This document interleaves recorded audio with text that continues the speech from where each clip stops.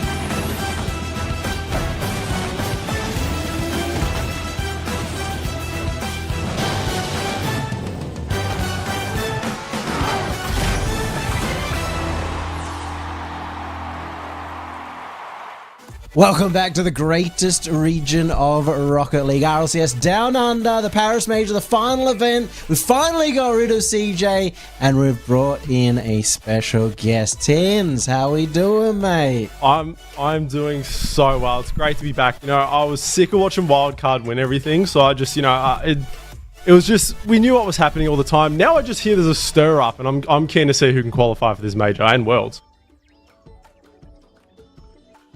Well over a year now. Where were you? Where have you been? What rock have you been hiding under?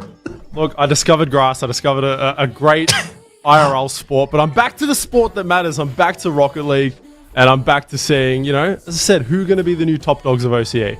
That's a really interesting question. Do you have a favorite team? Is the team that you're really keen on now? If it's not Wildcard, obviously.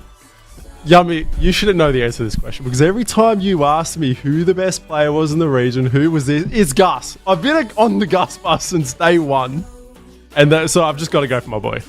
The rest of the team will. But I thought you might have also said Luna or Laxon, or it could have been anyone. That's old news. That's old news. I've been on the Luna train before. I've been excited to see. He's doing other avenues now, not just being a professional player.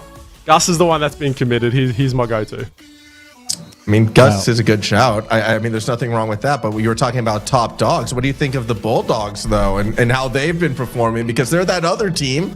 Do they have a chance today?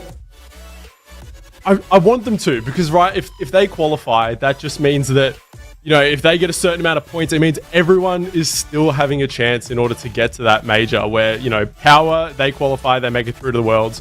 Wildcard have a good chance to. They still need good placing. We need to stir the pot a little bit formal. Okay, interesting. Well, look, we've got a long pre-show to get through. Let's have a look at how we got to where we are today. This is yesterday's A group, and, well, maybe a couple of little upsets throughout, but for the most part, standard formal. Yeah, it was pretty straightforward. It got spooky, all right? There were definitely a couple games and a couple moments, a couple teams where you go, hold on, what's going on? Take Flight going 5 games against Wildcard, and the Bulldogs had their own little bit of a scare we can look at later. But the end result was still pretty much the same, although I am kind of curious on the Daddies going 5 and coming through. That one, I think that's a shock. A few of those teams actually shocked everyone. Even, I believe it was one of the teams going a while. They're going to the end. The upset's happening in the Swiss stage that is causing some of these. I wouldn't say I'd see Take Flight and Champs going against each other in the lower bracket and knocking them out before they can even get to the Saturday, Sunday. Let's have a look at Group B as well. And this is where we had the biggest upset of the day. Schmelf gone in the lower bracket, and we just had such high hopes for that team. I mean, what about what happened to the GG Gaming game? Your boy Matthew right there. Things were looking good for them. They got off to a good start, beating Team Abyssal, and then disappeared. Yeah, they look fantastic team, as we all know, as I've talked about, and could be demoralizing going up against Power. Speaking of this Power, the only one of our top 4 who actually went through 3-0. Everybody else struggled. Everyone else go to game 5s in order to get to our top 4 here. And that does lead to Bulldogs coming off the regional win, having the pole position in our bracket. I'm excited to see the Knockout Esports come out, because I haven't quite seen much of them. We talk about Hawk for, I feel like, the last 6 years in this region, and always just seems to, when he comes back, he's back up there at the top. So that's a series I'm probably looking forward to seeing here. You're not looking forward to Wildcard versus Power, a potential grand final preview? We're gonna see that in the future anyway, Formal. Are we? It's just predetermining. I reckon we're gonna see that. That could be a grand final matchup. So we'll just have to watch it twice. The real MVP match, okay, the one that everyone should be tuning in for, Daddies versus the Beasts, all right? That is an OCE classic about to go down. Remember those two names, Daddies and the Beasts? That's where the lower bracket run is going to be. We've also got the Squiddies, but we have to look at actually what they're playing for, and it's always a big pot. But when it comes to this weekend, the number one placement, the 18 points, is going to be crucial. Coming in, we had 3 teams practically tied, ready to go, 3 teams in the running to go to Paris. When it's winner take all, what better way to do it? Whoever wins this regional between those 3 teams, they're the one going in. Of course, Power have already won 2 regionals. So too have the Bulldogs wild card. That 2-point difference a bit further back. They're just as much in the hunt. And Tins, did you ever think there'd be a world where coming into the last regional, wild card would be that team in third? Usually they're the ones sitting at top, and they've just got to try and secure that 3rd, 4th placement. That pushes them through. They have the major status to kind of secure themselves in World. But if they can't make this Paris major, they're having to sit on the sidelines, possibly not being... Well, I think they can't make it, if they don't make the Paris major. But they can put that ball in their own court. They can try and determine their own destiny and try and make it a Worlds. There's also that interesting battle where Take Flight have the chance to secure the number 4 position that we always expected them to be, but this is where it looks around the globe. Some more positions getting filled up at the moment, but as you can see, EU's a tight battle alongside us here in OCE, and in other regions, maybe a little bit more decided.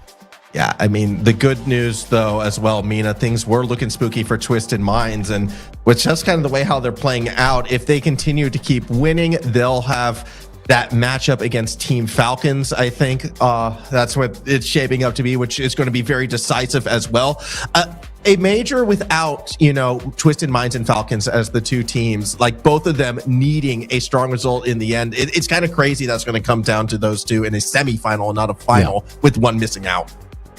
Especially Drali going over there as well, possibly missing out on this next major. So big opportunity for him to go open, might not pay off. Well, let's get back down under once again and have a look at, what things have happened so far. Last event, last Sunday in particular, we had a few fantastic plays. Obviously some fails, but we're not going to watch them. Let's get into the top 5 plays, and it starts off with Gus to Fiber for the double tap in the quarterfinal. Lovely little connection there. That's something that we saw a lot more coming out through last event. Team plays being a lot more crucial.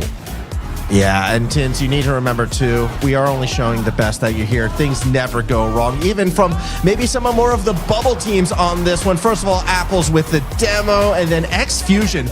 I was talking to some players today, actually, at Supernova about how X Fusion is somebody who doesn't usually like playing RLCS, but has been a monster on the scrim scene. It's things like this. This is the reason why. Fantastic stuff. Yeah, but it's the old dogs that don't even need new tricks because they've got everything on their belt as well. Caleb with a nice little flip reset, goes low. Caleb's a player you always look at these highlight plays and been pulling it off almost since day one. So no surprise to see him up here as well. He continued the highlights yesterday where he almost single-handedly pushed the Bulldogs into the position that they are now. But speaking of old dogs, got maybe one of the oldest in the scene, took some time off, and still he's got the angles. That's a shot that would make a lot proud. Nice and high up the backboard. Very, very difficult angle to get, and an even more difficult angle for the defense. They weren't expecting it to be on target at all. Everybody sent flailing. But our number 1 play, the big moment, it came down again. Come one, Mr. Elliott, the second touch, the redirect, the dunk, whatever you want to call it. It was a thing of beauty. As we catch this one, Keckles, not much you can do to stop that. So well placed. Elliott now has a chance to really make a stamp and get a possible top 4 finish with a surprise upset of the Bulldogs. That could be... Speaking of upsets, every week we get plenty of upsets and we need to just get cracking. Let's show the fails. We're heading in. Started with only 4 this week. Elliott, he was at the very top and now he's at the very bottom as he just gets that unfortunate extra touch. It almost looked like he'd done everything he needed, and then it's straight back onto him. And Elliott's just a human highlight reel. I don't know what to tell you. Put him, going forwards or backwards, he's going to make the play. But that wasn't the only one. How about this, though? Coming from what should have been a more premier series right here, wild card. What are you doing? Yes, Caleb's the one who put it up, but it's knocked down going the other way. An odd angle from Big T. Yeah, he got bumped by Hunter, but you still don't want to see it, Tins. It's good to know things like this are still happening. Nothing changes in the time I've been away. Own goal after own goal. As I'm getting to watch these for the first time, it's just great, but it's there. And somehow just put it in their own net. It's a story as old as time here in OCE, and as I said, it's just good to know things haven't changed. I still, Rez's side flip. Rez had the save. That's the best part of this clip. Rez had the save, but no one expects the delicate redirect underneath. Especially from Misty. Unfortunately, Misty wasn't playing for the champs in yesterday's match, and that might be the biggest fail of the weekend because they unfortunately have not made it through to today. We did have one special own goal for that last weekend from the highlight player. Broken collarbone comes through, was having the series of his life, and still somehow manages to just drive straight into the ball. Unfortunate, unlucky, but at least he gets number one. Yeah, I mean, look, it wasn't the only thing that was broken, all right? He broke his own team's defense as well. Still, again, that was all last week. This is the final week. We're not going to have any more top fails. It's going to be good plays from this point moving forwards, Tins, as we see our schedule right here. All of them premier games, especially those last two. And I loved watching Team Abyssal yesterday. You got the Luna Laxon battle going on. The old two teammates, Abyssal, come out on top. And they're going to have an absolute battle first up here to try and take down Take Flight. And you know what? Let's get into that because we don't have much time to the beginning of the game. Moni has finally arrived. He is in the room and he's waiting for us to actually get a move on. Team Abyssal versus Take Flight. The Squids, the Krakens, they were my favorite team yesterday. They're got to be Tin's favorite team because Luna's there. But we've seen some real upstart action from Scorch and Zombie throughout this season. And over on the other side, maybe some disappointment given the names that we have. I mean, I don't know. It's been a weird season for Take Flight. And when they show up, they're decent, Yummy. That's just the big thing. It's when they show up. And I don't necessarily mean, are they playing well? It's when they actually arrive to compete. That's when they look their best. So the fact that they're here, I think is a good sign. I never want to discredit Amphis. And so even in this matchup, if you look at this roster at the beginning of the season and said they don't make a single top two, you would be surprised, let alone the fact that they've gone out early twice now. Well, they could still make the top two now. The season's not over yet. Yeah, they can do it here in 5 series, in 5 events. Oh, but now is the time to do it. Hashtag TF, Take Flight. You know what? You put my back against the wall. They're going all the way to Sunday. They're gonna play on Sunday. They're gonna win this series. I gotta go for my, one of my favorite players, as Yummy said, in this lobby. So I have to go for their team, and that's Scorchy. Cannot wait to see what this legend does. You're gonna have to give me Team Abyssal. And you know what? Like Take Flight, they are the best team here. They've got the most experienced players, but up the Squiddies. We're gonna go all the way. The Krakens, the Squids, whatever you want to call them, they are gonna somehow take down Take Flight. It means that Take Flight go down early again. And you know what? Formal chat, correct one more time. Chat is chat is not correct. I think what's happened is CJ is actually in chat, and so it's just they're all incorrect right now with these first games. How can you pick against Amphis? How can you pick against Scrub, man? These are two legends in the region for a reason. Well, speaking of legends, let's get something going. Let's get a legend, Tins, joined by the legend Money, getting rid of those plebs, me and Formal, and get this show on the road. Oh, it feels so good to be back, but even better to be joined alongside Monty OCE. How have you been? We've got a battle going on to start us out. It is great to be here alongside you, Tins. I'm not too sure about Yummy Cheeseman calling me Money heading into this one. I'm not too sure about that. But how good is it to continue this festival of OCE Rocket League here with a matchup that could be telling later on this weekend? Tins, how have you been? I don't know if you talked about this on the pre-show. I wasn't here for the pre-show. How have you been? Where have you been? How are you? Look, I've discovered this thing called golf, but I've told everyone I will not talk about it too much. I've been touching grass, but I'm over it, Monty. I miss it so much. I want back in the action, and I want to see what these two teams can bring us. I've been so well, but this is what I miss. The action. Saturday, who can qualify into the Sunday? We're in that bottom side of the bracket, so these teams are fighting to stay alive in this tournament. It's not necessarily something I was expecting to see, these two teams at this point. I mean, take flight. They've had their ups and downs. Primarily, they've had their downs this season.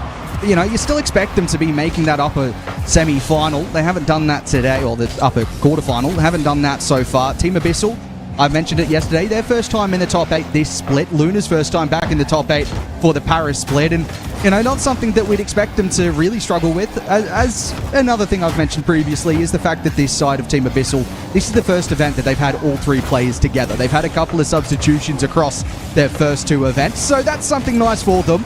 Although what's not nice for them is the fact that Fades has a very open goal and will open the scoring.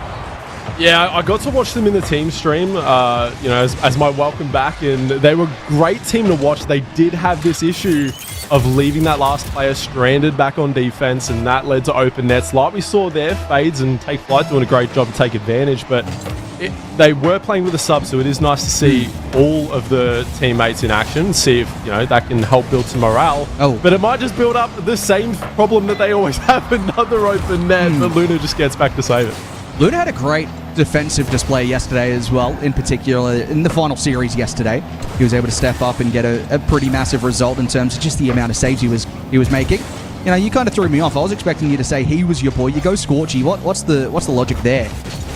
You know, everyone assumes I'm going to go Luna. I got to throw some new material in there eventually, and I know what Luna can do. I want to see what Scorchy can do. I've seen it time and time again. I've seen it a few times. I want to see it on the big stage, Money. I want to see where everything matters. Can Scorchy or even Zombie be that player to really step up? We know what Take Flight is like. We know what they're capable of. Zombie getting one on the board to help answer back. That's going to tie things up nice and early and relieve a bit of stress there from the Squiddies. And can we not do this Squiddies thing? Let's not do that. Let's not follow Yummy's instructions. I didn't know it was a thing, but now I just have to. It's ingrained in my brain now, and you know what's easier to say: Team Abyssal, Team Squiddies. I mean, you're not wrong, but at the same time, do we really want to agree with Yummy Cheeseman? I don't know how much you saw yesterday, but he really took matters into his own hands. He really scared me. That's why I was missing on the pre-show, because he terrified me yesterday, and quite simply, I didn't want to be around him for too long. So I'm not too sure if we should be agreeing with the way that, you know, he was calling them the cuttlefish yesterday. I'm not too sure about that either. Look, this is why I'm back, Monty. All right, we needed to just have less Yummy on the broadcast, because we do know he scares a few people. So, you know, we just need that little bit of break, Monty. I'm here for you if you need to talk. But at the end of the day, when he comes up with such great calls like the Squiddies, that's the reason he's here. That's the reason he's been here for so long. And you just got to go with it sometimes. Apparently, they had to have a sit down with these team rebrands. I'm seeing, I think the owner of Abyssal has said he's had a conversation with Yummy about the rebrands. They're not too happy about it, I don't think. They were okay with it because they got the result yesterday. They haven't been too happy with it so far, but now they are happy because Scorchy has turned this game around on its head. Those are the two players. Zombie, you mentioned, was another one to look out for. Scorchy, your boy, has put this one underway. And, well, Take Flight had a very easy open net to start off the game, but they've had, well, all the traffic going into their half since then. They were sick of us talking about their name, and they said, it doesn't matter what we're called. We're going to win this game. We're going to start out in the lead. And just like that, it's looking really good for them, but it might be a nice read from Scrum. Emphas couldn't quite get there in time. The pass back out. We might see another good passing play on the top plate. Yeah, I'm wondering what's happening with Zombie here, because he backflips out of that. He couldn't commit to it, and then he just sort of sits on the goal line. He knew he wasn't going to get a touch to that save. And, I mean, Take Flight, they have the combination plays when they look for them. That, I don't think is, you know, for my standards, I'm not sure if that's making the highlights for tomorrow. I'm not too sure. Maybe you are right. We'll have to see what Hazard has his say with. You know, it's never really our choice. It's always his choice for some reason. I'm not too sure how he's qualified to make that decision. I don't know why I'm being so toxic since coming in. I think I put my armor on because yesterday I was genuinely just very unsure what the situation was unfolding. They've changed you already, Monty. I remember back when I was, a young lad starting out my OCE broadcast, and then I quickly changed the same way. You two will join the ranks, but Take Flight is this team that I don't expect to see in the lower bracket. I think when they started out, we all expected them to be that easiest fourth team in the region, not having to battle it out, but it seems like a lot of these Swiss performances that are happening on the Friday or like on the Sunday or the previous weekend, it's causing these awkward matchups in the GSL stages. I'm new here. Is that what they were calling it these days? Group stage, GSL stage, one of the two. These matchups are happening early, and it's forcing these teams like Champ and Take Flight to be versing each other in that elimination. And now we've got a matchup like this in the lower bracket. I mean, it's two teams that potentially, maybe more so Team Abyssal, you'd expect to be fighting it out in the lower bracket. Take Flight, when they really kicked things off this season, they got that top 4 to start off the season. Felt as though they'd probably go on with it. They had that break apart in Open 2. They forgot to sign up for Open 3. They've had their moments since then. But overall, you expect them to be, you said the 4th team. We were kind of thinking, could they be the 3rd team? Them and the Bulldogs potentially being that 3rd and 4th. I'll Take Flight haven't really shown that they're consistent enough to do so. But what has been shown is in overtime in Game 1, it's been a pretty relaxed game overall. There's been a couple of moments where they've thrown a couple of punches either way. But overall, it's been a very standard game. I think both teams probably feeling each other out and just trying to figure out how to score a bucket load of goals across this series. It's just that early start, as you said, but it's very consistent play. Rotate out of defense, try and build that pressure, turn it into an opportunity just by, shot after shot on net, and has led to this tie. But that's what you want to see in game number 1. Stout at the overtimes early for today. Let's see a battle between these two teams as Luna has the boost. Scorchy looking for a demo, couldn't quite find it, so takes control. Looking for the pass down, sends 2 Team Flight members outside of the defense, but they're going to quickly turn it in as Amphis looking for the redirect, gets a touch mid-scrub to put it away into an open net. Great counter-attack there from Take Flight. I think that's probably the pick of the bunch. Scrub out to Amphis. Amphis with the double to set up Scrub. And no one near it. Zombie with boost, but just couldn't stretch across for the save. Take Flight, take game 1. And I mean, that's probably the result we were expecting. It wasn't the easiest of games for them. They opened the scoring. They had to fight back for their second goal to put them on level pegging, and then they had to score the next as well. But Take Flight, they find an answer to the questions that Team Abyssal posed them early in the game. It really feels like Take Flight just used more of their opportunities. They were able to score in the few attempts that they have, where Team Abyssal, constant attack, couldn't quite really put one in the back of the net at the end there. Take Flight, that team we expected to kind of get the win here. Obviously, I may have predicted Team Abyssal, but just because sometimes you got to back your boys. Yeah, well, I didn't throw my prediction out there, but I would have gone Take Flight. I'll give it to us. Take Flight. So yeah, I mean, I do have the advantage of watching game 1, but I was going to say Take Flight beforehand. I was more so excited just to talk to you again. You know what I mean? I forgot to talk about the predictions. I just wanted to speak to you, so that kind of blew me away. Overall, I think they've done a good job in this caster rotation as well, putting the 2 best looking casters on the call early on. Look, CJ is a smart man. He knows what he's doing. He knows what he's doing with the caster rotation, and he knows what the people want, Monty. At the end of the day, it's what the people want. I want more overtimes, personally. I want to see this go to a best of 7. I want to see this go all the way. We started out really well there, but I feel like this is now on Team Abyssal, because a team like Take Flight, I would say they've got the better players on the team. They've got the more experienced players on the team. You can't let them run away. You can't let them get confidence. You've got to make sure you answer back here, especially with an early goal. I think it's kind of been said for a few years now about Amphis being a high confidence player. When he's got that confidence behind him, he's able to pull off some immaculate goals. We've seen some crazy redirects from him this season. We've seen corner doubles, which he always seems to pull off on Utopia Coliseum. I don't know why it is that map, but he always seems to score corner doubles there. But I think when the confidence is flying high for Take Flight, you are right. It is a hard team to really stop. And I think for Team Abyssal, I want to see something. They looked so structured yesterday in their setup. They never really overcommitted. I think we saw a couple of overcommits in game one. If they can go back to the way they were playing yesterday with that structured defense, never overcommitting third, always having someone in position, looking for those slide passes out towards the wings as well, then they could really put a challenge towards Take Flight. But, you know, it's a different sort of side. When you're going up against Take Flight, it can be difficult to find those answers with a quality team like this. Sometimes you can just be outmatched with the solo plays, and I do really want to see more of those team plays, as you mentioned, coming out from Team Abyssal. I know they love a good air dribble bump, you know, faking the first touch, going for that bump instead, or even just a simple team play. So that's where I'm looking to get Team Abyssal involved, see if they can, you know, make a statement here in game number 2. Zombie just going to put a shot on net. That might be the bump coming out, but it's just high to start us off. Look at this from Amphis there. He tried to take a reset in front of his own net instead of really sending anything the other way. He was willing to drag the attackers in. Couldn't make too much of it. Take Flight, a couple of scary moments to begin here as Scrub takes that one up high. Scorchy low boost, takes a challenge, now fades into the corner again. Scrub will be amongst that one. Couldn't quite pull off the redirect, and Zombie will take a 50 out to the width again.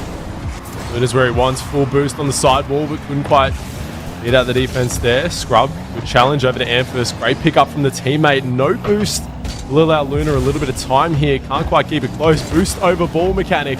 That'll allow him to go full length dribble here. Good first touch, following it up. Looking for the reset as well. But slow plays like that, Monty, at this level aren't going to get you through.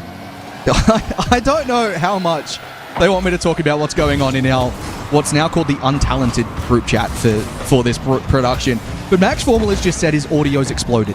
So, you know, I'm not too sure what that means. I'm excited to find out if he returns. You know, hopefully he does. He looked crispy on the camera, didn't he? Before the in the pre-show. Microphone sounded good. That too.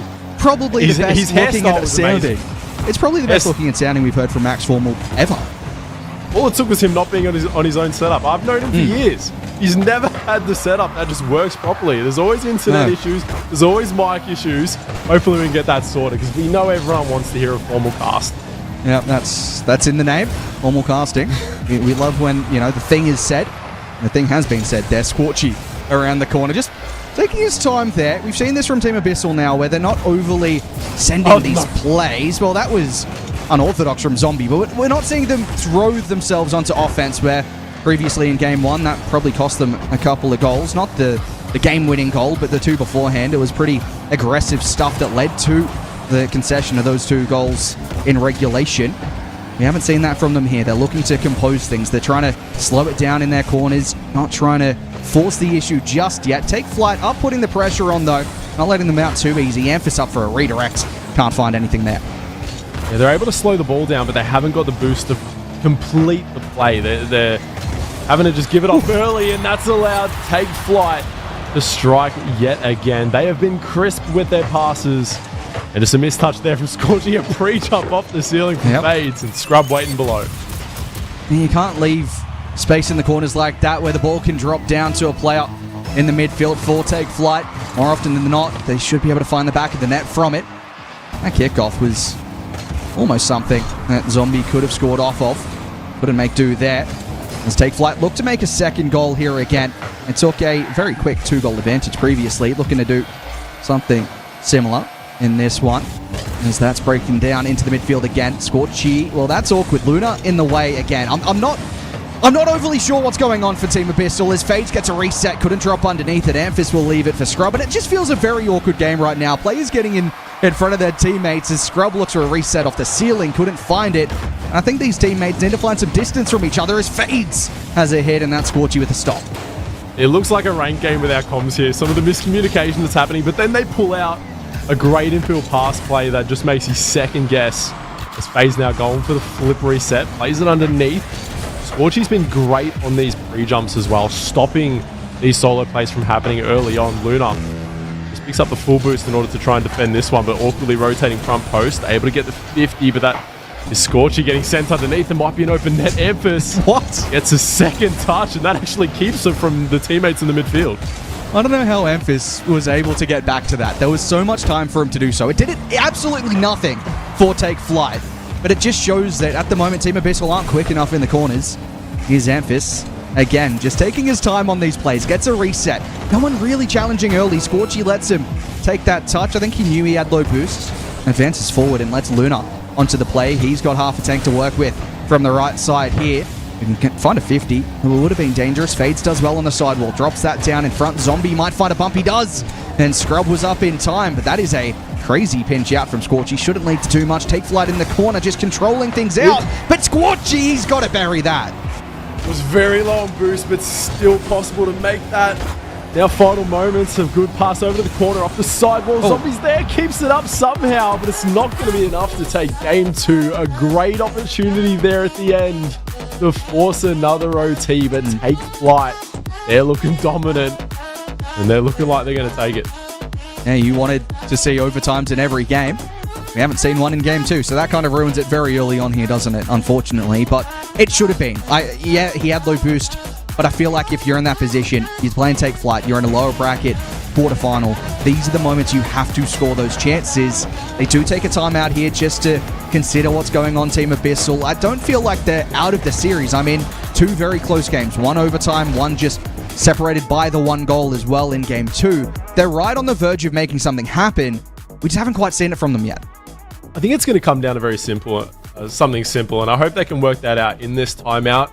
It seems to be something boost related, so I think they're maybe spending too much than they're able to get, which is not allowing them to get out of defense. You know, they're able to get the 1 touch, 2 touch, then they're just having to give the ball away and no one's quite there to follow it up, as well as having the boost to challenge take flight. We've seen how many times Amphis is just air dribbling, going nowhere with the ball, getting a flip resets, continuing to air dribble, and no one's forcing that challenge. No one's making them give up possession.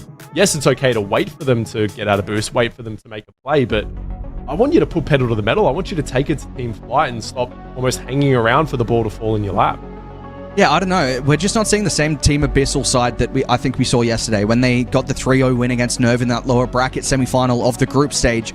They looked so composed, and I think we're still seeing signs of that composure, but they also are connecting so well, and the passes just never really connecting in the first 2 games. I think they took their advantages in the first game when Take Flight made mistakes. Take Flight didn't make mistakes in game 2, so now in this timeout, I think it's possibly that conversation about how do we force the errors again, how can we make use of them, and what can we do if they are just playing a very solid game from Take Flight, because they have done that so far. It might come to the point where if they're just playing a solid game, there might not be much you can do to watch. We know the caliber that Take Flight are. It's Team Abyssal that have to step up. They're coming off the back of a timeout. Can they find what they need here in game 3? Because last thing you want to be doing is staring down the bottom of that mountain and trying to pull off a reverse sweep. I don't think the timeout buff this season has been as strong as we've seen so far in the past, particularly in OCE. Not too sure about other regions. I think it's probably about the same. But in terms of OCE, I don't think we've seen those results turn around when the team takes the timeout. A chance here to prove us wrong, or prove that stat wrong so far, at least for Team Abyssal. They're so close. They are right there. They just need to find 1 or 2 opportunities that can go in their favor as Zombie looks to control that. It's going to be Luna instead through the corner. Fades. Plays that away. Zombie infield towards Scorchy. Back to Zombie. It would have been a nice combination. Amphis got the touch away. Those passes are going to help them. They can keep up plays like that.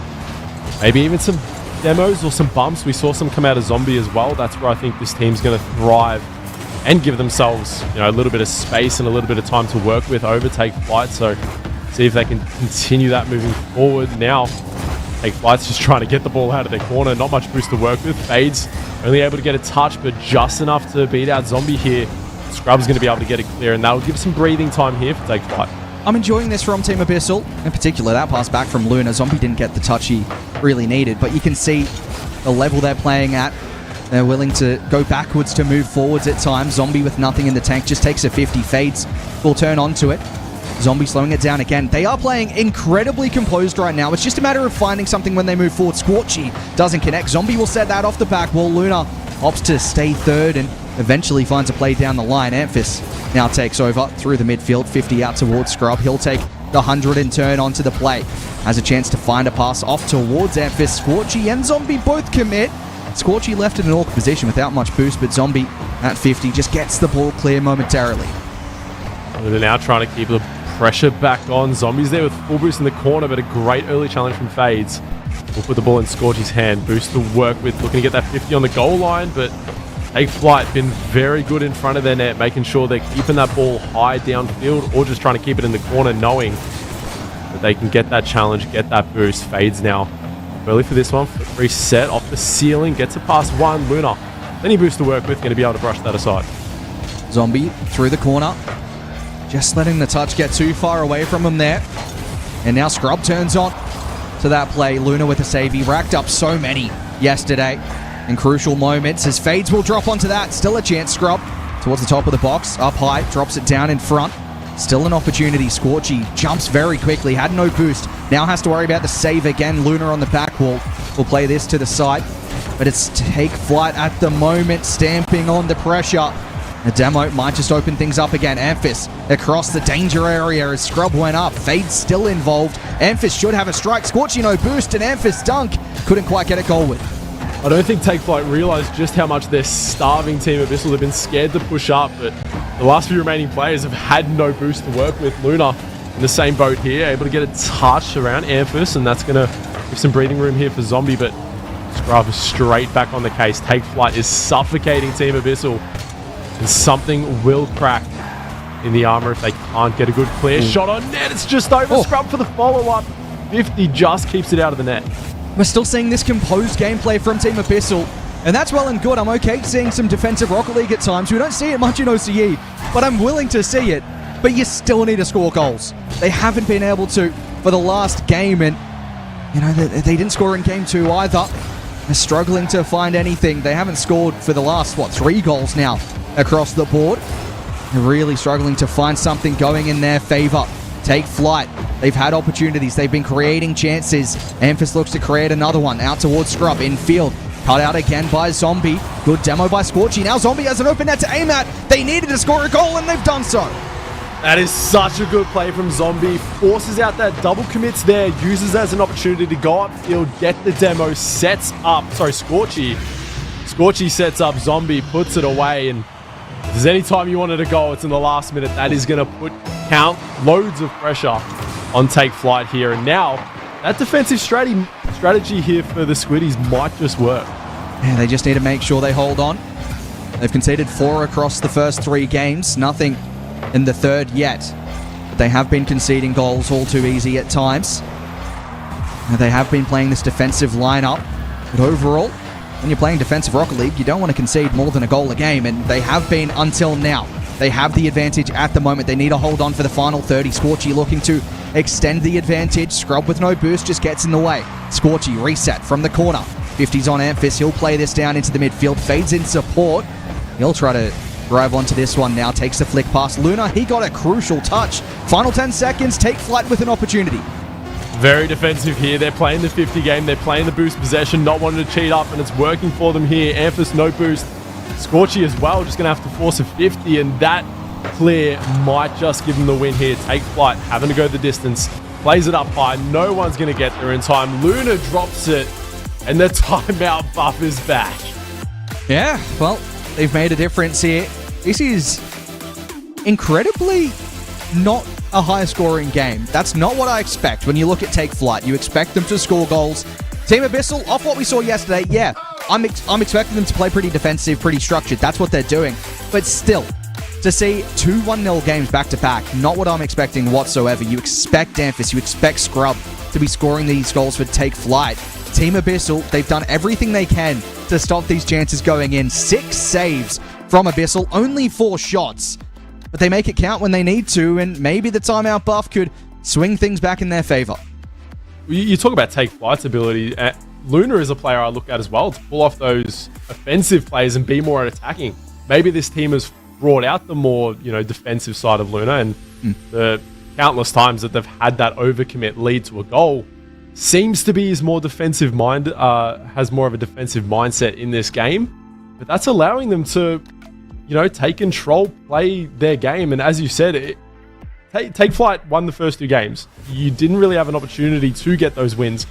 There's no sign of panicking, Monty. They're just happy taking the 50s, keeping it out of harm's way, and then they're going to find their time to strike. But I'm just loving how patient they are. But at the same point, we want to see some plays. You got to start having some offense. I mean, you know, it's going to be difficult to make top plays of the day if we continue to see games like this happen. But overall, I think both teams are pretty happy to play these 50 games right now. Take Flight, not a team you expect to do so. But overall, both teams, they aren't really rushing. They both seem pretty composed. Take Flight, maybe if they lose another game here, then you might start to see the worry to start to creep in and go, well, hang on, we need to start scoring. Luna with an opportunity. Amphis, an unorthodox pinch out into the corner. But overall, Take Flight, I don't think they'll panic too soon here. They probably want to score the next goal at the very least, just to remind themselves that they can score goals against Team Abyssal. Only one in the last 2 games. Haven't been able to do too much else. Take Flight just trying to create opportunities there. It breaks down very quickly. Team Abyssal, they have been making space for themselves by staying composed. They did that again. And Take Flight try to get forward at times. They will here. Amphis across towards Fades. Onto the back wall. Might be able to cut this back towards Amphis. No, he left it. Good communication from Take Flight. And Luna finds the clear again. Those are the plays that I've seen so effective in RLCS is as soon as you get ahead of the ball, don't go for the ball. Go for a player, demo, get a bump, clear up the net. That player waiting in second man behind. That's been so effective and a great chance there for Take Flight. It almost seems like who is going to crack first? Who's going to be the one to feel the pressure? Might be the one that walks away with a loss in this series. Amphis all the way in his own corner. Takes that one high. Zombie with a touch. Now Fades to double off the back wall. Luna. Perfect positioning again. And that's one thing that I've sung my praises for Luna so far this weekend. The ability he's got to be in the right position. He's really guiding this team at the moment defensively on where to be at the right time. He's leading from the back line as he looks to go for a chance up front there. Scrub will play down line, might even go for a bump. Just forces the defense to jump early, and that might be something Take Flight need to look into. A couple of demos, a couple of bumps themselves. It was Team Abyssal that scored off of a demo in the previous game, but they haven't been creating chances. A very defined back line at the moment for Team Abyssal. Bit of physicality about it, might just open the door. Watchy here, no boost, but tries to make a touch mid. It almost finds the back of the net. Faye's able to get there in time, picks up boost. That's going to be a 1v1. Scorchy, nothing in the tank. And Fade's just going to try and wait out that final touch. But Scorchy, great job last on defense there. That's going to allow them to push back into the offensive half of the field. Now they're going to try and look to turn it into an attack. Zombie couldn't quite make anything happen there, but a bump coming out. Amphis to take the ball. Now looking for the backboard here over Zombie, but the defense yet again, their rotation into net, their positioning just seems to be like a brick wall that Take Flight just can't seem to find out how to take down. What really is impressing me at the moment is the way that they are so composed in their own backline there. You could see Zombie, I think it was Scorchy and Luna, both in the same area. Normally you see a player dive on to the challenge when the ball is in their corner, trying to get something moving forward quickly. They just sat and sat. That's the sort of play you expect. Zombie that time will send a 50. But they were so willing to let them have a chance. Luna will stretch for the stop again. It's been so difficult for Take Flight because they are so willing to just defend like that. Luna goal line save again. Had the opportunity, but just couldn't quite shoot on that left side of the field and secure the goal. Luna, no boost in net, but just got gifted the save. And we stay at a 0 all game here. Scrub, plenty of boost to work with. Gets a good first touch. Now looking for a reset. Didn't quite get it. Zombie follow-up, but here's where we've seen Team Abyssal time and time again. They get that touch, they get the follow-up, but they just don't have the boost to continue in the play. And that's when we see Take Flight just able to secure and lock down Team Abyssal on the defensive end. Luna with the touch going long, Fades to take control here. No one quite challenging, so we'll take time on the ball. Gets the reset mid. Now looking for the double touch off the backboard. Luna gets a save front post. Now looking to play it downfield. That's going to be Take Flight to take it back to their own half. It feels like this game is a must-win for either team. If you go 3-1 down, it's a long way back into the series. But if you lose 2 in a row, maybe you call that timeout, Take Flight. I'm not too sure what their thoughts on timeouts are. You typically see only teams with coaches and OCE call those timeouts. Zombie! Well, that's a very open shot. He had so much power behind it. I think there was one keeper behind in the net, but it's just another demo play. And that is so unfortunate for Amphis, getting too much speed on that redirect towards the center. Zombie has the opener. Look, if it works once, it might work twice, and that seems to be what Team Abyssal are going for. They don't need to score too many goals. They just need to buy that time, find that last defender left, take him out, and free the net open for a teammate. They take the goal lead yet again. And just like that, it looks like Take Flight and now the team that are losing that composure. They're the ones that have to make something happen and push. It feels as though they've been playing that same sort of play style in terms of just not rushing anything Take Flight. They've seen Team Abyssal do that. They've gone, we can play that play style as well. But defensively, there's been a couple of lapses. There's been a couple of moments where the demo opens things up. Team Abyssal have made more use of that. No. That's going to pinch off the woodwork. For a moment, I thought we had a top fail of the day. Oh, we've only got 4, and I think there's a slot for the 5th body. That could have been that slot, but they get away by the skin of their teeth. And Team Abyssal have taken back-to-back games. And Take Flight, they're now on that chopping block. They need to find something works because, Monty, I'm looking at this series here, and I'm trying to put together what's happening. But not to discredit this team, it feels like nothing's happening. A few good passing plays are happening, a few good opportunities on net, but they're being saved, great defensive plays. Other than that, it's just get a bump, play the 50 game. I think I want to count how many 50s have actually been happening in this series. I don't think you do. I don't think you do. That sounds... I don't have all night. Yeah, I don't think you have that much time to sit around and look at the 50s, but I think you're right. It doesn't feel like much is happening. They're both willing to just give possession away at times and invite them to attack, and maybe they're thinking we can get some counter-attacking goals. Team Abyssal, the last 2 games, they've made it happen. They've scored 1 goal in each game, and it's been a counter-attack. It's had a demo involved. Take Flight with the timeout now as we head to Parc de Paris. They've got to make something change because I feel like right now the momentum is entirely in Team Abyssal's favor, which sounds ridiculous when they've scored 2 goals in the last 2 games.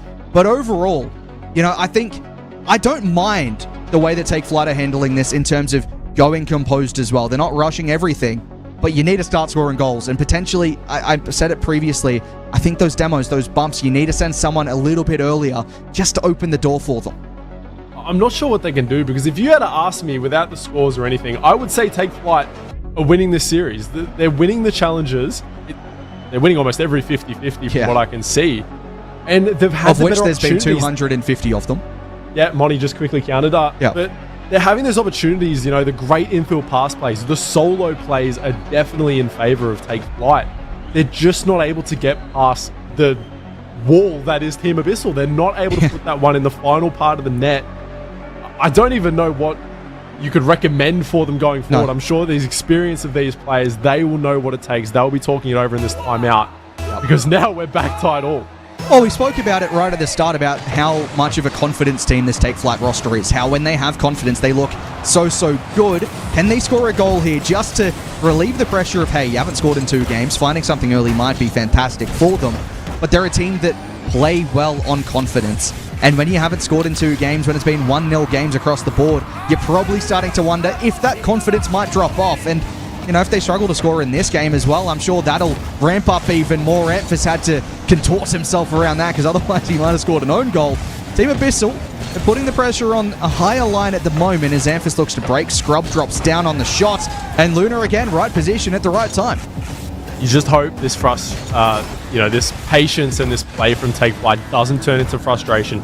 You don't want to see them go down the route of physicality and just start sending at players, trying to get demos, trying to make something work, and putting themselves out of rotation because of it. What they're doing is working. They just need to try and maybe play around the defense more, shake up a little bit of that defensive rotation from Team Abyssal, because I don't want to see them start overextending and start putting themselves out of the play in order to just try and get that goal that they haven't been able to get in 2 games. Luna got a save and then got back to another one. Scrub now should score. It's off the line once more. They just cannot break down this wall. You get one, and there's the second one there. If you send 2 players at a save, Monty, you have more chance of getting the save. I'm pretty sure that is factual information. It seems to be working for Team Abyssal. They've got enough players in the right position. Typically it's been Luna, but there was 3 consecutive saves there where Take Flight feel as though every one of those shots should have been a goal. This one should be as well. Luna again stepping up. He's already got 3 saves across this game as Amphis takes a late jump in the midfield and possession tossed hands. Now fades up high. Low boost to work with, just trying to get around for the reset. Will find something, but Luna clears, and again, they're willing just to give possession away. They'll put the pressure on, but they're happy to play this counter-attacking Rocket League. The control's been in Take Flight's, half or, in their possession this entire game, but they haven't just able to get through that final shot, the final wall. So we'll see if they can try and continue to do that. It's sending two players up, and that might be an opening for Scorchy. Plays the fake. Yep. Now looking to play off the backboard. What a Down, pass. Luna puts it through 50. And Team Abyssal are continuing their run. If you weren't frustrated from a Take Flight POV, you must be now, because they cannot force the ball through into the Team Abyssal net. Team Abyssal, their first proper chance moving forward, it feels like. Couple of chances created, and Luna just forces it through a couple of defenders. Genuinely, this is a brick wall kind of game at the moment. Brick wall kind of series from Team Abyssal. They just keep on going, and if they could add a 2-0 margin to this, it feels as though Take Flight, they've got a long, long way back into not only this game, but the series. Said whose patience, whose was going to break first, and it seems like it might be Take Flight. What a pass! Upfield, it's Scorchy's put it in top bins. 124 Ks. He is incredibly happy with that redirect. Look at that. Top bins. Emphas was in net, but he had no clue how to handle the pace from that. 2-0 Team Abyssal. I feel like maybe they figured out how the timeout buff works in their favor and how to stop it from the opposition. Maybe the confidence is going to be growing for them. They're going to start going for plays, and when you've got a player pushing upfield and you're on defense, they've always gone for the There you demo. go. So Surely. now you're wondering, save after save, what can Take Flight do, Monty? Oh, they haven't scored a goal in the last 2.5 games now. They've conceded the last 4. They just cannot come up with an answer. There was a shot onto the post. There was a save coming through. These are creative players for Take Flight, and it looks like they're lacking creativity right now. Scrub looks to spark something. Amphis double perhaps leaves it. Fades on the follow-up, off target, and it should be Zombie there first. He is again. This is got to be incredibly frustrating now as Fades drops under. Another save once more. This is simply ridiculous. It's just out of their reach. Every time they think they have a shot on target or the net's open, two players come flying out of nowhere and they're able to keep it away. Time is running out here, and this is looking so good for Team Abyssal. They're not only continuing the defense, continuing the patience and that calm play, but if they're able to turn that into offensive powerhouse plays, then they are looking very good for the rest of this series. Team Abyssal, 5 shots in this game. They found 2 goals from them. They've had 7 saves across the board. They have been defending every single thing that comes at them, and you see a mistake coming through from there. They might even add another one onto the tally. They won't, but 30 seconds remaining. You just cannot force it home. There's simply not enough space to work with. It's always shut down. There's 5 shots for Scrub, 3 for Emphas, 4 for Fades, but nothing has ever looked likely because someone's always in the way. Luna that time, and that should be a relatively open net. If they can find a bump, they can't. 3-0 still on the cards, and that's a save from Fades. A great save, but it might be too little too late. Let's see, Emphas can go the way, gets the reset, it's on the goal. Can they put it? What? Can we check if this ball is able to go in the blue side of the net? I don't know what's happening here, but I think it is powers beyond Team Abyssal. I don't think the game is going to be allowing a ball to go in that net, Monty. If I've ever seen a series of Rocket League that deserves a round of applause, if this is a result for Team Abyssal, if they don't concede another goal in this series, I think everyone in chat needs to stand up at their computer, their TV, whatever they're watching it on, and just applaud, because this has been phenomenal from Team Abyssal. You spoke about the frustration that might creep in for Take Flight. I mentioned the factors. The longer it goes on, the confidence might just lower. We talk about momentum goals late in the game. It might not change the score, it might not change the overall result, but it might change the momentum. Take Flight there are probably thinking, let's just get one. Let's remind ourselves who we are. And they just can't. Team Abyssal, they've set up a brick wall, and it has not been broken down in the last 3 games. They've probably already scored that goal in their mind at the end there. They're like, all right, we at least got one for the right. Wait, okay, no, it's been saved. Oh, okay, we're going to shot it. Oh, no, it's been saved again. Like, this is the reason why I assume we're both here, Monty, but if I was these players, I would have thrown a controller already. I don't know how you stay so calm when you just can't get the ball in the net. Everything you do is being saved. they're turtling in goal, but it just is working. What do you do to try and break that wall? I think we've both mentioned it. You need to get that physicality. You need to find a bump. You need to find a demo. We haven't seen it from Take Flight. The answer is you can't, Monty. The answer is you can't. I think they would have tried that by now. These are professional players. They haven't sent someone forward. I mean, if you're going to lose, you've got to throw everything at it. And I don't think we've seen it from Take Flight. Fades. That's a reset early here. But it doesn't feel as though if they've even been going for them, the bumps or demos haven't worked in their favor. There's just something not working out right now. Team Abyssal looking to march towards the top 6 after not breaking into the top 8 in the Paris split. Maybe they were just, making it harder for themselves, not playing with their full roster until now because they didn't want to show us what they had under the belt. This is beyond anything I think we were thinking was capable from this team. Can they continue the run though? Can they make sure they're not overcommitting on the offensive end, or maybe even getting a little bit too confident and sending too many players? They got to continue this pace of play because if they don't win on the scoreboard, they're going to win on the frustration for Take Flight. Memphis looking to spark something to life for Take Flight. That one, again, dangerous. Scrub follows up tonight by Zombie. The brick wall stands tall for now. And Memphis looks to drop it down again for Fate. He saved his own teammate. Shot, but finally they break through. Scrub has the first in 4 games. And Take Flight may have just found an answer. That's all it took to break the wall. You just had to save your own shot, throw everyone out of the loop, and have the third man there to secure the goal. If plays like that are what it takes to score on Team Abyssal, maybe they have to start getting creative. I mean, we've spoken about for years about Amphis being that player in dangerous positions off the back wall. Maybe he just does need to sit in front of the net.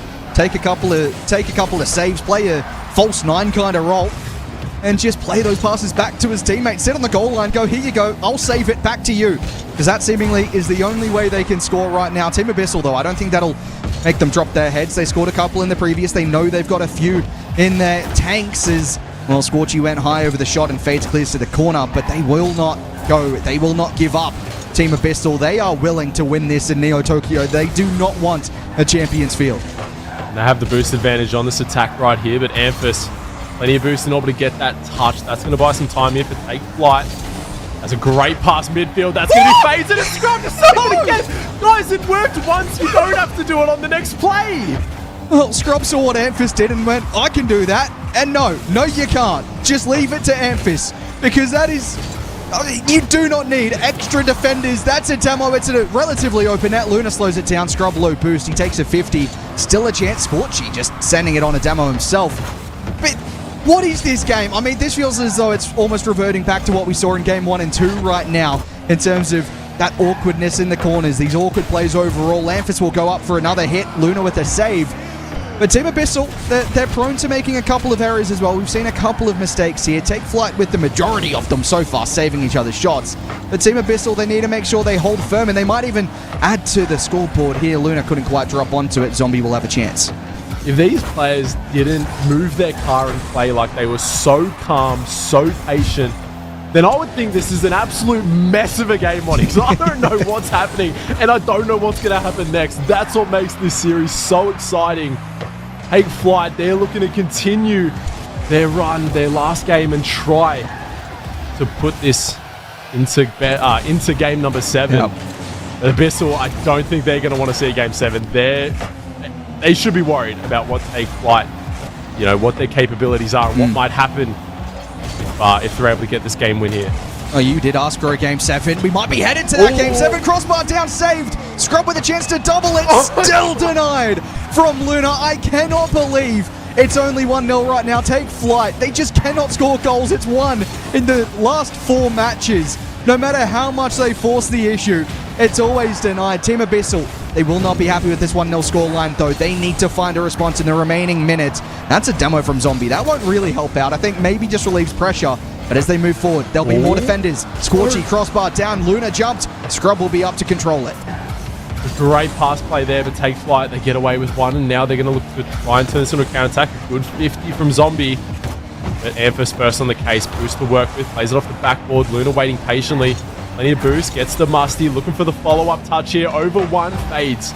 Waiting patiently to send it back down the other side of the field. Scorchy now, trying to get that pass over to Luna. Couldn't quite make contact. Not sure about the double commit from Take Flight. It did put them onto the offense momentarily. Fades in the corner, still has boost to work with. Emphas in behind with 60. Looks to control it. They're happy to see a 1-0 scoreline in their favor for a change. Emphas takes a 50 across. Zombie now to the sidewall. 10 seconds remaining. He'll get a back wall play. Scrub will get a clearance. He'll look to track it down into the midfield, but Luna, big bang across towards Scorchy. He won't get the touch. It drops down. Take Flight. Do what Team Abyssal have done 3 times in a row and take a 1-0 victory. We are headed to Champsfield. It's good to be back, Monty. This is what I wanted to see. Tied 3-all going into Champsfield, and this is the series that justifies this Game 7 right now. Both teams battling back and forth, an extremely low goal-scoring affair.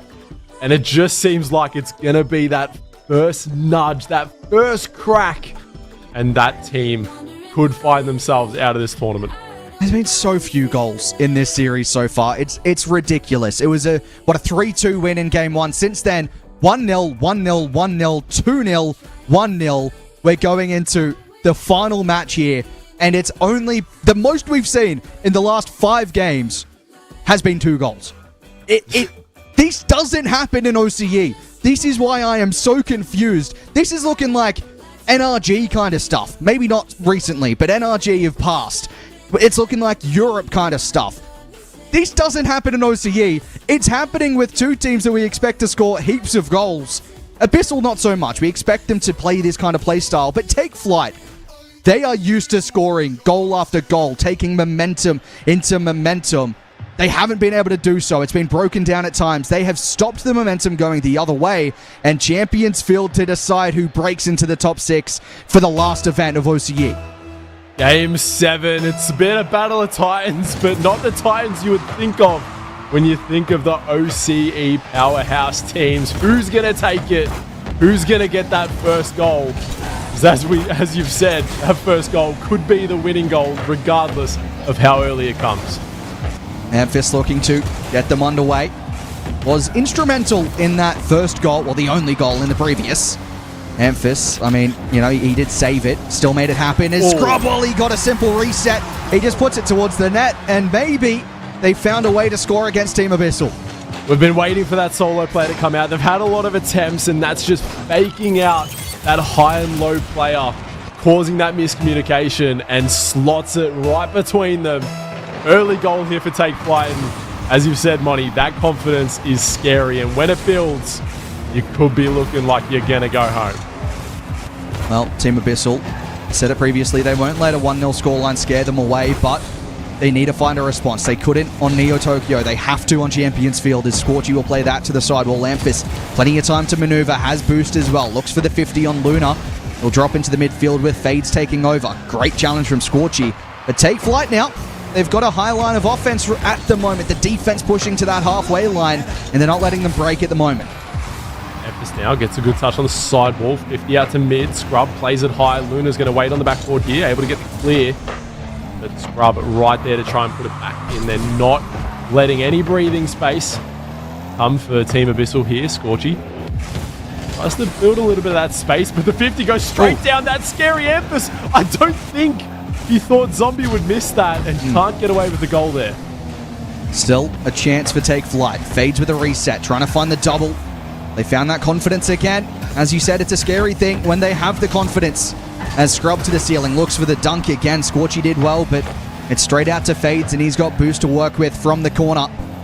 As he gets a pinch on the ground, Zombie will take to the sidewall. Low boost in his tank. Just trying to slow it down.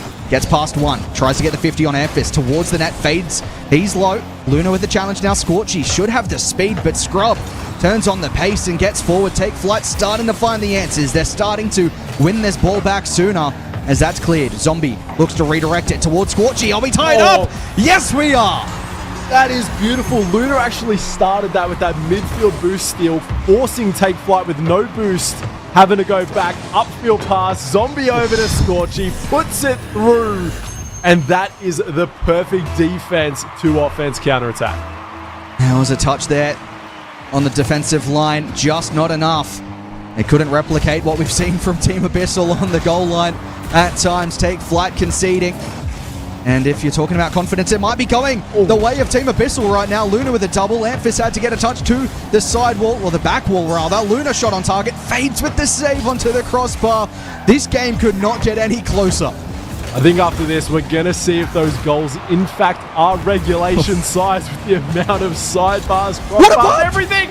Bumps that come through. Luna gets the bump. Scorchy takes the lead in Game 7. It is so good from your old boy to go for the bump there. Emphas had no idea about it. The save doesn't come through. Half the game gone. Team Abyssal have the advantage with half a game remaining. Almost as many goals as I feel like we've seen in this series so far. They've come to play here in Game 7. Zombie now off the ceiling. Not enough boost to follow that play. Scorchy's going to play it over the corner. Take Flight. Now need to find some action here. They don't have enough boost to try and get that clear, but a good 50 comes out. Amphis actually looking for a demo on Luna. That third man trying to clear the way of the net. Couldn't quite make it on that play, but Team Abyssal have got the ball back in their hands. If there's a team that you expect to concede no more than one goal, it's Team Abyssal.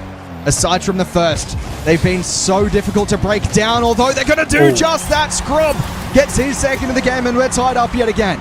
That's perfect. Just fades, taking that time, forcing that shadow defense player to make that error, to force that save, and plays it just high enough that they're questioning, is it going to go in, is it not? Forcing the saves, puts it in the back of their net. Tied game, Monty. Just under 2 minutes to go. This is exactly what you wanted. You wanted a Game 7. I don't know if we could have got an even better Game 7 here. It is all feisty. Team Abyssal might just be throwing that defensive playstyle to the wind now that they're in Game 7. They've been looking so creative at times. They've been forcing issues like this. That's a demo. Luna with the musty. Now Zombie in the corner. All three from Take Flight across to that one.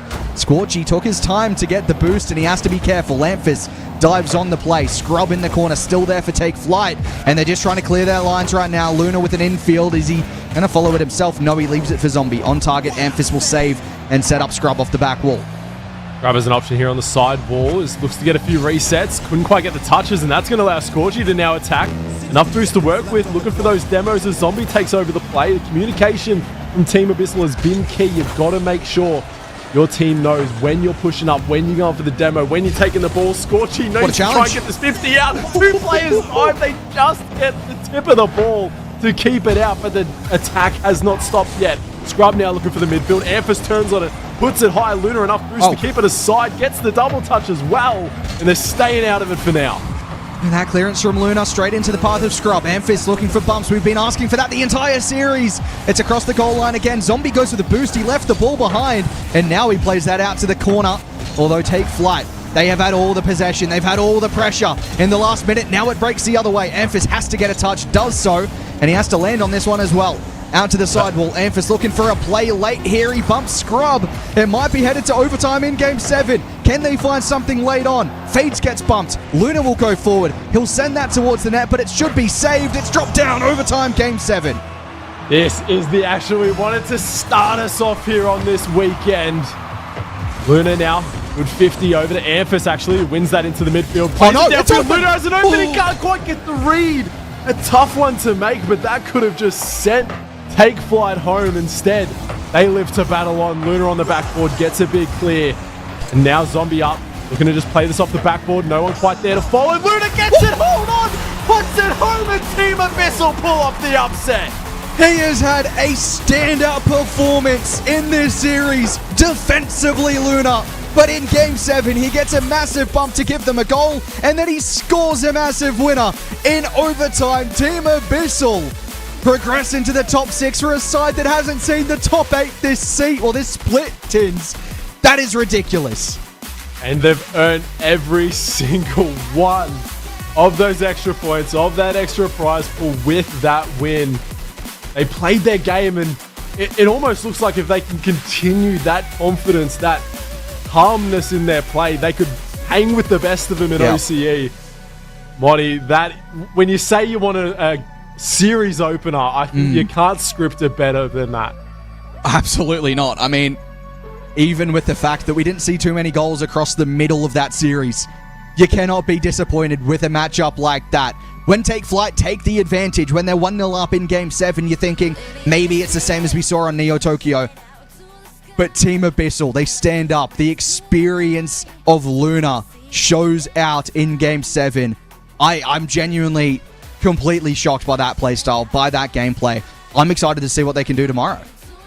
Who's going to be that player to step up? I think all of them have the capability to do so, but a beautiful first series there, Monty. That's what you want to see. We've got plenty of more action coming up, so don't go anywhere.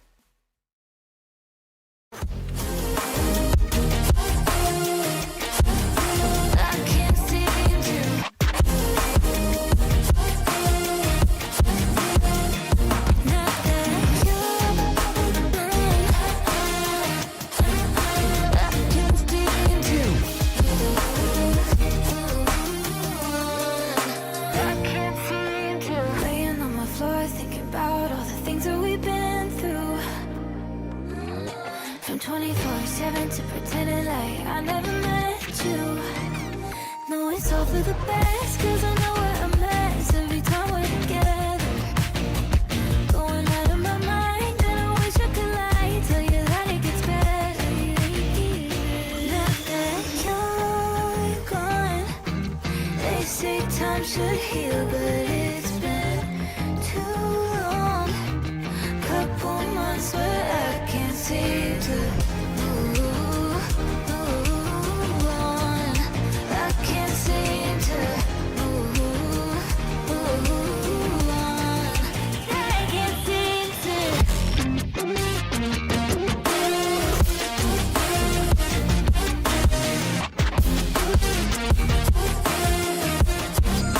I can't seem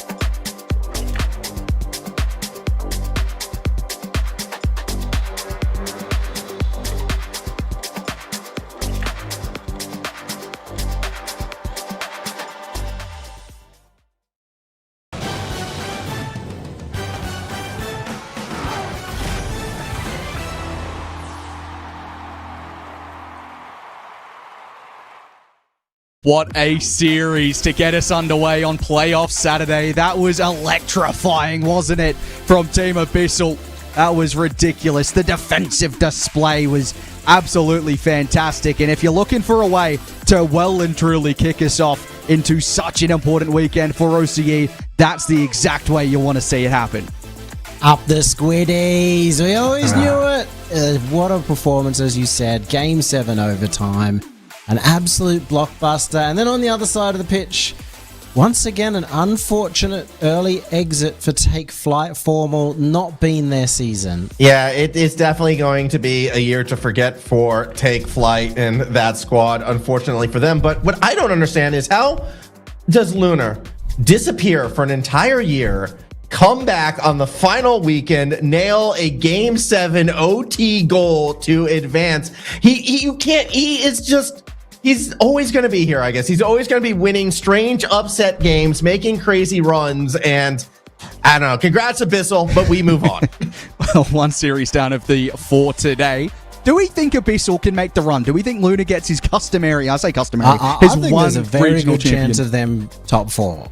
Yeah? Yeah. With, loser of No Car versus Bulldogs, there's a good chance there. Well, I mean, it depends which team goes down, too. If the upset happens, because No Car's form looked pretty good, I think, top 4 would be the goal for that squad. But I know weird things happen in final regionals here in OCE. Yeah, I mean, I'm keen to see how far this Team Abyssal side can go. I'm not expecting necessarily them to be playing against Bulldogs in their next matchup. I'm going to be honest with you, but it's time to turn our attentions to the next matchup on stream. We've got a couple of fantastic rosters, don't we? We've got the Daddies against the Beasts, and I can confirm that Michael is a substitute for the side of the Beast, stepping in for Wolftick, but it's Cobo, Misty, and Zaid. Zaid back and performing. Apples, Exfusions, Michael on the other side. I mean, Zay's back, our boy Misty's here, Cobo's here. I understand why they're called the Daddies. And obviously we did see the Beasts in the last event, but Michael coming in as a sub. Yep, coming into sub in for Wolftick today, which, I mean, come on, it's the last regional. I hope everything's okay, because I don't think you'd want to miss this one for anything, really, but I don't know. I'm excited. All of the old names seem to be coming back for this last regional. We had Lunar before, Cabo and Misty, Zaid back for this one. And yeah, the old guard just reminding the young kids, I guess, that they still got it. Saw that there's a Dementor on the team, so I think that's going to be hard to beat. Yeah, they're old. Like everyone is just old. This is the old series. Yeah, let's just call them all. Why not? Let's turn our attention from calling chat poor to calling the players old. Why not? Get your votes in as well. #dad or #TBFB. Let us know who you think will win. But it's time for our predictions. I also want to put it out there. Call Michael Big Mike. I hear he really enjoys it the entire series. So that would be great from you two. But time to get our predictions going. We're going to swap things up. Yummy, you're in the center. I want to hear yours first. Oh, I've got the dads. I got the dad jokes. We got the dad players. We got Cobo. You can't predict against Cobo. Not in a 7th, 8th round. He's always going to become a top 6. So yeah, the daddies. Yeah, Monty, quick question, right? Like, do you believe a streamer should be better than the mods in their chat? Not particularly, no. No? You don't think they should? No. Where's your confidence, man? I'm getting the dads as well. You're supposed to say yes, and then I laugh at you because Michael, You ruin the joke, ruin everything. Give me the daddies. That's the worst explanation I've ever heard. I'm going to be honest, but maybe it's a curse. I don't know. I think I'm also going the daddies here. They should get the job done. I want to see Zaid make a top 6. That would be phenomenal stuff in 2026. And look, I mean, chat seems to heavily agree with us here. The Beast very much doubted across the board from us, very much doubted in chat. And it is time to get into our second series of the evening. It's the daddies. It's the Beast from beyond. And it's time to see who progresses into the top 6. Let's get underway. And in the end, Formal, it's truly fitting. Dads and Beasts very much alike. Who is going to come out the hairiest of the both? Oh, I want to know. I'm curious. Who gets the hairiest out of us? I think is the real debate that needs to be had right now. Because everything about this series, it's setting up. This is Like the oldest team, the oldest casters, geriatric out there, old, hairy beasts on the field and off it. Let's get going. I mean, when was the last time we've seen Cabo on mainstream? When was the last time we've seen Zaid on mainstream? Zaid is the real big one. He's been gone for a very long time, it feels like. You'd have to look that up, I'll be honest. I can't even remember.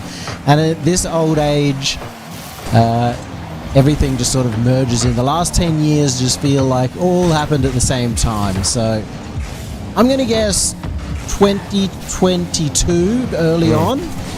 But then before that, last time he like genuinely played it would have been 2021. Yeah, 5 years ago.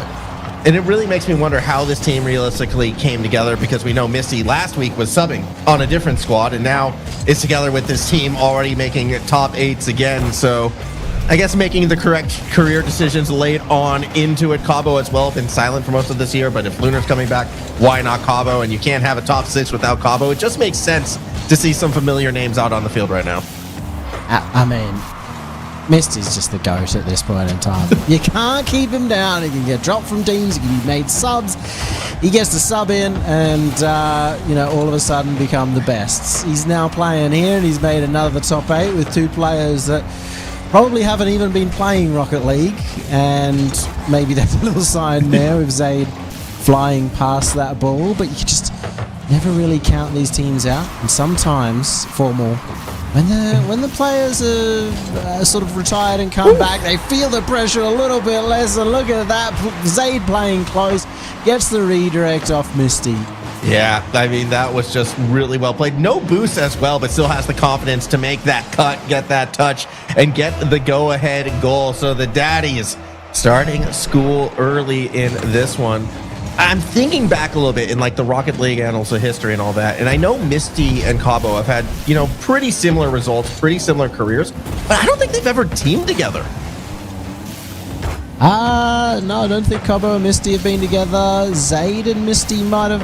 Oh, wait. Oh, man. As I get it started.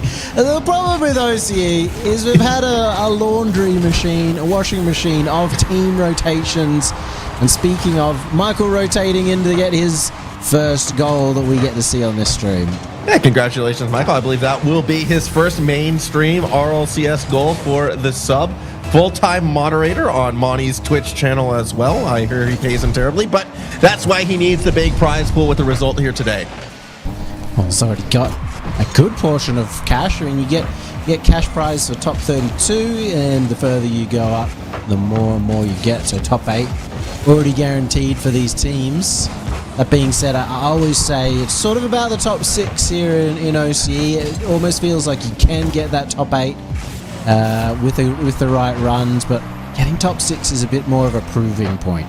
Yeah, I think it is, because with like as tall and as deep as our bubble scene seems to be in OCE, it's top 6. That's when you're kind of atop it. Good pinch, good goal from Apples right in front of the net as X-Fusion comes together with the teammate for the go-ahead point. Lovely teamwork. Very simple play, but opened up the defense early on, halfway through the game. And the Beasts coming to the fore right now. Let's see what the old dogs have in terms of tricks, but right now it's going to be Michael looking for goal number 2. Confusion. There's X-Fusion got the extra touch, and in the end, Daddy's cleaned it up calmly. And playing with what they can try to get. Misty is going to be looking for Cabo up above. That angle is on point. What a shot from Cabo. We saw it from Hawk last week. We see it from Cabo now. Off the roof. Gets the angle. That's 2 weeks in a row that we've had an a lot goal. I feel like that never happens. You know what? They've been practicing, all right? They might not have been on that mainstream, but they're in the trenches. They've been grinding out the mech. They've been finding their angles, and now all of a sudden it's a tie game. 2 minutes to go. X-Fusion doesn't get too far. Misty gets in the way. Zaid underneath. Will play patient. Light touch. Taking it to the corner. Has Cabo opposite side with Boost, who almost gets the chance. Still Apples is able to mix things up. The other thing that you can always count on with Cabo is a solid rotation. That one was a little bit different with him hanging on the backboard, but He's always had the mix to back it up in the past. Hasn't quite done it right now as the 50 goes the way towards the net. Apple to finish it off. Yeah, it was just a little bit too much pressure for the old men to handle. They left the garage door open and the shed got stolen from. So a 3-2 lead for the younger side in this one. The Beasts, minute 37 still to go. Kickoff. Oh, it looked like it was going to favor, actually, the Daddies right there, and eventually it still does. Missy gets a nice touch to set up the attack. Zaid midfield, full boost, but gets demoed by Apple, so this attack should be short-lived. Still questioning whether we're going to get banned for saying daddy so much in one series, but you know what? I don't mind it. And it looks like they're going to have to put a little bit more work in here. Apples bringing out the new Mega X Fusion. Perfect angle, top left, and they got a 2-goal lead. Yeah, that was a pretty decisive strike right there from X Fusion, who admittedly is another one of these players who, if you talk to other people in and amongst the bubble scene, is rated highly, but hasn't really had that breakout team yet, that big breakout event. Maybe the last one for the year could be a good way to set up next year for him, as hot goal right there. Zaid's going to drop that ball down. Immediate pressure doesn't result in the goal. Missy, next one, up through the corner. Has Cabo midfield as well as Zaid. They kind of get awkward on the double commit. Chance for the counter. It's X Fusion again. Shot on, but saved. I was just thinking about this today as well. This is the last weekend of OCE RLCS for the entire year. And it just does put that extra pressure and an extra importance on this event. The fact that, we're going to be going 6-7 months without any more RLCS and maybe even any real major tournaments down in this region. And so, as you said, X Fusions, the likes of him, maybe Apples and Michael, so much more important to prove themselves now. Yeah, exactly. You don't know when you're going to get that same opportunity to make that same deep run. A strong performance in an event like this can set you up, get the good scrims through the offseason, find the good teammates. Zaid keeps hope alive here amidst the chaos, brings the game back within one. Daddy's not done yet. A lot of these goals have been about finding the angle across the net. I think the defense is mostly looking at the shot coming in and not the pass back, and so there's been a brilliant way to open it up with 3 seconds left. Is that enough time? It does stay up, and Cobbo, well, he's got a lot of work and he hasn't got the right touch. He wanted to keep that high, went low. The Beasts take down Daddies in game 1.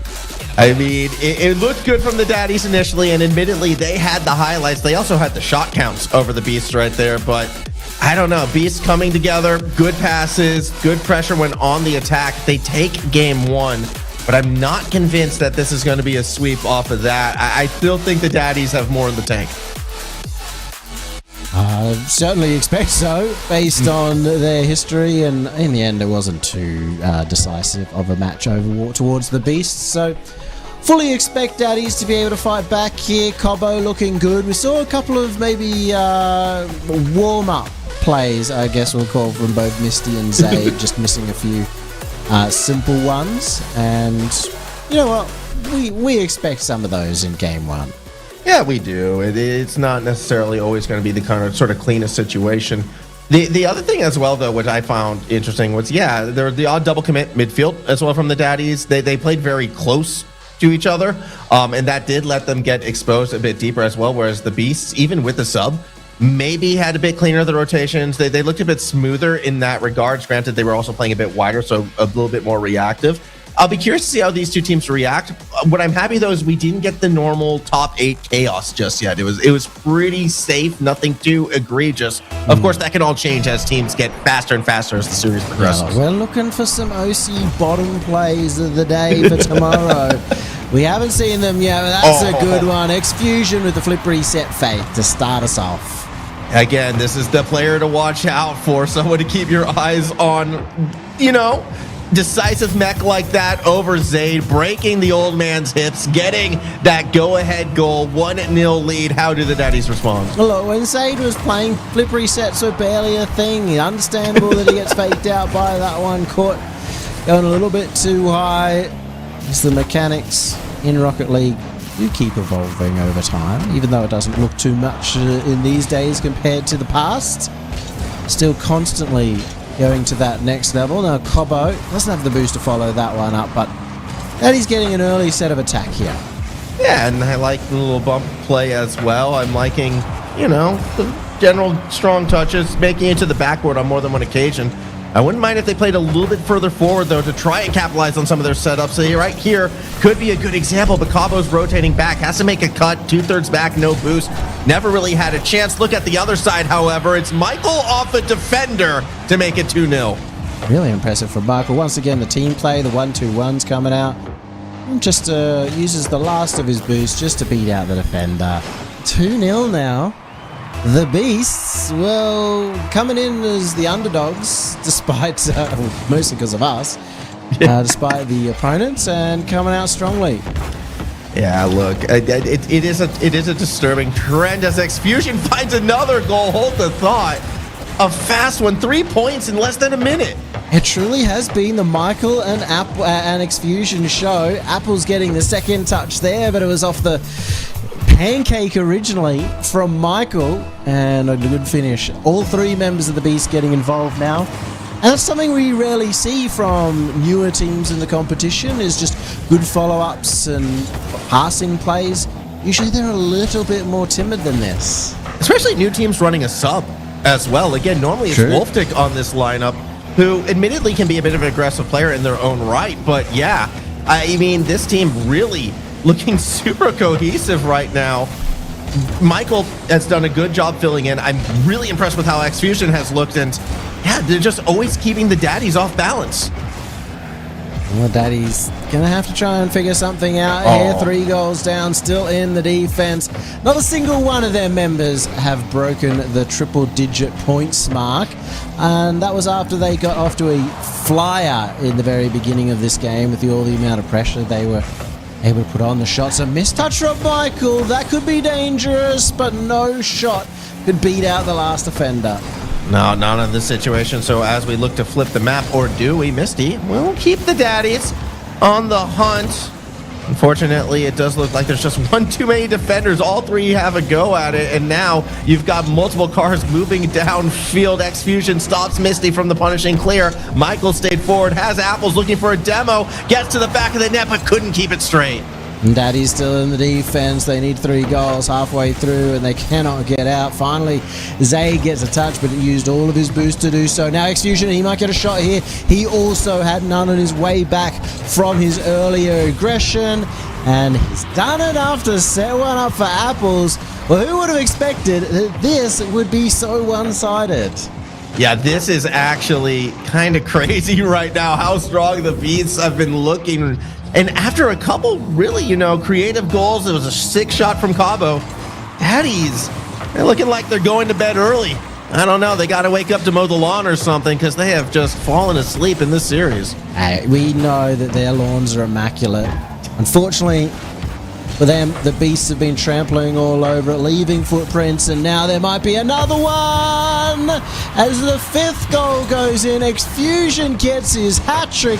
What a statement! Oh, this is ridiculous now. Xfusion can do no wrong. It feels like every touch is on point, taking advantage of some of, Michael's setup, as well as, the physical play at that same token, just to kind of force it open. It is all over the field. Everything coming up the Beasts right now, who are looking more and more like a complete team. And I'm starting to wonder, is it their opponents, or is this just been a sleeper squad that are waking up here in OCE Regional 6? There hasn't been any wild mistakes coming out from the Daddies, so can't really say that they're just falling apart.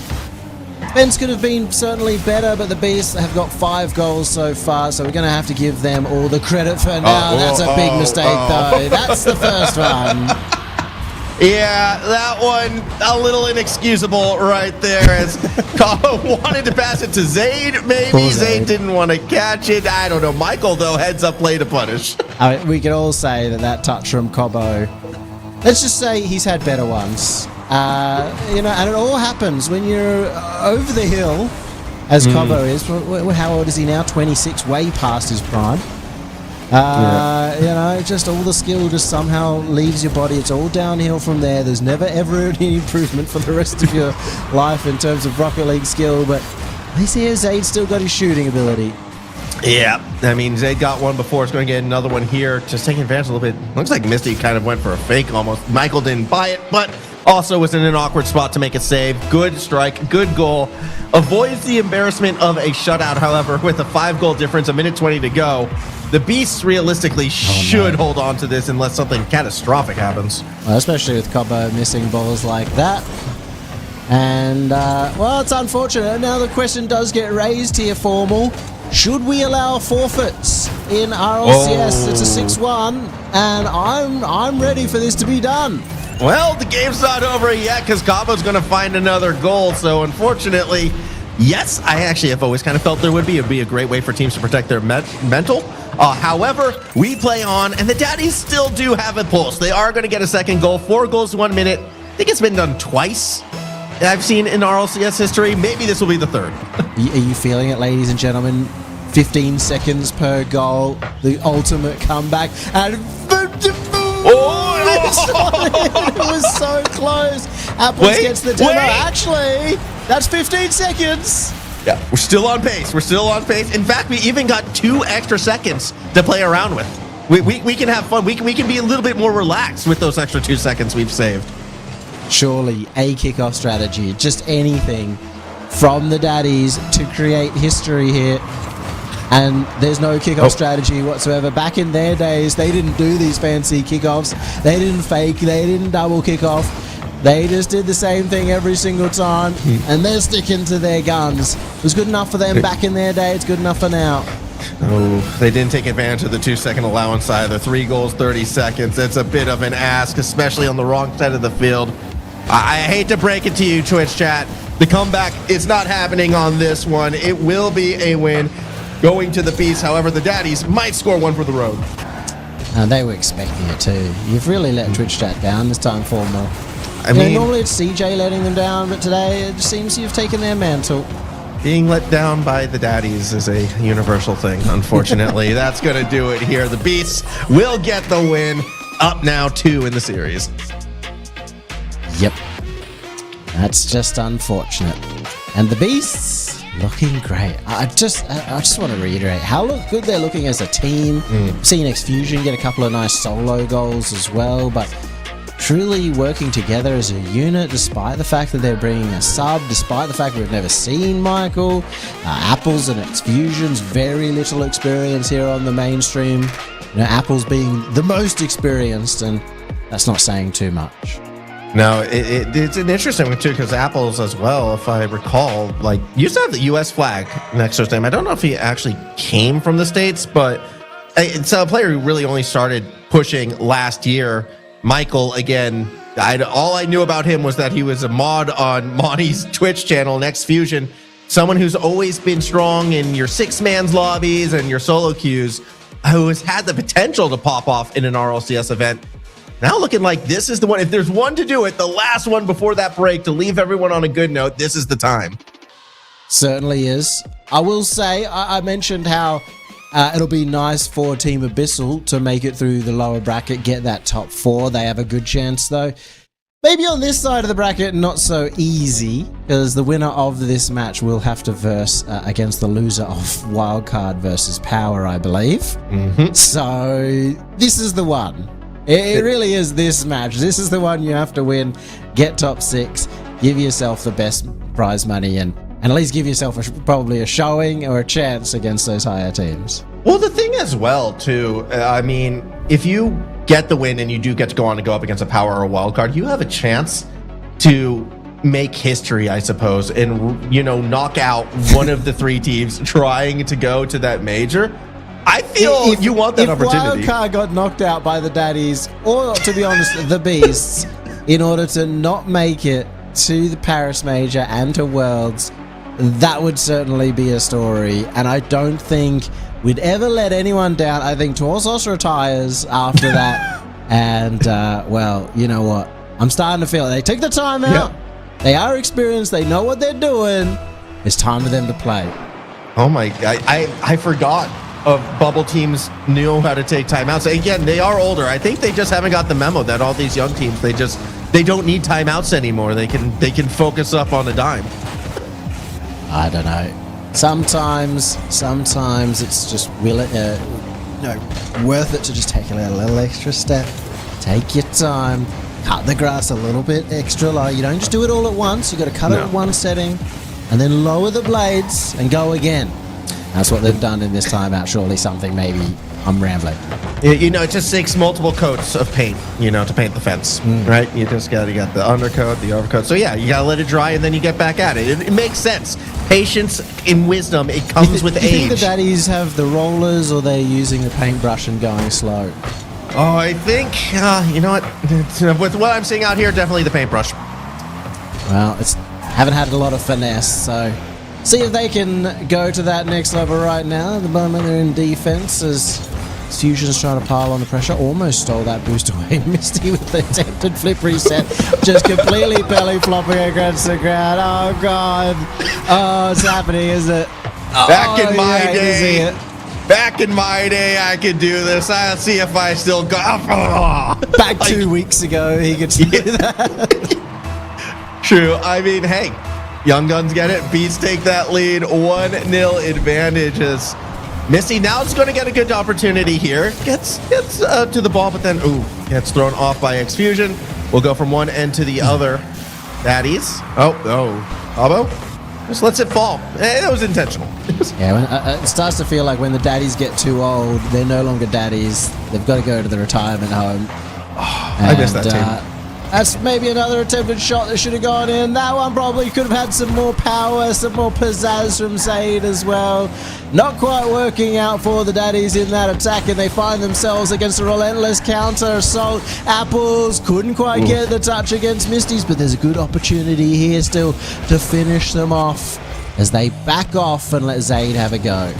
It will be Apples to the backboard. Cabo on defense goes for it. Michael plays keep away, but still put the ball in a relatively safe spot. One that the daddies will use to go to midfield. Another challenge. Misty gets the better of this one, but however, it falls straight to Michael, straight to the backboard. Next touch denied by Zaid, and the daddies starting to play a bit further back, giving themselves, more reaction time, and it's doing them favors on defense. Certainly has been, but still no opportunity just yet. Attempted bump just there does cause the defense to panic as they try and get this ball out, and Cobo's going to collect it, but oh my God, he's given it straight away. Little miscommunication from the daddies. Maybe just a sign that they haven't been scrimming. Oh, X-Fusion with the pre-jump almost works out. Misty still is able to keep it away. Cannot find Cabo. And instead it will be Zaid through the corner underneath X-Fusion. Actually, he's able to... What? Well, normally it's daddy's home, but nobody home this time. I'm not quite sure exactly where the third man was. There was a half challenge underneath, and after getting the timeout buff, they've completely squandered it. Daddy's lost everything in the home in that settlement right there. 2-0. It's not looking good. Off the backboard, Michael actually wants to leave it for Apples, who does put it off the backboard. Now it's X-Fusion again, 3-0 lead. Are you now saying that they're all divorced dads all of a sudden? Daddies can be in a loving relationship. Yeah, but if their significant others are seeing this, I don't know if it's going to say that way. I'd like to see a world where, Cobo's wife is out there just watching him play Rocket League and she said, "What was that touch? I'm out here. I'm looking after the kids. I get the dog. I get the house. You just do whatever this Rocket League thing is. Best of luck, mate." It would be an interesting one to read in court, that's for sure. If it gets there, that said, the daddies can still bring it back. It is only a 3-point deficit, unlike the 4 or 5 that we saw the last game.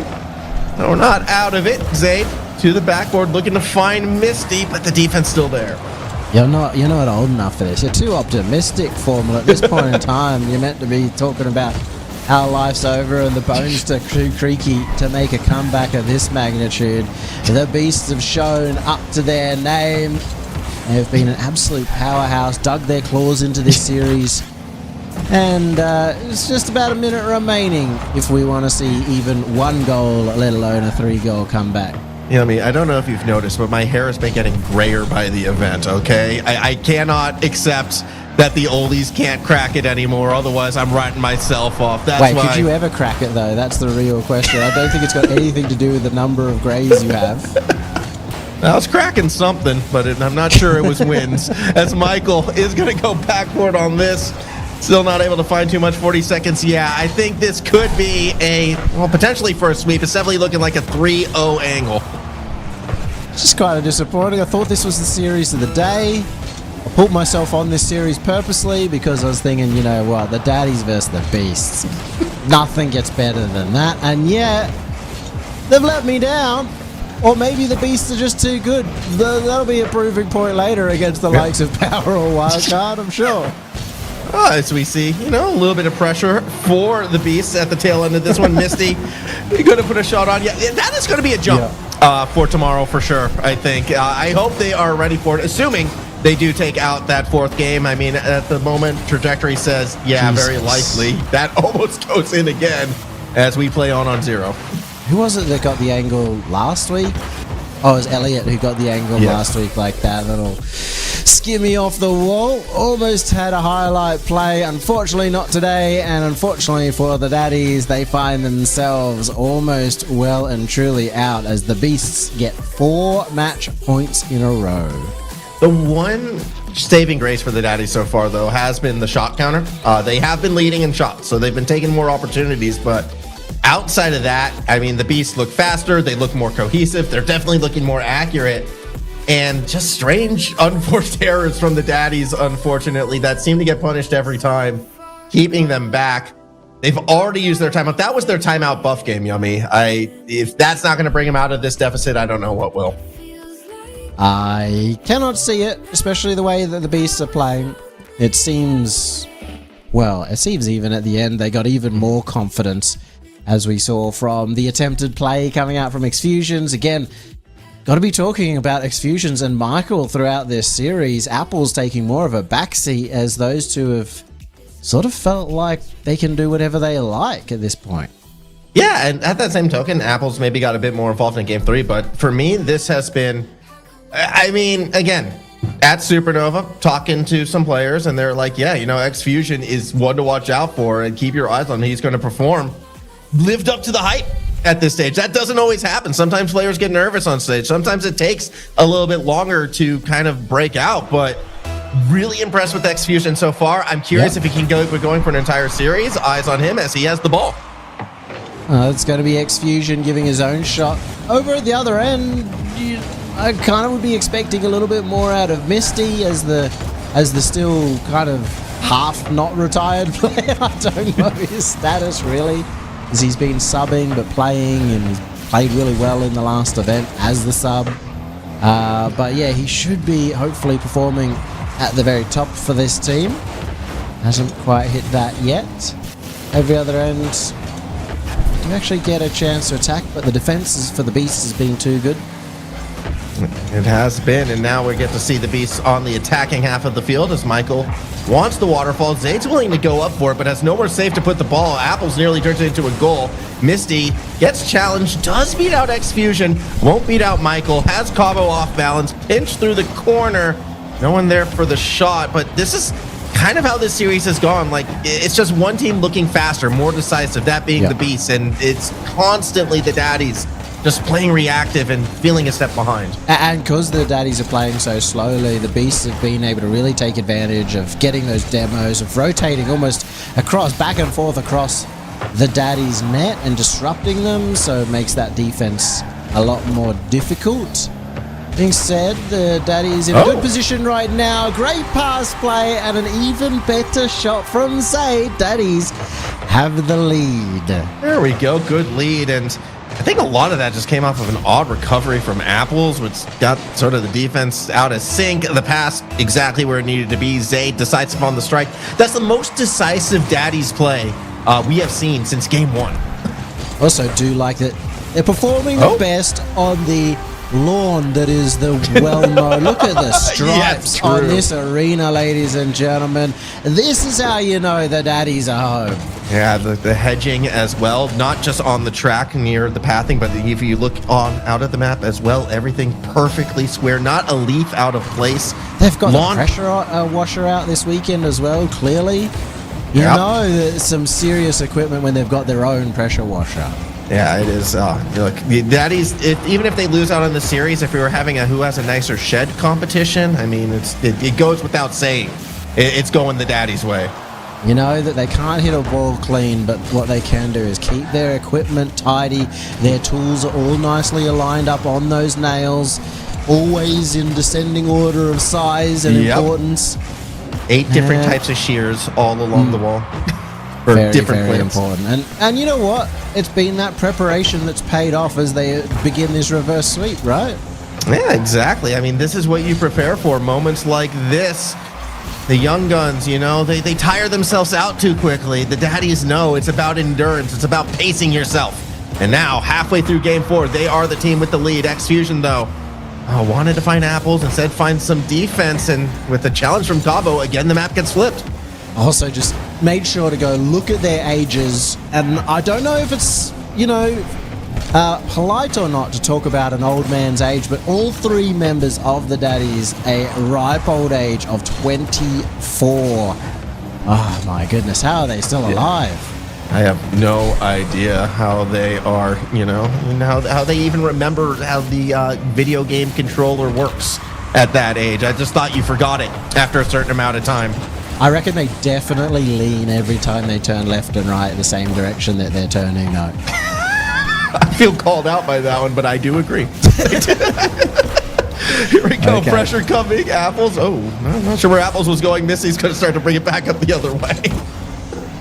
And the Beasts, they find themselves in an unfortunate situation that they haven't been so far this series, needing 2 goals back. And I usually like this point of time when seeing a new team to see what they have to try and score quick goals, but they haven't really brought out that next level. Michael and X-Fusion almost bumping each other and did cause some confusion in the midfield. And Daddies have been able to challenge a lot of the plays before they can develop. Yeah, they have been. Again, this is the most proactive Daddies we've seen. They've found their confidence again with their back against the wall. Fine time for it. Good pass to X-Fusion. Cabo, though, has it red, and that allows Misty to start bringing it back the other way. Misty is still the player that if they start to switch on, if Misty becomes an impactful force, hey, maybe the reverse sweep could be something in the future. Seems more and more likely as this game goes on, and the control that they've been able to put again on that midfield challenge.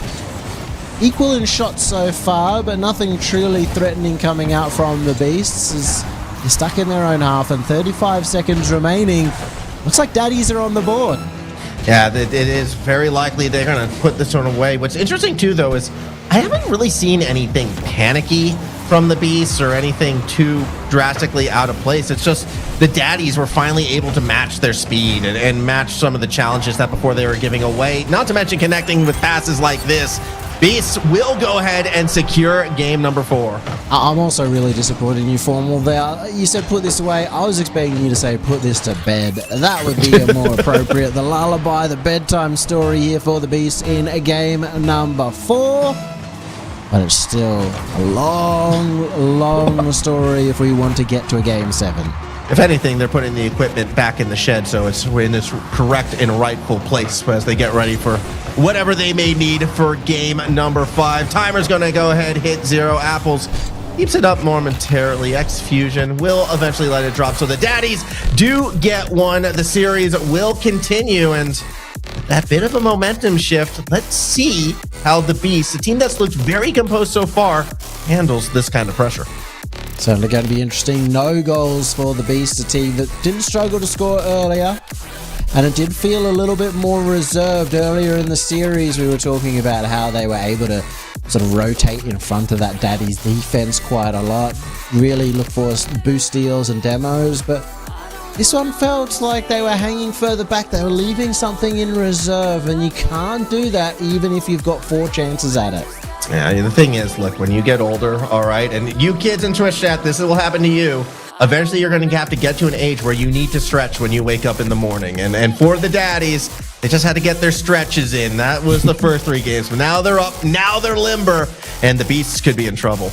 Yeah, before they can run, they've got to do at least half an hour. And now they've started to hit their gate.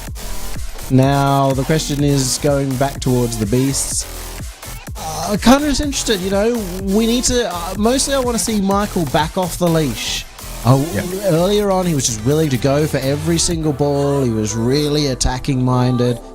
And we've seen a tendency for more rookie teams and players to get one step away from victory, and that's when they relax too much. Then that's when they play too conservatively. We'll see how it goes here in game number 5. But for the Beasts, they need to get off to a good start.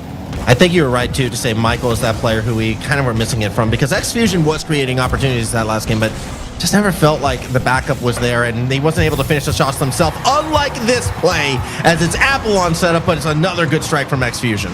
Love to see this from Apple. It's a little bit awkward for Zaid, who thought that maybe he was going for the air dribble play. He just goes to the touch in the air, bump, and it couldn't be better as a setup, and really a good shot too. Yeah, early lead, and that one goal that was missing all game 4 quickly found in the 5th affair. Shots on again. Misty this time is able to stay behind as the ball comes up for grabs. Cabo should be the first one there for the Daddies, but X-Fusion with a little bit of a pre-jump had the angle. Zay tries to follow it up, goes a little backflip, stays behind the play. I'm liking the patience from the Daddies early on. Again, we know they can match the speed, but yeah, it's a short-lived attack. What they did was control the midfield well in the last game. They haven't been able to do that quite as well here as a lot of early touches. Apple demo may open something up, but Cabo does well to get the extra touch, a slight 50-50 play to keep that down in the midfield. Who wins the race there will be Michael, but he can't get the touch that he wants. It's back into center. Lots of shots coming out from the Daddies, but nothing too threatening. Nothing just yet. The ball has not really moved for the past 5 seconds. Finally, somebody gets in there to bang it out of the corner. Ball in front of the net, and it's Zaid, who admittedly has been the best performing Daddy so far with another. He's done it. Misty gets up nice and high, and that's a deft touch as well from Misty, knowing that the 2 players behind him had already committed. He only had to make sure that they didn't get a touch. And 1-1 now, a very close game after what was been, realistically, most games being quite one-sided. Yeah, it has been kind of that way, so I'm curious who's going to have the ice a bit later in this one. Zaid, sidewall, double commit from the Daddies, but they get away with it. Ball will make its way into the corner. X-Fusion has Michael underneath, avoids Misty, but cannot get the ball around Zaid. Next pass or clear attempt is through the corner. Cabo's going to let it ride. Misty was there. Michael, whoa, what has happened to Michael? All out of sorts. Zaid takes advantage with space. A bit of a free setup. Ball in front of the net. Where is the shot? It's not coming from anyone but Zaid. Oh, Michael's been so lost. He's so scared of that shot on the backboard that he's taking his position so early, and he did it 3 times in a row there. Took himself completely out of the play. You can definitely see the lack of experience and the nerves coming out for the Beasts as a wide open net is given there. Misty only had to beat the challenge in the middle, and then nobody else home. Apple's rotating for a midfield boost that didn't spawn. Sent them way out of line for their rotation. Yeah, they got the back corner eventually, but by that stage it was way too late. And that just feels a little panicky to me. I think if they had stayed shadow, they would have had a touch. There have been so many times where they're scared to send somebody forward to challenge, and it's not really like a conscious decision. It's just everybody staying further back. This is a golden opportunity. Oh no! X-Fusion wanted to go for the soft touch, may not have recognized how open of a position he was in. They don't get the goal, but at least they don't get scored on the other end. Still, though, with how tight the goals have been coming lately for the Beasts, yeah, everything you leave left wanting, it can feel like a goal against you. Misty backward, has Zaid midfield, won't find the connection. Not this time. Apples keeps it up. Ball falls, perfectly aligned for X-Fusion, who again lets the ball kind of get behind them. Yeah, it's not the same Beast that we saw at the start of the series. Misty finds a third. Certainly not. X-Fusions, I'm not sure why he goes for the flip reset play there from underneath the ball. He just needed to get a good touch, get the follow-up potentially, but He's gifted that one over to Misty. His teammates weren't expecting it. And now Daddy's 2-goal in the lead. Once again, this reverse sweep looking more and more on. Oh boy, the Daddies, they're here. They are back. They are a little bit angry, looking to ground these kids right now. 3-1 lead. Game number 5. Just over 100 seconds remaining. As long as the Beasts don't try to, overexert themselves, don't try to overthink or overpush, they still can be okay in this game. But I don't know. It's just that they've lost, I think, a little bit of that confidence, and it shows in their play. They're just so nervous to push forward. Oh my goodness, X-Fusion missing the boost steal as well there. That's just odd to me. That's just the idea of hitting the boost before your opponent does. That was an important part of the earlier play. Attempted own goal. What is going on for the Beasts? Yeah, it is falling apart on them. The quicksand metaphor where it's just you keep sinking despite everything you try to do. Starting, they'll feel more and more real. That's going to be a shot from Misty, saved by X-Fusion, but under a minute to go. It's not the saves they need. They need the scores. They need the attack. They need to flip the map, and Apples does just that. Well, the advantage is they still have 2 more games under their belt. The disadvantage is they don't have the experience to really discuss what they need to do between games, and it's looking more and more likely like this one's a loss. Misty misses the bump. They manage to avoid everything. Zaid, he's willing to stay aggressive in these trying times. There's a great backfield pass to Cobo. Should be a goal. No, he's hit the post. Oh, and that, should still be a goal, really, because somehow they're able to keep the defense alive. That's going to keep things sorted for now. Here comes Misty to the backboard. Touch not in, as we're not getting a goal scored just yet. 10 seconds to go. Michael, backboard. Not there. X-Fusion, sidewall, finds Apples, but the time has run out on them. The Daddies take 2 in a row. Who would have thought that the Daddies would make the comeback when they were 3 down and losing decisively? It seemed like it was all done and dusted, but as you said, it feels like they're just warming up. And most importantly, the player we called out, Misty, having his game. If he can continue that on, they're looking good. Zaid, being very impressed with his ability to stay in the aggressive areas. May not be looking as clean as you need, but positionally, he's been doing it right. Yeah, it's a good turnaround, and I think, Daddies understand it's more than just a game on the line. Again, as we discussed before, they're playing to keep their marriages intact. They want to keep the family home. They need to win this series, and they are looking good. That shot differential, 11-4. And I know the Daddies have been kind of, leading in shots throughout, but that is a drastic advantage for the Daddies there. Certainly, and the Beasts, we know exactly why. They're playing a more defensive, failed to challenge playstyle. They're really scared to take risks now that they have been 1 game away from winning. We see it all the time. Hell, even Canterbury Bulldogs took a timeout when they were up, just after they won a game, because they were about to, they just needed 1 more to win. And that was the moment they needed to settle, reset, go back to their default playstyle. That's all we need to see from the Beasts right now.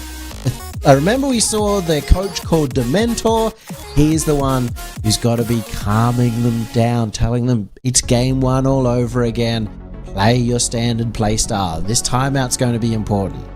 Yeah, it is an important timeout, and again, with younger players too, sometimes they might need this to sort of reset, refocus. I want to see the games 1, 2, and 3 X-Fusion, the one that was living up to the hype, the one that was starting to make me believe for that. Hold on, this could be that next dude. But yeah, it's always under pressure. It's always that last hurdle, which is the toughest. And you called it out before. It's where we often see these emerging teams struggle with the most. But when they get over that hump and when they start to do it consistently, well, then that's when they become more of those bigger names. So there's still a couple chances for the Beast to do it. Timeout buff should certainly help them. However, the Daddies, I'm not going to question their composure. They've done this so many times. You expect them to be on point here. They've certainly seemed composed in the second half of this series. I mean, realistically, throughout the series. And that's something that the Beast could maybe try and shake up themselves. The demos missing, the boost deals missing that they had that could shake that composure. Just bring those back. Just go back to where you were. Yeah, we'll see if they can find it as Apples to the backboard. Isn't able to find too much after that. It's going to be Michael instead towards the net, but man, still no goal. So a lot of time left in this one as Misty. It's going to go center right there. Apples will clear it from one side to the other. It's going to be Cobbo, maybe trying to get first blood, goes sailing past, so does Zaid. And, well, there was no advantage taken because Misty ensured that it wouldn't be. Michael used all of his boost in the defense.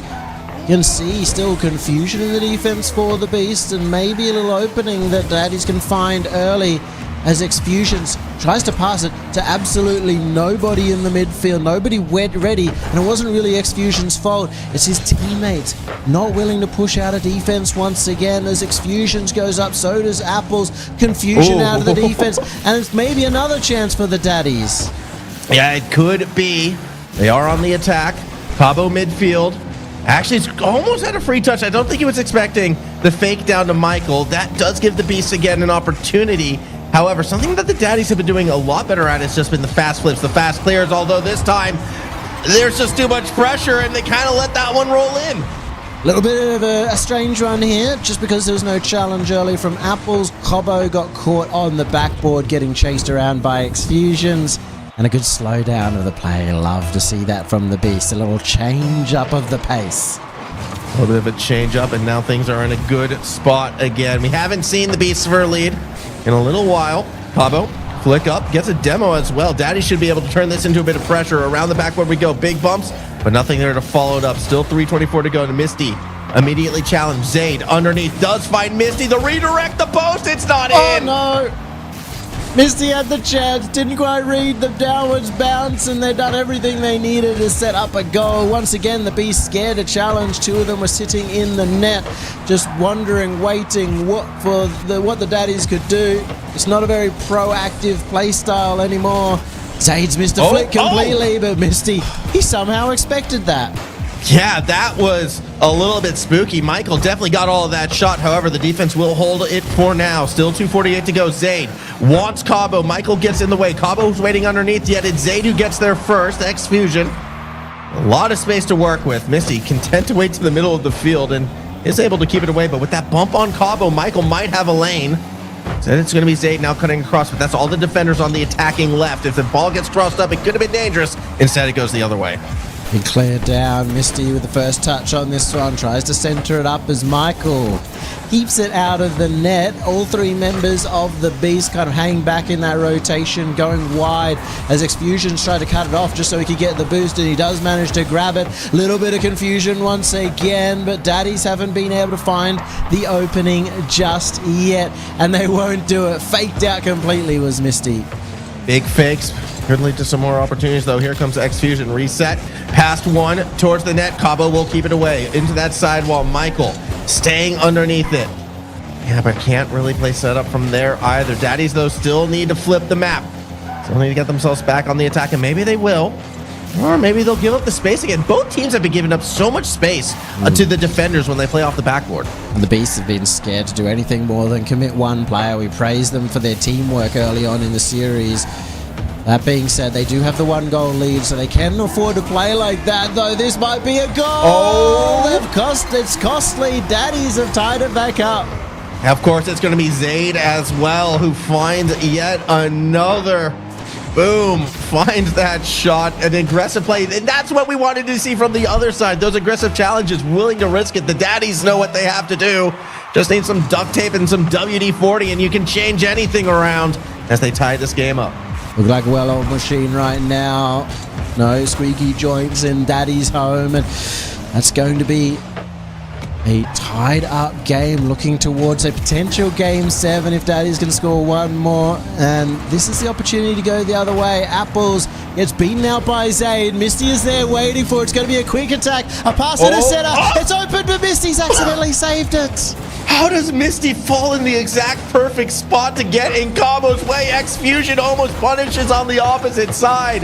Back and forth we go. Cabo nearly gets a gap. Exfusion is there. 44 seconds. Apples underneath. Leaves it for Exfusion. Looks for the pinch underneath, but Misty will keep it forward. Now it's going to be Michael's turn on the play. Not quite to the roof. 30 seconds left. Oh no, that's a terrible touch. That's essentially a pass, but Cobbo's missed it, and now it's an overcommit. Zaid gets bumped. It just has to be on target, and it had to be strong. He was too conservative once again. Normally, it's the daddies who are too conservative, but not in this series. 13 seconds to go. A bit of a dunk from Zaid into the corner. Can they find one last pass? Cabo up off the roof. Ground Prince, no, it's a dribble instead. Has Zaid and Misty middle of the field.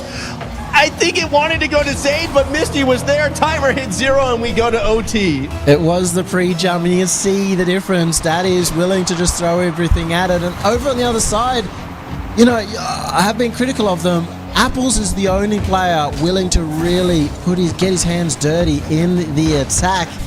The other two need to start doing the same. The other two were the ones who was doing it, though, games 1, 2, and 3. They were the ones who put them in this spot, and now, in an overtime, a trip to Champions Field would be a disaster for the Beasts. The Daddies, however, they've got their timeshares invested. They've been, banking this one every single year. That's where they want to go. Cabo looking to secure the ticket now. Up through the corner, ball falls down, but again, the defense ready for it. Fusion, he wanted to play that slow, never willing to, again, take that quick play out of defense, and that lets him get demoed.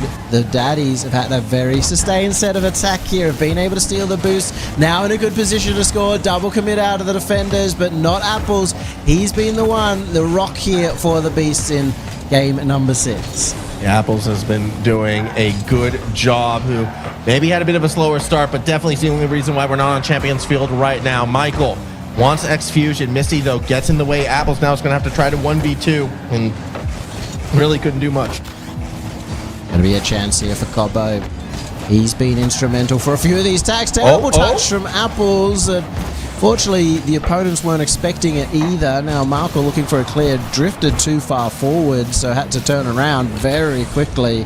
That is a golden opportunity, but shut down by Apples, the man of the hour once again, who tries to set up the attack as well. He's doing it at both ends of the pitch. He's desperately trying to win it for the Beasts.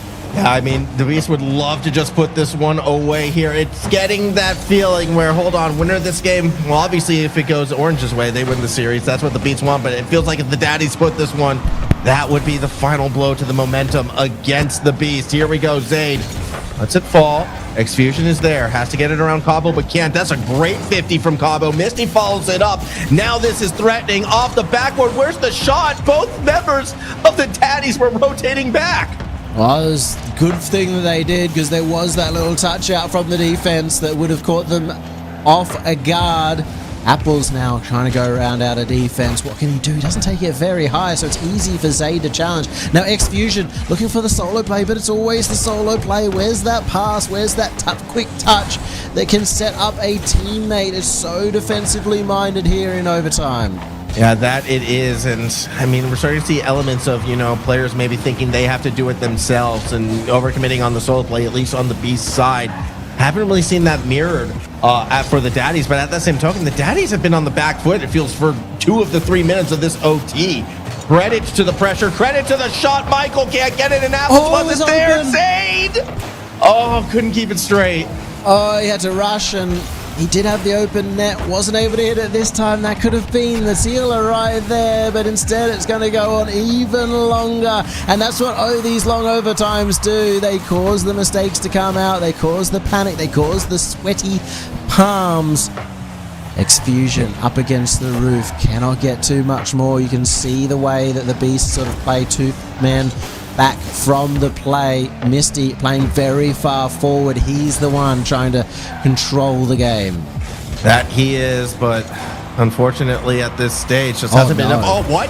That was spooky. Apples again bailing out the Beast. I do not know what happened to the defense there, yet they could be turning this one around. Apples, doesn't say on the plate. So again, it will be the Daddies. Zaid loses to X-Fusion. Misty, though, still in the right spot. Apples has the speed. Misty has the placement. Ball stays midfield. Michael goes corner. Cabo waiting. Doesn't get the second touch either, so the attack will slow and now get flipped the other way. Michael almost got the bump that could have ended the game as well, but once again, it's just been Apples, the one that still has his nerves in check. The other two constantly panicking, double committing, facing backwards in the defense rather than facing forward. Look at the difference. Apples goes to the roof to try and set something up. Zaid's got an awkward touch. Cobbo has to come to the rescue, and he manages to do so. Yeah, he does, and now double commits coming out from the Beast, but it works in their favor. Michael, or does it? As Misty got in the way. Another clear back, and again, we're just seeing the daddies on defense. We're seeing the Beasts with these attacks, but they're all individual, no teams, no passes, easily read. This has been in overtime. We're nearly 5 minutes in, Yummy, and it's just, I don't know, both of these teams have felt a little stagnant in this OT. Certainly have, but I will say I still prefer the way that we've been seeing the daddies play of Misty. Oh my god, bumped into that one combo. All three members of the Beast back in the net. X-Fusions caught in confusions and still manages to get it out. We've hit 5 minutes of overtime and still can't be settled. Oh my goodness. I mean, again, the daddies almost got away with that one there. Instead, they're going to have to do it the more traditional way, perhaps. Reset from Misty? Not quite. X-Fusion tries to create something in the corner. We go midfield. Cabo rotating back. Waits in the corner. Misty's going to be there, but the pressure's still coming. Shots on. Good save from the defense. And Misty gets the extra touch. What can he do is important to getting that ball out of defense. Cobbo, awkward touch. Misty just trying to get anything to give Zaid some room. They do get the clear, but it's still not the best position here for the daddies. They're doing whatever they can. Pass back. Cobbo with a deft touch. Goes for the pump. It's in. Daddies take us to game 7. Cabo is finally back. He has brought the milk. The daddies are home. They're going to Champions Field. X-Fusion gets a beat on the play. So now, game 7. What can the daddies do? What can the Beats do, Yummy? Because the difference between games 1 through 3 to 4 through 6 from the Beast, they've completely abandoned their play style. They've lost their confidence. I said, like, unless something disastrous happens, they should have won this series, but this is the disaster you're always afraid of. The team changes its identity. Completely. And I got to look again at Michael and X-Fusion. Such great players in the first 3 games, but when it came to that moment of clinching, when the nerves maybe get a bit higher, they've been too scared to play the way they were. Remember in games 1 and 2, we talked about how both teams were doing really well to get that ball back and forth in front of the net. The 1-2-1 pass plays were happening repeatedly. We just saw that in the overtime there from the daddies. They were willing to push people forward, to go for those cross-field passes that might be intercepted in a rare scenario, that might feel like you're taking too much of a risk. We never saw that once from the Beast in the last 3 games. No, we did not. And it's really showing in the results. And again, now they use their timeout buff as well. I thought game 6, okay, timeout buff. They're going to go back to what was working for them. They're going to find that confidence, be decisive. Not the case. Instead, they've almost become more reserved at times. And I like Apples. Apples is definitely still out there competing, but I don't know, man. I feel if we get that good pop-off play again, if Execution makes that big mech play, if Michael finds that perfect setup, maybe the confidence will come back, but they've got to be willing to risk it.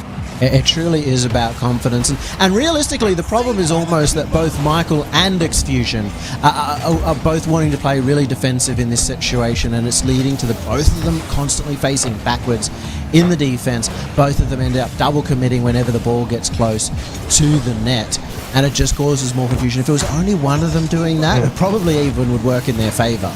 And that's where you have to go back to the notion of, again, Michael is a sub. It's not the normal lineup. And maybe sort of that little bit of, almost too much synergy when you're trying to do the exact same thing at all times. The great minds think alike.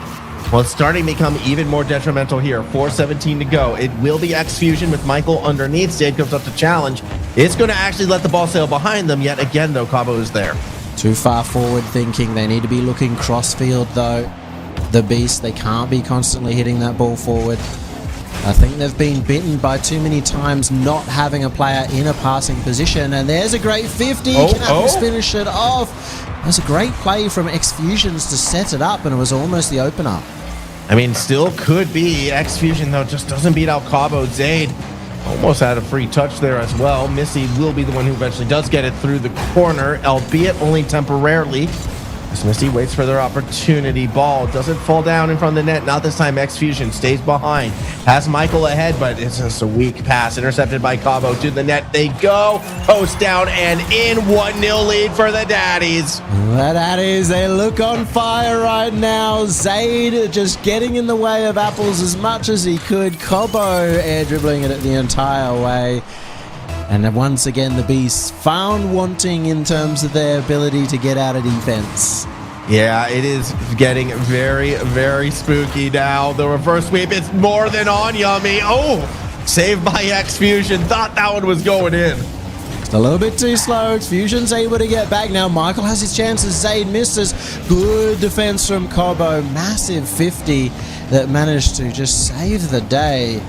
Really should have been a goal for the Beast. Big fake out from the Cabo. He's been liking that play. Looking for the bump afterwards as well. Looking for it, but not finding it just yet. Misty now up and around the corner. Ooh, a little bit too much power for Zayd to read. X-Fusion, though, isn't able to get the clearance. Michael instead. Hello. We got a tie game. There we go. The quick play that comes out. Just ignore what your opponents are doing. Could be been easy to think, oh, Misty's going to challenge on that one. I'll go and just keep it soft. But he hits it straight towards the net. And you know what? We saw a similar game last time and it went to a 5-minute overtime. We could be seeing a Game 7 5-minute overtime again. We were worried for a bit there that this series wasn't going to be the series of the day as advertised. Yet here we are, Game 7, tie game, half a minute to go. Misty to the net, can't finish the deal. Almost got the 50 against the last, but didn't have any boost to really adjust his position. Once again, Michael just sort of pre-jumping into an awkward position there.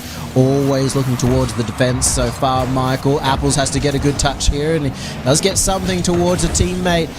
They're trying to get this ball out slowly. They don't want to rush it still. They don't have the opportunity to get a passing play. The demo might be enough. Slow shot. Zaid managing to cover both the slow and the fast shot at once. 2 minutes left. Misty. Very delicate touch for Cabo, who has two defenders on the backboard to deal with. Gets it under one. Demo's the second. But there was no follow-up, no quick goal. Zaid still is going to push it towards the net, but by this stage, defense has recovered. Michael, no boost to work with, will fall it to Apples, who, well, can only go backward over to Cabo. 100 seconds to go. And that attack was not really there for the Beasts. X-Fusion looking for the solo play.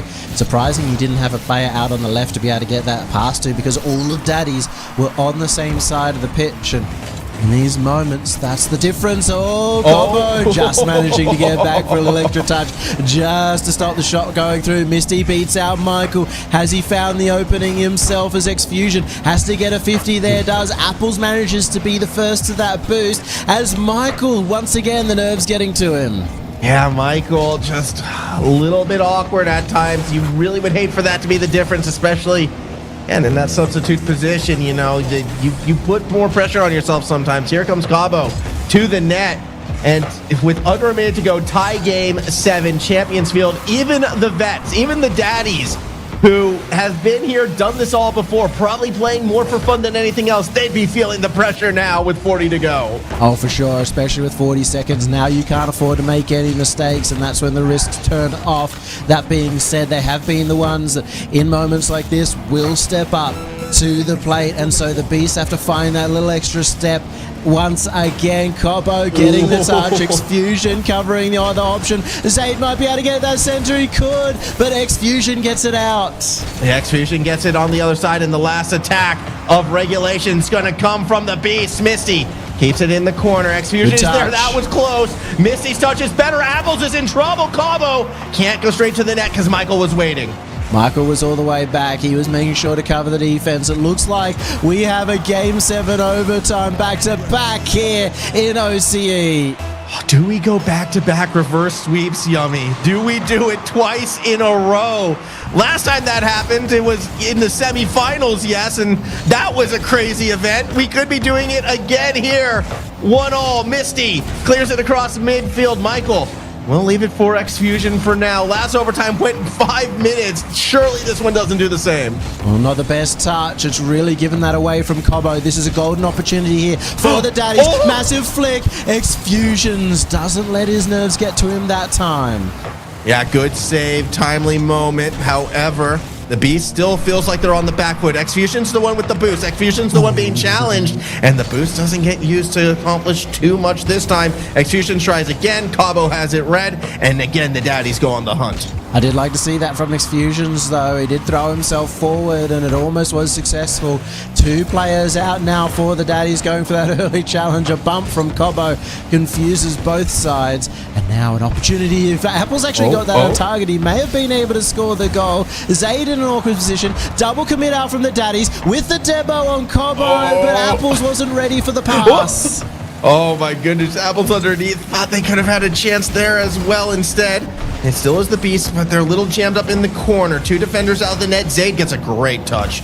All the way back to flip the map. Misty, your turn up. What have you got? Through the corner. Do you have a teammate? Not this time, or do they? Zayd off the roof. Cabo doesn't want to commit, and Michael in reverse clears it out. Dangerous pass to go for in front of Ned. He probably wouldn't. He wanted to get more power than that, and that means the daddies still get to maintain some pressure here. Cabo has been very tricky. A double commit once again. Xfusion and Michael, the ones to bump each other. Apples has no boost in the back. He bumps out of his own teammate, steals the boost. Michael does manage to recover, and Apples does use that boost to get the extra touch.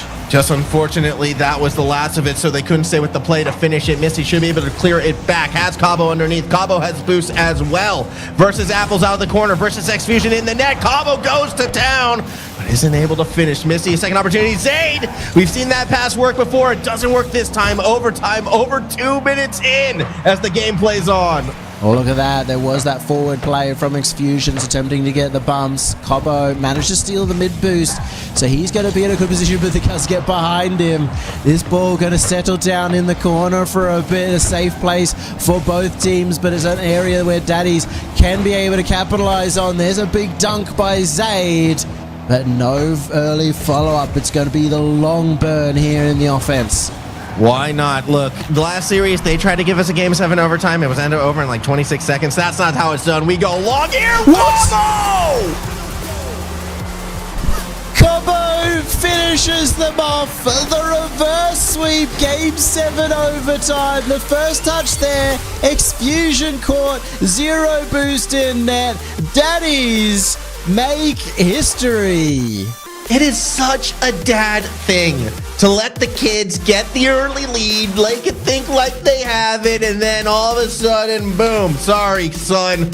Dad's still in charge of the household. My goodness, what a comeback. What a goal. Cabo. What a decisive way to end it. Fantastic stuff. And now the daddies, they're the team that gets to go on and go up against either Wildcard or Power. Familiar foes for all 3 players on this lineup. Familiar foes, familiar opposition they haven't been able to beat, but once again, it's really felt like the experience came through for this team.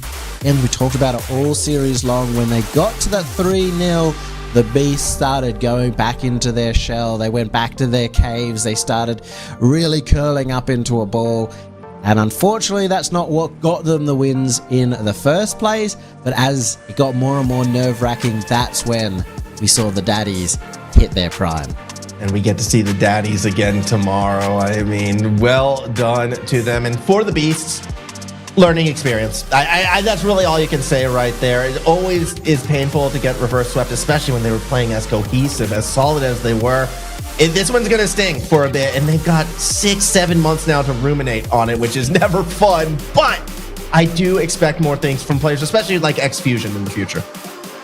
Well, on that note, let's go to a break. We're going to the upper bracket after this because we've got a couple of doozies, and most importantly, we've got a match that could decide the Paris Major.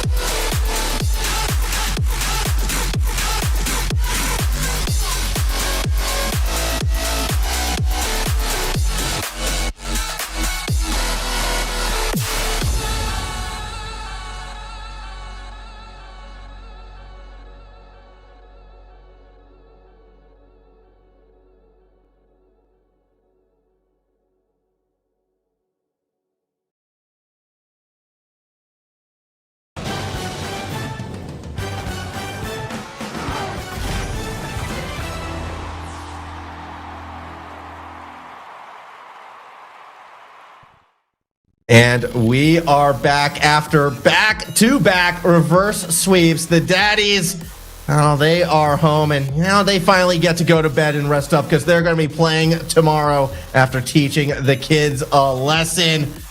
We've got a fun panel here, though. I think now we actually have officially like the oldest desk out of all the RLCS when we bring Tins back on out of retirement as well. Does seeing the daddies succeed, Tins, give you hope?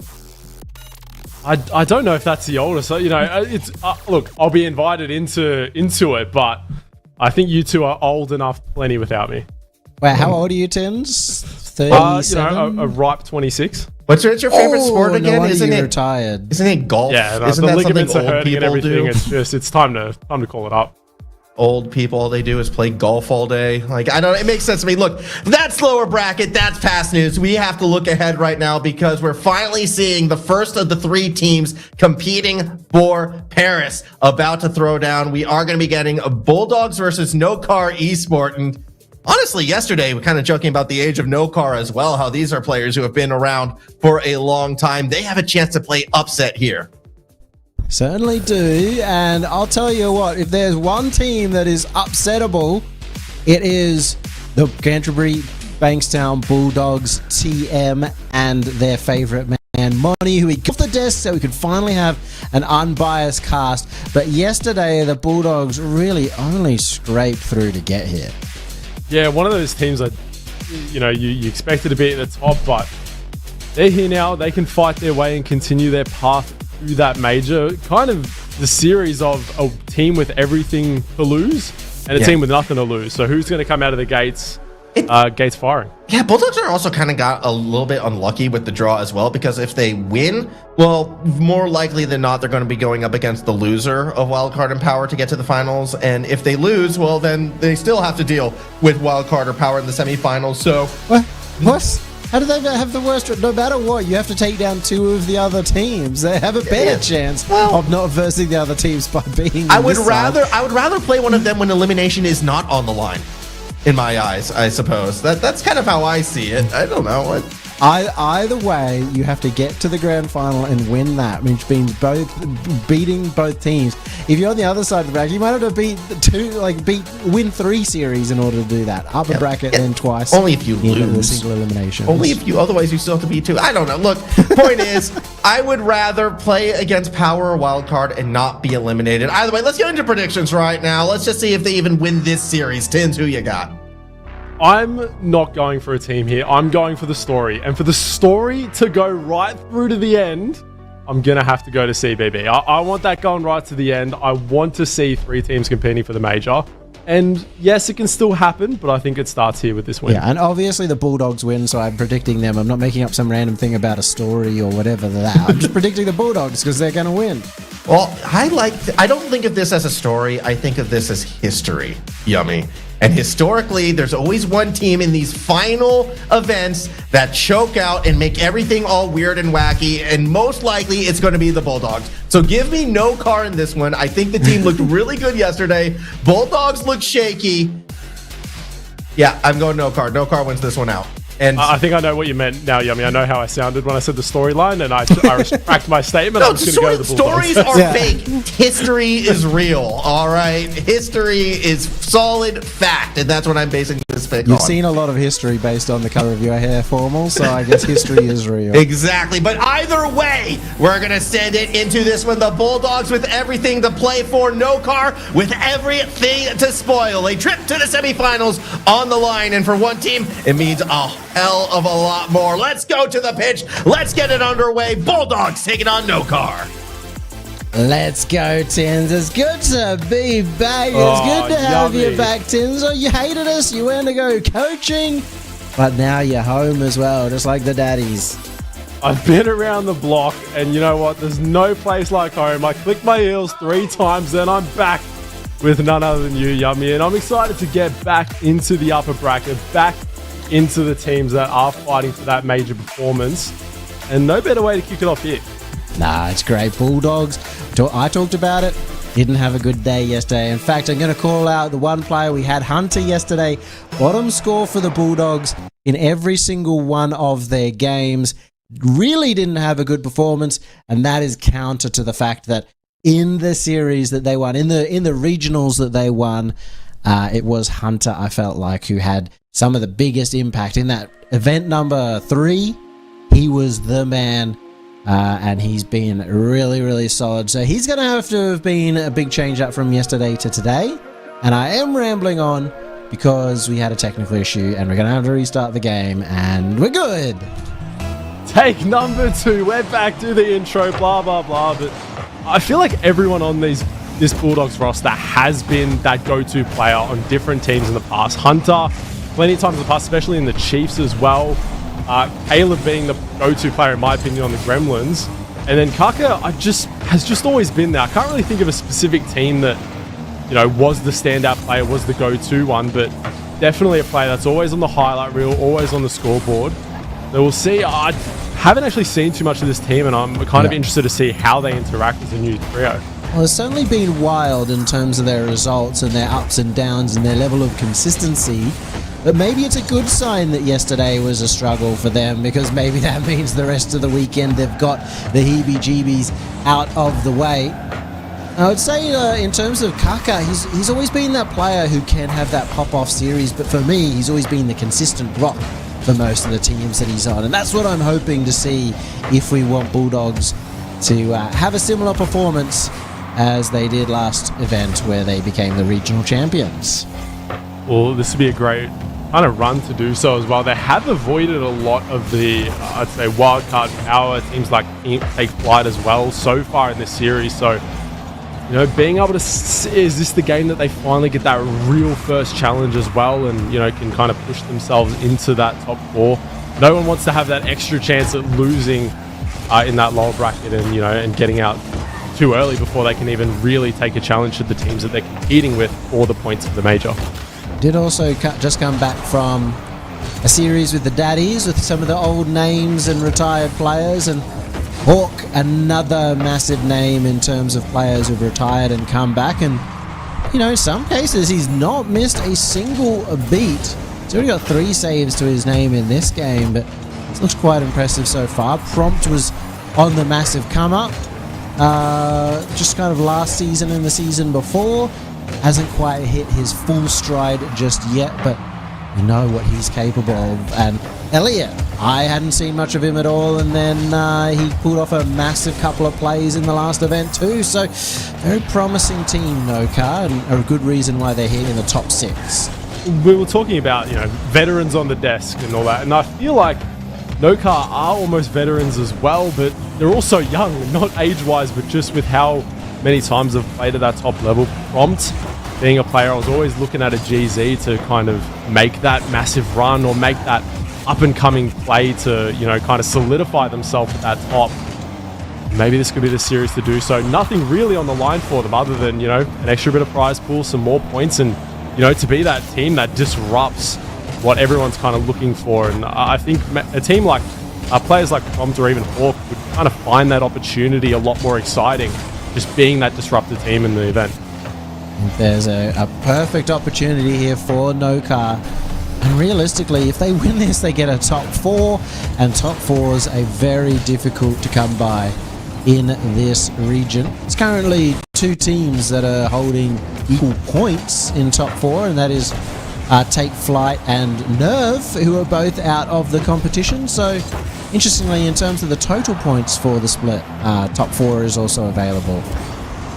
The time to really solidify yourself in and maybe get a piece of that pie is a bit of a stalemate here early on in game number 1. No one really quite able to get a proper shot on target or make that offensive play happen. Hawk is that player you look to be that starter. You look to get 100 boost, time on the ball, be able to make greatness happen, but haven't quite had that opportunity yet here in this game. A good 50. We'll put it high into the midfield as Elliot now looking to pass down a Hawk opportunity. But no team able to find the back of the net yet. A really rare situation to be at a 0-all at this point in OCE. Almost proud of the boys to not have conceded any early goals. And honestly, the defense has been more standout in OCE today than we would normally see. So as a region, you've got to have a bit of pride there. And we're heading towards that 30 seconds mark. Is there going to be a goal in regulation time, or are we going straight into the OTs? Usually I'm all for the OTs, game 7s, everything, but I feel like we've already had quite a few of those so far today. Maybe just a nice clean victory will happen, but not looking likely as no team really able to get a start. Prompt up early for this one. Kaku is able to get a clear downfield. Hawk as a player in midfield looks to get a flip reset over to Prompt. Can't make contact, and now Caleb's in a 1v1, and this is a player you love to see in those positions, but great defense from Elliot. Just like that, we might find ourselves in game 1 OT. There's a little bit of an opportunity there, to not go to OT, but we do find it. And once again, the excitement rolls on in OCE, and the closeness of these matches telling to the level of competition as they go up to what is our last weekend of the season, the culmination of all the blood, sweat and tears that these players have put in, all the work, all the scrims, and even just those ranked 2s matches against bots all come down to this. Elliott looking to get some going. No boost to work with. We'll start the offense here, but a touch goes backwards. The defense has been really good, as you pointed out, especially in that previous before overtime. The 1v1 with Caleb, in situations like that, I would put Caleb as scoring 9 times out of 10 in those positions. So either more of a credit to the defense there or just a mishap from Caleb. But regardless, we find ourselves here in the OT, an opportunity, a fake coming out. Hawk able to get the clear downfield. The thing they have done well against Caleb is not really giving him space high up. You know, he loves taking the ball up to the wall. Even there, he wanted to do it, but Elliott shadowed him the entire time so that he couldn't take it up into the air, couldn't get a long play where he can get a couple of flip resets and cause confusion. He's much more likely to score a goal in those positions. Hasn't been able to do so just yet as Elliott gets the clear out. Hulk can't get it out either. No Car Esports, though, now finds some space. The big pass downfield over to Elliott. Interesting. Didn't quite get the follow-up there. Opting to steal the boost and rotate out, trying to sustain that defense, attack, rather than give it up straight away. Hunter, good 50 over to the side. Hawk up early, good. Had the boost to work with, but not quite getting the touches here that I think I'm used to seeing from Hawk, that ball control. See if that does improve as time goes on. Elliott going up for that one. Hawk tries to center it, unable to do so just yet as Prompt is just going to back off, gets bumped out of the way as Kaka gets the clear down. No one able to find the decisive blow just yet. Prompt does have Elliott in support, but acts to go the other side, seeing the positioning of the defenders. Hawk now with some space, gets a good first touch. Can he get a center? He can, but Hunter shuts it down. Great clear, and then Kaka's going to take it over from the corner, but the pressure is not stopping here from Noka Esports. But a quick downfield shot on target. Elliott makes a diving save and keeps it at 0-0 for now. Elliott's just going to stay behind that, showing the wisdom. The most experienced player probably on his team, despite the fact that Hawk is there. Been around for a lot longer, but retired and came back. Now Elliott goes to pass it up to Hawk, and Hawk just tries to go for a backboard play, just still testing the defense, not willing to overcommit. Elliott off the backboard here. We've seen a lot of attempts trying to go for the full court edge rule. Torsos was key with that back in the day, and still is. A lot of players adapting, as now Prompt up early, might have an opportunity, puts it in the top corner and take game 1. What a shot from Prompt. It didn't feel like the goal was coming, to that touch by Hawk. Just getting it out of the defender's grip, and 3 minutes 16 is what it took for Noka to get the first goal in overtime. And, well, we saw a little bit of this yesterday from Bulldogs. Weren't able to get off to a good start, and Noka continuing the trend.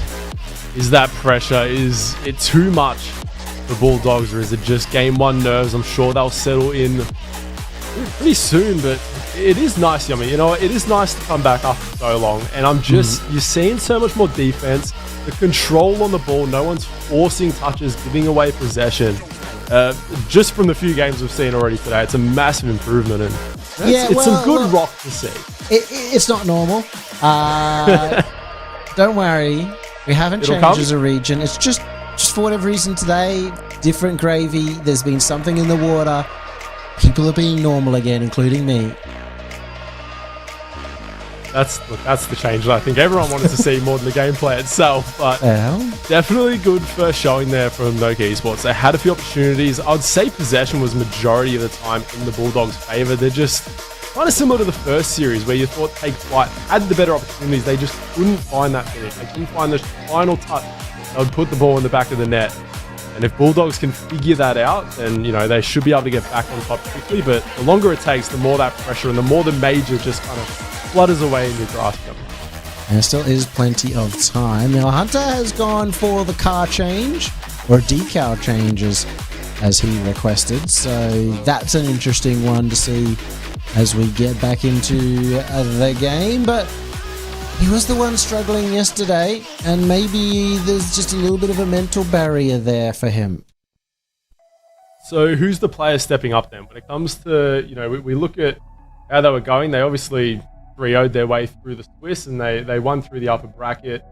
taking it a bit close to Nerve's team as well. So who was that player kind of stepping up to, lead them to still that very well-earned performance? Yesterday? Yeah.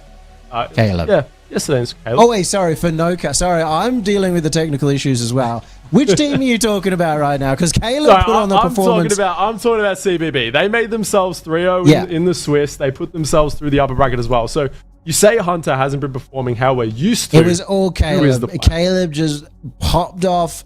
He got them the reverse sweep.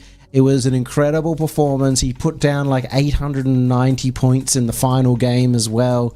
Hunter was bottom scoring for them every single game. And obviously, score and points don't matter.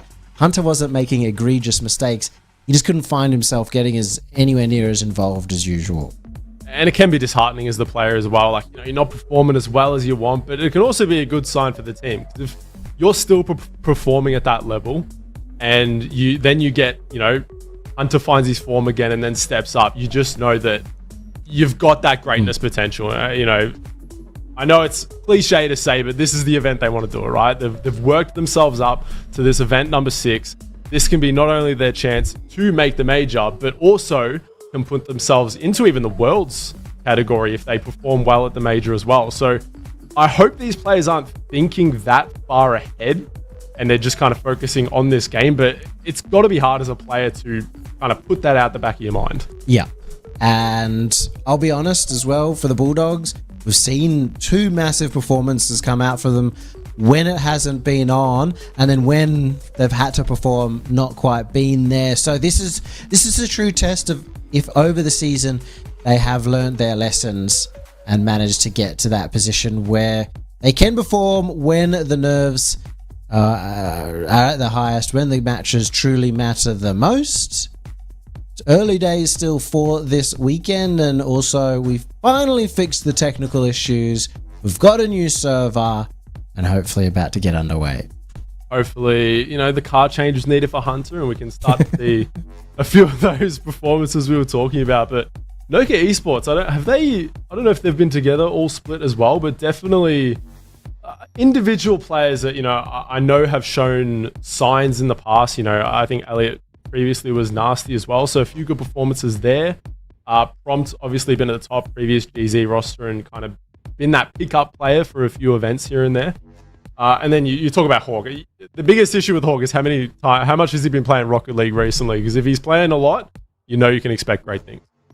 You just never know. But he has been playing well in RLCS this split. He came out of nowhere, sort of made a few jokes early on in the split about DreamHack Hawk, and yet he's managed to put on the performances and get some of the results that have been required. And it's no real surprise, no crazy surprise to see no car here in the upper bracket. But what would be a surprise is for them to win this match and be in those top 4 semi-finals. That would throw a spanner in the works, especially when you get to those top 4 matches of just what's going to happen, who's going to be versing who for top 6. Could leave more of a chance for a team that is trying to be that major contender to get knocked out in that top 6. So a lot riding on this series here, but as we talked about, you've got to take it a game at a time. CBB, they just have to work on getting this first win, getting back into form, and seeing if they can do it here. Yeah, and normally we are looking at Caleb to see if he can get those opportunities for the solo plays, but I really want to be looking at the likes of Kaka, see what he's doing to set up the plays, look at Hunter, see the impact he's having. Already a little bit awkward here for no car in the defense, but they have recovered very quickly in order to be able to control it. Hunter gets to this corner, gets the extra touch. Can he get the bump? No, Hawk still avoids it. Just seems like it's getting stopped early, but 2 front post rotations almost opened up the net for the Bulldogs to take the charge, but just awry off target there. Good 50 by Kaka. It's still in the danger zone here and plenty of time to work with. And yet again, we're seeing that OCE patience come out, forcing out 2 defenders and almost turning it into a sustainable attack. And Caleb back into center as Hawk takes it to the side. The defense strong for No Car Esports, almost trademark, I guess, for them. It seems now established across this weekend. Ability to control the defense has been difficult against the top teams, against the likes of Caleb, who gets another shot on. Awkward there for Prompt. He couldn't get the follow-up touch as he ran out of boost. And the first goal on the board for the Bulldogs. Like a shark swimming in the water, it was bound to happen eventually, and you can't make errors like that. Just touch out, couldn't quite get there. Parker's going to punish you. Gotta answer back quick, because Bulldogs is not a team that you just want to let get that confidence, get a run away with it. It could turn into a much bigger deficit, but still plenty of time, and see if they can get the counter-attack here. That's good to see as well, Caleb getting a bit of space there, or maybe not good for the No Car Esports, but as soon as he is able to get that space, you can see how good he is at setting up a play in the air that time. Prompt now trying to do it himself, doesn't find the read off the backboard, but Prompt's another player at the other end who can create amazing plays. Definitely not a play you want to give too much space to, as a lot of space was had there on that offensive attack with both players, Kaka and Elliot, not having any boost. So it wasn't able to turn into that fast break. No one in net now, as Caleb might just have an open net. Was there boost? Was there bombs? Was there anything? Yeah, he got bumped, Hawk. I see what happened, though. The reason that Hawk was flat-footed and the reason he was able to get bumped is Elliot just hanging on the backboard in a really awkward position, low down, not in a position that he could really cover anything, and the ball got behind him as a surprise. As I said, Hawk flat-footed, made him very susceptible to the bump, and here's Prompt! Oh my goodness, he had it. If there's an answer back you want, that would have been it. Prompt has the capabilities and almost puts on a spectacle there. But luckily, not able to get back to it for the side of Bulldogs, and they can keep their little 2-goal lead here.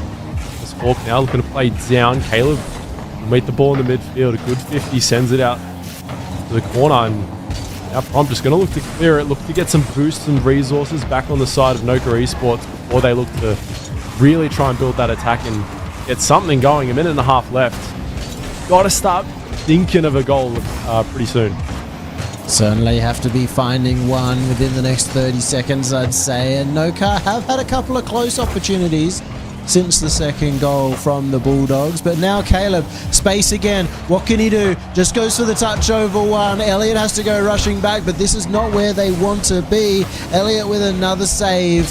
And they do get the clear out, but it's not going to lead to an attack. Actually, Caleb misses the ball. It's a little dicey. I don't think anyone thought that the ball would just go across the net like that. No one prepared for it. As Hawk trying to get something going. He has the boost to work with. Gets bumped. Makes it awkward to recover. Prompt to take over. Looking for the mid pass off the backboard. Caleb's awkward front post, but able to get the save just in time to keep it out. Elliot, they're just sending everything at it right now. A shot opportunity. It's taken aside. Hawk now with the double. Someone's got to get to it. Hunter just gets enough to keep it out. He only squeezed enough boost. There's a good bump. Elliot, he could have probably taken the shot, and that one goes wide as well of the double. Multiple opportunities here for No Car, and they finally break the dam. Gonna say not enough boost to continue, but doesn't matter how much is in the tank for Prompt. Goes to the ceiling, wave dashes to get the extra power just to get that down off Hawk, and the trust that you have to be that pushed up. It was all or nothing, and it worked in their favor. 1 goal deficit here, 20 seconds to go. Oh my goodness, they almost got the kickoff goal as well. Caleb still trying to get them while they're reeling. 15 seconds on the board, and Bulldogs have to go further back. This is the opportunity here for Noka. Centered, they go for the pass back, but it was too close to the net. A double commit. Hunter holds his nerve. And maybe, actually, hang on. This is a chance. Elliot keeps it up, but finally put down by Kaka. That was the difference I'm seeing. They take game 2, but Hunter just playing with the food there, forcing almost all 3 players over his head while he's just keeping it close, knowing as long as he stays behind that ball, the clock will hit 0 and they can walk away with the win. A good answer back there for Bulldogs. I didn't exactly see 100% whether it was in game 1 because Hunter did leave the game early. But I believe this is 7 games in a row of Hunter being bottom of the scoreboard, but you kind of see he's not making mistakes. He's not playing badly. In fact, really important play there at the last few seconds to keep control of the game. But just not getting involved. No shots on the board for him, nothing that is super threatening. That, as you said, if he steps up, if he does get to that level that we normally expect from him, that's a regional winning team. It's just doing those 1%ers that can get your team through, like in the moments, having the patience, having the communication, and just knowing, you know, how to play a situation. You're up by 1, you don't need to push for the goal, so what can you do? And Hunter is great in those moments, but you always go back to when Hunter first stepped on the scene, and he's that high, flashy, mechanical, young superstar that comes in, and you're like, goal after goal. That's what I kind of players build their facade around, and they start building their character. And then when they stop doing that, and maybe the play style changes in a team, you start seeing some differentiality come out, and then it's not what you're used to, so it's kind of weird to see. Well, it's really interesting with Hunter. Yeah, when he first came out, he was so young and so inexperienced that he was asked to just ball chase for a long time. And then all of a sudden, after his first season, second season coming in, or maybe it was even just second split, he turned around and showed that he could be an incredibly smart player as well. He had both tools in his arsenal. So really, he has gone around the block at this point in time. He's been to the international events. He knows exactly what he needs to do. Sometimes it's just finding your groove on the weekend. And once you've done that, once you've got that confidence back, then you're all good to go again. And it's always you've played at this high level for so long, but you're changing teams regularly. You're trying to find what works in that play style. It might be a while for these players to find the groove. Not everyone can just slot into any team and kind of, play the role, or, things work perfectly. So, when Hunter kind of finds that position, has the capability as a shot coming out, it's been passed back out to Hawk, and they're going to start things off here. An attack here. It was pretty relentless as this shot on just saved out by Caleb because of a bump, but because of the bump, it meant he couldn't get it clear. Really great trust coming out from Hawk too. And after Nokar struggled to score in the last game, they find one in the first minute. Nokar's having this all hands on deck offense. They're firing at all cylinders, especially towards the end of that last game.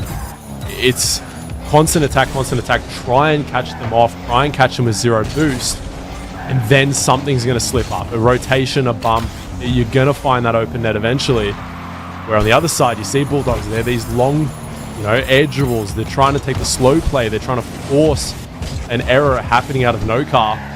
Which strategy is going to kind of strike first, what's going to be easier to play when it comes down to the wire in a must-win situation.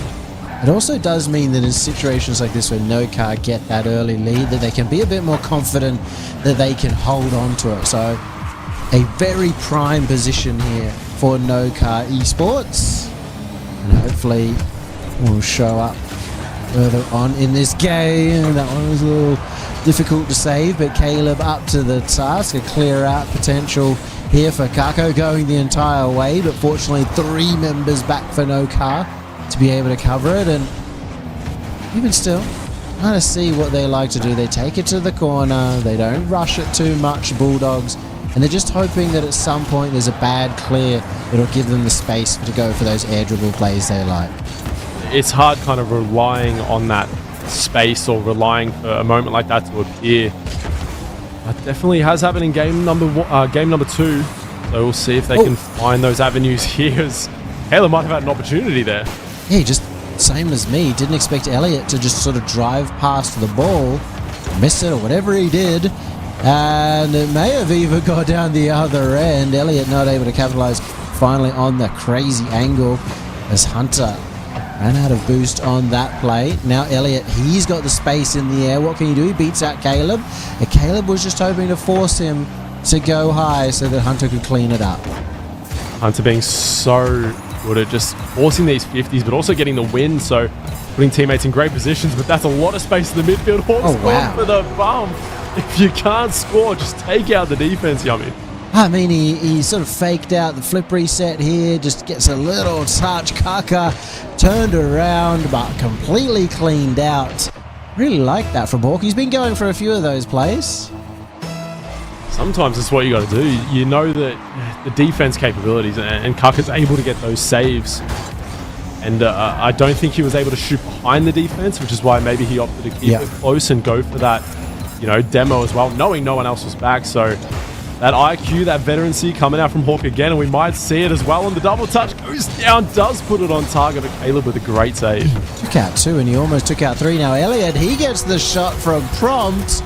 Well, Hawk wasn't able to originally create the goal, but he created a rough touch out from Caleb for his 2 teammates to just work their magic together. And No Car Esports are 3-0 now up against Bulldogs. This fast play in the corners just seemed to be starving Bulldogs out of boost. Both players there trying to make the save had no boost to work with. And that allowed for that opportunity, that awkward rotation on the backboard. Okay, Esports, I don't think they're just playing faster than Bulldogs. I think they're controlling the pace of play a lot better. They know when they should be upping the pace and, kind of putting the pressure on, but they also know, okay, let's take it slow. There's space, there's opportunity. They're playing very well. They're reading everything. It's looking very good for the rest of the series if they can keep this up. And that is a sign of experience, despite the fact that, when you look at these 2 teams, there is certainly an experience disadvantage for them. It doesn't matter, and Hunter gets on the board, just sneaking this one in, sees a little gap, and manages to thread the needle. Or couldn't quite get that touch up, and Hunter reading it perfectly, had a slither to shoot at, but to get it past the last 2 defenders, and picks the point perfectly. Got to be a sign of life here for Bulldogs. Time's running out, but there is still now a sign of life thanks to Hunter. Hunter coming out after, a few questions I had around him. Managing to get on the board once again, but they still need a second one. 30 seconds remaining. An awkward position here for the defense. Triple commit, but an unfortunate bounce towards the backboard. Oh, it's a rough touch. That one doesn't go in. Who can finish it off? It'll be Caleb. It felt like it was there for an eternity, but it was asking to be put in the back of the net. Oh, God. Couldn't quite get there. No boost. Caleb gets back just in time. That's the pressure you don't want if you're Noka Esports.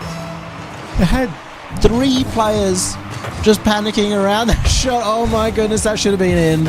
Off the kickoff. Prompt goes wide on that one, and not likely to cost them just yet unless... No, it's a good touch from Hawk to keep them out of danger for a second. A big miss, a demo, and Hunter finishes it off. It was unlosable at net. Somehow, Bulldogs have brought it back. If you're the Bulldogs, dreams really do come true. You've brought it back off 2 great plays. Hunter being on the scoring end of the last 2 goals as well, and now you're questioning everything if you're Noka. You had it in the bank. You might get a goal here. A 1v1 flick. Hunter gets back to make the save. Overtime in game 3. I thought that Noka were in an unlosable position. Turns out it was a winnable position for the Bulldogs.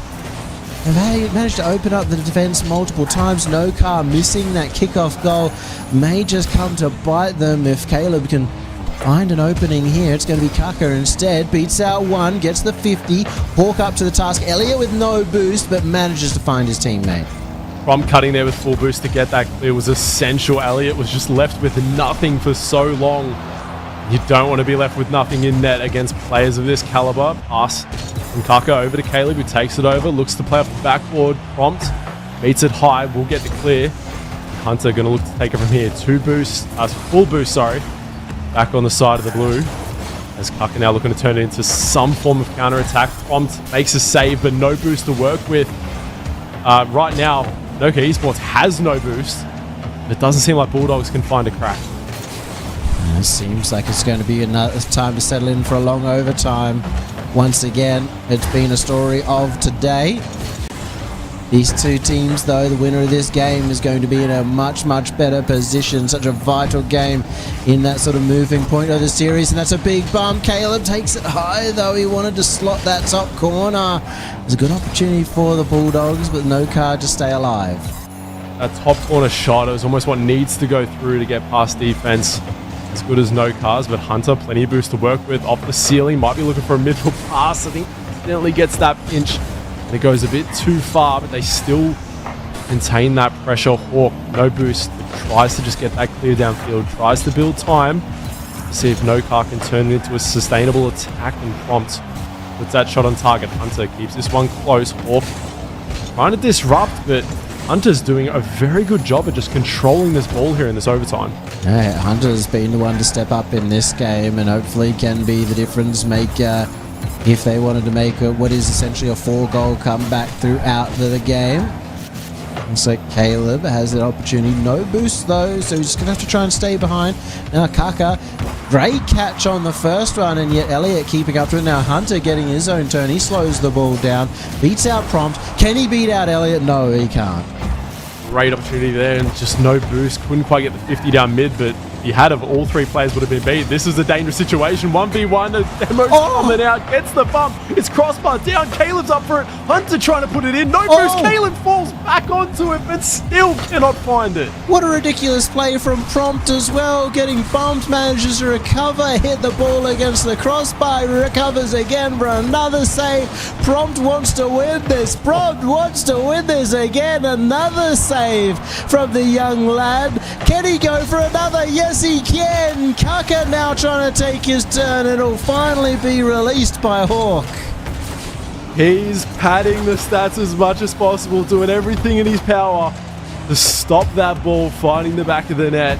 But he's not the one back now. It's Elliott and Hawk who have to make an attempt. Elliott, great control there, but it does pass over to Hunter, who has enough boost to try and get a shot on target. It is played aside, but Kaka now has an opportunity. Hawk has to fly back to the front post in order to keep it out of the net. And we go back the other way.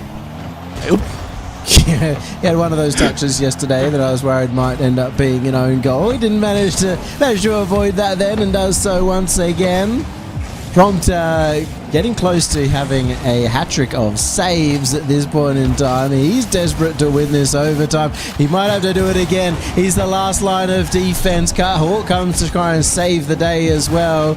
Prompt staying further back. I'm kind of trying to keep my eyes on him at this point in time in this overtime. He may even have more work to do. Prompt gets beaten by Hunter. Hawk just puts a little fake on to stop the challenge.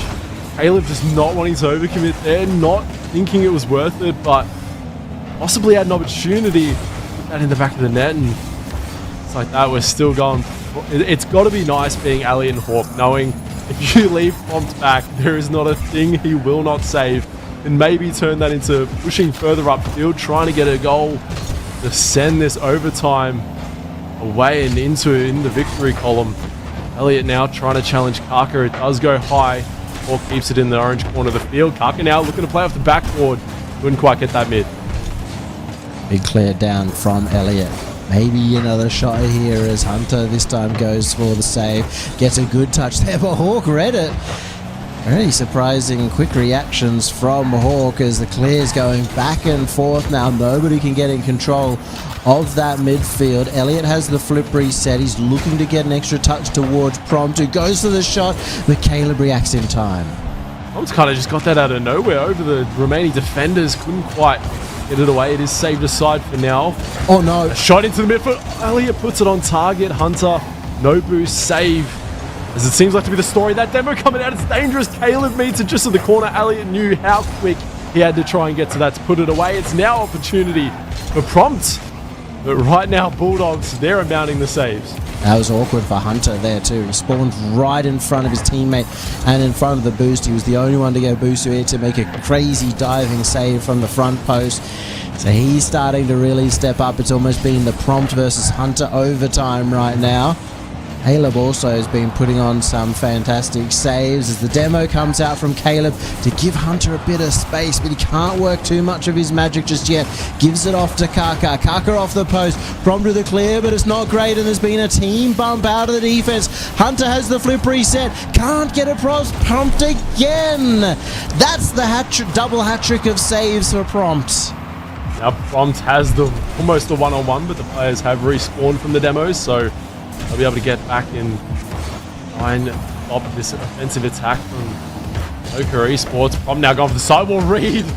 Almost a dangerous territory. Kaka just has to try and get the clear. Walk up early. Not much boost to work with, but able to get a touch over to the corner. Bulldogs get a big clear into the midfield. Just no boost, it seems like, from anyone on the field, as so many players go without as they try get this final goal in the overtime, almost at 7 minutes, Yummy. and it seems like no team is willing to budge. And it's gone on such a long overtime that my game literally crashed. So we're now casting from the production, and Kaka does it. All they had to take was for me to not be able to see what's going on anymore. Caleb with a shot forces out the double commit, and finally 6 minutes 58 seconds, and Bulldogs take it after we were 3 goals down. That was all it took, was just that little mistouch on defense. Caleb forces out the 2. Just like that, they win back-to-back games. Might even see a timeout coming from Nokar. It has worked in favor once before today. But what a series. Both teams able to get on the scoreboard. 7 goals apiece. Hunter not quite able to get at the top, but definitely in his own right. 2 goals, 4 saves, able to make that kind of statement piece. And it just goes to show, when Hunter's finally firing on all cylinders, they can come back from 3-0 down with 40 seconds to go and then win an OT.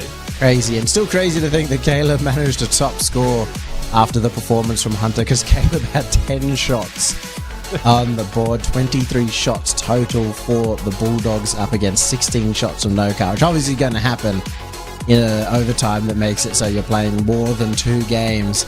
And it's fortunate for both of these teams that this is the only series they have to play today, because that's got to be draining.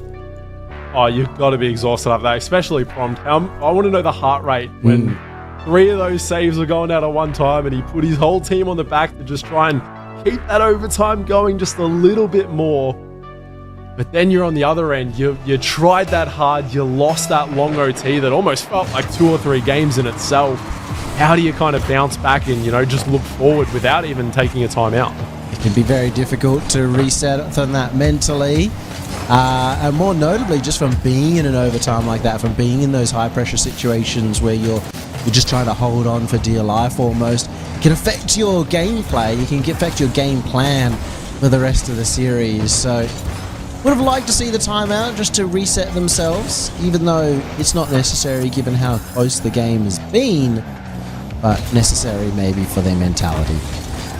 You definitely don't feel like you need a timeout. Nothing really needs fixing, right? They played a great game there. They probably spent a lot more time on defense than we're probably used to seeing. They've kind of been the aggressors here in this series, and Bulldogs taking a lot more of the time, a lot more of the space, and happy to kind of turtle on defense for a lot longer. So Nokar definitely experiencing probably a different side of Bulldogs here.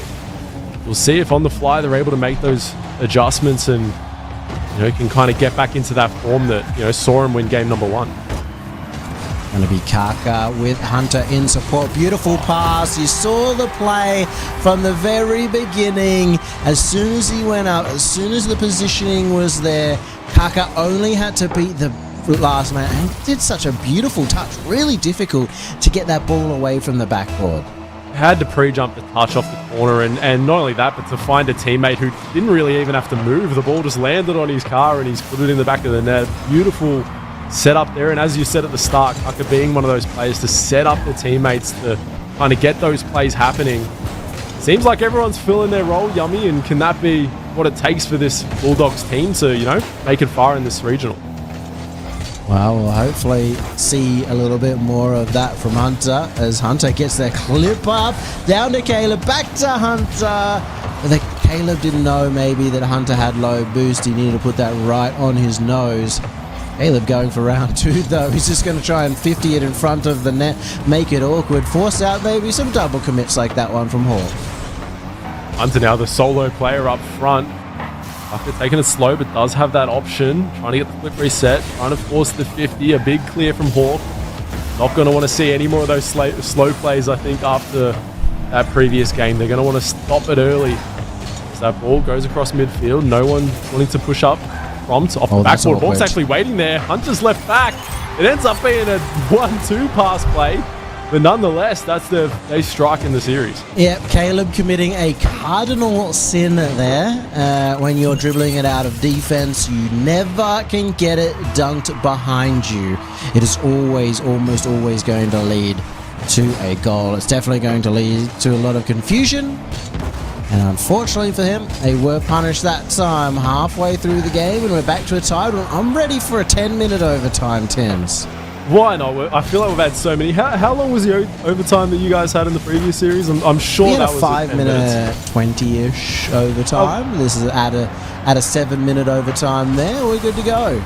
Yeah, so we're just slow. So the next one's going to be 9. We're slowly increasing it. That's what's happening. You know, defense is getting too good in OCE, too good. And now we're not scoring enough goals. Defense too good, offense too bad. Who knows what the answer is? We'll say it's the defense being on form, especially in these high-pressure overtimes where nobody does want to be the one to let that goal in. Now, Caleb, he's been the one instrumental in opening up the defenses, hasn't been able to do it this time. Kaka was the one who opened it up last time, but can't get it past Elliott on round number 2. Prompt with the pass down. Very clever play between Prompt and Hawk, who manages to take it the entire way. I thought that was going to be an easy 50 there, but you're right. Just the communication to touch that down to a teammate. Turned it into a decent attack, but it might turn into a goal the other way. Hunter getting the pass down to Caleb, and Caleb getting the redirect off Hawk.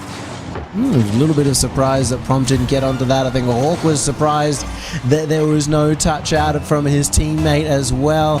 And Bulldogs starting to feel a little bit more well-oiled out of that defense and using their teammates a bit more in that case. I mean, Caleb and Hunter. Kaka tried to get an interesting touch there, but Elliott's been once bitten, twice shy. Now Caleb getting beaten out once again by Prompt, who we keep talking about in that defensive area. It becomes almost an issue. Like before, Hawk expecting Prompt to maybe do way more than he's physically able to, always expecting to make that save, always expecting to be on the defensive end. You start getting a little bit too trustworthy. No card, maybe relying on Prompt to make those touches a little bit too often and leaving the net a little bit open, but Prompt able to dive in a way to get that a save. Defense is not where they want to be. They want to turn this into an attack. Elliott trying to pass into the mid. Caleb with a pre-jump does enough to interrupt that, but Hunter's up too. It does work out as Hunter's able to land on that play, and they do keep the ball on the orange side of the field. I think everybody was surprised by Hunter being able to recover from that one. Kaka and Caleb getting little crossed wires there, but it didn't cost them. Maybe in the follow-up opportunity. 15 seconds remaining though, and they don't actually need a goal. It's No Car Esports that find themselves breathing down the neck of match point. Kaka tries to leave it. They don't want to take the risk. They just want to keep the pressure on. Prompt avoids the bump, but they cannot get it out of defense. And Bulldogs, they're going to have 3 match points in a row. And once again, Hunter at the top. Great turnaround there from the Bulldogs. They got the early lead. They just managed to hold on to it. No Car Esports, you had the game 1 win. You had the 3-goal lead in game 3. And just like that, you're already down in the series. You have to get that. You have to win the next one to try and give yourself that best opportunity. You don't want to be going up against Bulldogs when they've got the momentum, they've got the series lead, and they're going into that, that game 4, game 5, hungry to get the win and hungry to move forward into the bracket. Yeah, once again, we look at the mentality and question about whether they should have taken the timeout before this game. They still don't call the timeout, No Car Esports, so I guess they're just confident in their abilities. The games have been close, but just because they're close doesn't mean you shouldn't call the timeout. But we are just going to go straight into the next game. And, well, No Car, they're going to have to try and turn this around in any way they possibly can. It could be, most teams think about, do we need a timeout? Do we need a timeout to calm down, to work out a strategy? Sometimes it can just be to ice the other team. If they've got the momentum, if they're pushing it in, sometimes it can just be to make them maybe start to think about, strategies or what they can be doing better in the 60 minutes, so there's that avenue of it as well. 60 minutes, yeah, we should do 60-minute overtime. 60 minutes? Can you imagine? I could order some food. We could just relax. That would be great. But game 2 of them are series as well. I'm okay with it. And you know what? Now we need that timeout. We've got the pause, technical difficulties as we look to move into. Is this game 5? I've been out of it for too long. Yeah, I mean, I'm losing track of time here. Yes, it would be game 5. It's 3-1, so we're heading into game 5. We're back into the game, and we're back to pause. Don't worry about it. Hazard is already yelling at Guru for doing this once again. It is not an ideal situation here. We just can't even get a game going. What's going on? Look, we're just making sure everyone knows what they want to do off kickoff. You know, maybe if you had a faked that one, it could be a mind game. Don't fake the next one. We never know. But yeah, we look to get that restarted really quick. No Car Esports, just I do want to know what's going on. It does say on Wikipedia they do have a coach, so I'm not too sure about that situation. But, maybe having someone there just to kind of have that talk, or just the confidence saying, hey guys, we got this. We don't need the timeout. We know what we need to do. Let's take it forward. Let's get game number 5 and let's try and tie up the series. Or maybe they just knew there'd be technical difficulties, which is the nickname we give to Guru.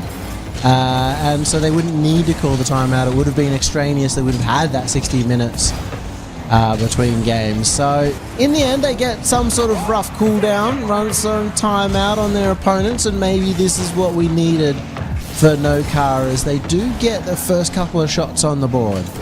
They're starting out firing. They've got no boost in the tank, but somehow they're able to keep Bulldogs on the back foot.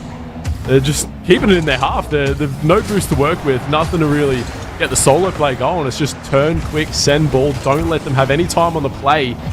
And that could be a strategy moving forward, is stop these kind of slow overarching plays and get the quick goal. That is crazy from Prompt. He hits that up into the roof, gets bumped into the roof, uses it to get a flip reset, catches everybody off guard, except for his teammate Hawk, who always trusted in him. I don't know how you can count for that happening, how you can be prepared for it, but Hawk was the faith. Maybe Hawk's Promise made one too many saves on the defensive end, and he's just gained that level of trust from his teammates that no one thought was possible. A great play there to get that early goal and to try and get that momentum back in your way. Caleb off the ceiling puts a shot on target. Elliott this time with the save. That was a surprising angle. Fortunately for Elliott, he was kind of covering the entire net so that he could cover that shot from Caleb. He's had deft touches throughout the series so far. Elliott not quite being the forefront for No Car Esports, but could have been there with a pass across. Caleb managing to make the save. A bit of awkwardness in the defense here for the Bulldogs, but they get away without going 2 goals down.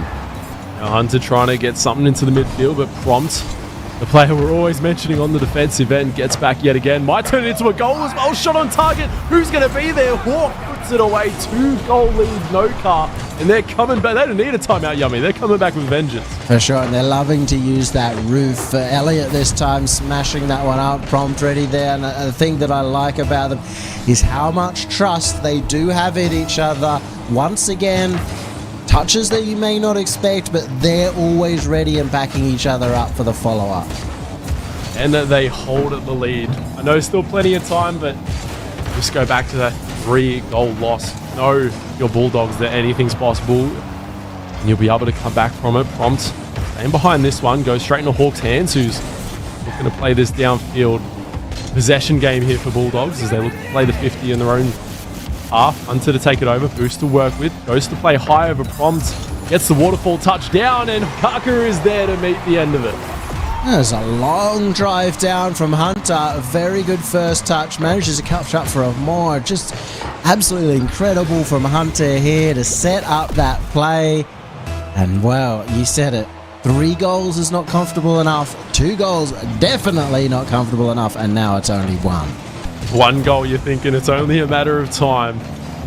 As long as that clock still has some time left on it. Walk over to the midfield. Actually, a pre-jumping Elliott. That's going to outpace that final defender. Prompt now looking to get a flick on target, but Hunter rotating back. Opts to cut that play and saves the awkward touch needed there from his teammate. It's going to be the defense once again that has to hold up for No Car. Always under the test in this time, but Caleb has missed the ball. Hunter just trying to collect it, settle it down once again in the midfield. Gets the touch across to Kaka with the demo, but he took out the wrong man. You gotta take out Prompt, who's got multiple saves once again, multiple touches in this one defensive play. At what point you just start targeting the demos? You know what name you need to go after. You know who might put it in the back of the net is Kaka. Again, trying to get that second goal. Already got the first one. Now on the backboard this time, keeping it close. No one challenging early, so looking for a pass, looking for a touchdown field. Gets a good 50. Noka Esports is doing a great job of just turning. They know they don't need 100 boost. Bulldogs are taking time on the play. They're slow playing it a lot, and that kind of allows this constant rotation out from Noka Esports to apply that pressure. And once again, Prompt recovering from a bump to the roof. This time bump from his own teammate, but it doesn't particularly matter either. Prompt gets bumped by everyone, and he just does not care. It's been 12 shots to 3 so far, although with 55 seconds left, it doesn't matter how many shots go on the board. It could just be that next goal that wins the series, or at least gets to overtime for the Bulldogs. And it's Kaka with the air dribble bump, but Elliot this time gets a piece of the action. Kaka gets the bump, but all players just ended up bouncing on each other. Awkward touches, no one able to read it. Almost went in favour of Bulldogs, but no one was quite there able to stop it. Kaka with plenty of boost to work with. Tries to play 50 out to mid. Hawk rotating front post, able to find the end of it. Caleb goes for the flip reset. Couldn't quite get it, but does communicate to Hunter, who's able to take over from the play. They're circling now the Bulldogs as they look to get a pass down that does make a connection. Kaka now looking for the backboard touch. Can't quite get it. They're still on the defensive end. Hunter just trying to keep it alive. Caleb up early. Hawk says no to that play. Just like that, Kaka has to go the distance. And Kaka does have this chance, has the boost, gets the flip reset, gets the bump! But Elliot was behind to save the day. Hunter still keeps it up. Now Caleb, he's got full boost, but Prompt is there once again. Prompt keeps the defense in action, and he keeps no car on the pitch. They take the series back to a tie, and Prompt just not only getting the saves, being in the position on the defensive end, but always seems to have no boost while doing it. And be able to play at that level with that defense with no boost just shows how good his positioning is. He knows where he needs to be. Front post, back post, on the backboard. He's been really holding this team together on the defensive end. And it's showing once they start getting pushed on that offense, they're starting to make things happen, and they can really take it to Bulldogs. We did get the question as well, where's CJ today? Well, his team Shopify Rebellion qualified for the Paris Major, so he's got better things to do. He doesn't care, and you're a little upset by that, Tims. I'm just saying, you got me. Why are people asking where's CJ? I don't understand. Don't worry about him. It's a fair trade. It's a fair trade, Yummy. Upgrade, we would call it. Yeah. Well, look, you know who won out on that? That upgrade. The people watching. That's who won out. And Yummy. Yummy missed me. Just kept messaging me. It was annoying. I kept saying, "Save me, save me." I just need anyone, anything. Put a rock next to me. I'd rather cast with that than CJ. But he's off playing golf. He'll be back here tomorrow, no doubt. And speaking of coming back tomorrow, both of these teams will. But one of them in the top 4, one of them coming out 6. And so far, no car holding on, but it feels like a matter of time for Bulldogs to just win a game in one of the next 2. Bulldogs just want to make their run as easy as possible. They don't want an opportunity. They want as less games as possible to get through to that final top 4, final top 2. I'm not quite sure who they'll be versing in that top 6 matchup, but it's just a game you don't want to have to play if you don't want to. You don't want that extra stress. You want to put it through now, get into the top 4, get it past midfield from Caleb, who couldn't quite find Kaka on the other end. Would certainly cause some confusion in the bracket as well. If 2 of our top 4 teams were in the same side, or all 3 of the top 4 teams would be in the same side of the bracket at some point.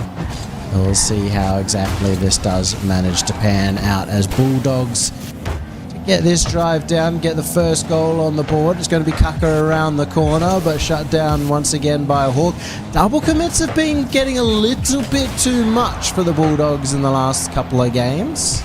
They've gotten away with it a few times, because there's always one player who's able to at least get a good touch and keep it out of the way, but moments like that just show you that even when you get away with a double commit, it's nothing you want to see. It's nothing you want to be able to have to recover from, and luckily they get away with it there. Caleb Has the boost to work with, has a few options midfield, beats out one. There's one player left on the defensive end, but that player is prompt, and you almost feel safe at this point when that's the last player left.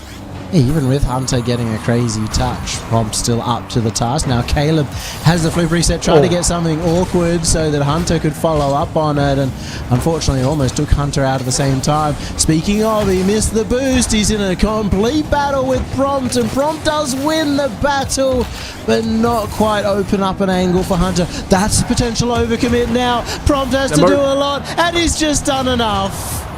Just done enough to keep it out, but Caleb's up, no boost to work with. Prompt able to get it clear. A great opportunity for Bulldogs to take that early lead, but you do just enough to keep it out of the back of the net. Tucker with a great fake, and it doesn't matter how good you are on defense, nothing beats a good fake. Yeah, Elliott went up early. Prompt thought that ball was going to go incredibly high, and as soon as he went up, he had to commit to one option or the other. Kaka, presence of mind, as this team has had all series long. You said it, they're willing to slow it down every single time. Players like that, when almost an edgeable coming out from Hawk, but when you got plays like that, when you're the last defender, you've almost got to force them to make something move, because you know players like Caleb, players like Kaka, they can do so much in that 1v1 situation that you're almost left stranded. You got to try and make them force high, force low. Prompt in that situation, just making that last minute mistake. Bulldogs, they're in the position they want to be. They've led so far in this series. They've led well, but that lead is going to be cut down. Elliott just takes out everyone through the front post. He's had a few quiet ones, but this case, great first touch. The angle on the second beats everybody else, and all three members were in defense. But once again, Tins, remind you, everybody on the Bulldogs have had these moments of getting on top of each other, of being too keen for the ball, causing double commits and positional errors from them. So now, we have the full length of the field. Elliott tries to go for this one, but no boost. It does delay Kaka a little bit, thinking Elliott might have got that touch. Now no boost to work with on the side of Bulldogs, and Caleb being that last defender left, no boost either, has to force that play early and makes the right decision. And that turns into a nice little attack here from the Bulldogs. Hunter up, great first touch, keeps it close over one, prompts back, and now it looks to be another error coming out. They're making Prompt second guess everything. Yeah, this touch right there from Hunter, brilliant. Prompt thought he was getting bumped, so he slowed himself down, I guess. That's why he doesn't get a touch. It looks silly. It can make our lowlights of the day for tomorrow, but I'll be honest, I'm saying it as a pride father of the region, it looks like we don't have enough for a lowlights package this week. Caleb trying to add to the highlights package though. A nice air dribble, gets it off the corner. That's so quick. And that's just classic. You know, nothing beats a good old air dribble into the back of the net. Prompt yet again, no boost to work with. 2-goal lead here for the Bulldogs. The fact that he collected it so quickly off that bottom corner and still kept controlling. You know, normally if you rush for the ball gets away from you. Caleb controlling it the entire way. This is why he's able to dominate series. Seems to be able to do it right here, and that's going to be another one from Caleb to Kaka, and he just can get it on his nose every single time. Kaka was pre-jumping, gets a pre-jump flip reset. Mwah. Just a thing of beauty. I was looking at Kaka the whole time going, this is the slowest pre-jump. You're not going to get any power of that. But a flip reset pass over to a pre-jump, flip reset goal. What can't these players do? We're talking about the lowlights, but I think we might have just had a really good highlight. Yeah, a couple of back-to-back highlights in a row for these young lads, and that's 50 seconds on the clock with a 3-goal lead. Only Noka so far have shown that they're able to throw a lead like that. I'm expecting the Bulldogs to be able to handle it on, and I spoke too soon. Nothing is out of reach in this series. Every lead is not safe, but just that touch there from Hawk, that throwing Caleb into that awkward, is it going in the top net? Is it going to hit the backboard, having to make that challenge, and just gets wrong. perfect placement on the backboard. Now Prom looking for the bump on the last defender. Tried to secure a quick second goal. Then Hunter's able to try and make sense of this. Now looking for the double. Elliott meets it on the backboard. The game makes sense again, and we've calmed down a little bit from goal after goal. A little bit. Oh, that could have been the one that sort of sent it a little bit wild on the other way. What a save from Prompt, and Elliott gets in the action too. How have they managed that? I just thought we were going to make a top 5 playlist from this series alone, but it almost turns into a save on Prom's highlights so far this series. But it's not going to be enough. The clock will hit 0. Bulldogs will get that win in the upper bracket. They go through to top 4, and their grasp at that major just looks a little bit more in reach, Yummy. They go through to the top 4. They prove themselves in the upper bracket. That being said, I'm sure they would have liked it to be a bit more comfortable. They're going to need to work on their starts if they want to be able to take down the big dogs of power and wild card tomorrow. But at least for now, they have made it through to that vital stage. They definitely showed those glimpses that they can compete with the best of them. If the mechanics start going like that, they're going to be near impossible to stop. But you know, it's always a new day when that get to that championship Sunday. The nerves start getting a little bit more real, and teams can crumble under that pressure. So you just know, regardless of what happens in that final series today, tomorrow's just looking to shape up better and better. Certainly is. The Bulldogs going to, well, they're in the fight for the major tomorrow, and No Car Esports still get to continue their run as well. Though, perhaps not on the side of the bracket they won. Let's quickly confirm that. Oh no, I actually think they're up against Team Abyssal in the lower bracket, so they still have plenty of opportunity to still get into that top 4. And the way that they played today, I think they're probably the favourites. Yeah, definitely. The side of the bracket you want to be on is not the one where you have to versus the loser of Power and Wild Card. So, great showing from them. It'll be very interesting to see the two style match up against, Team Abyssal and them. But we will find all that tomorrow. We'll find all that in the last series. We'll be back shortly after this break.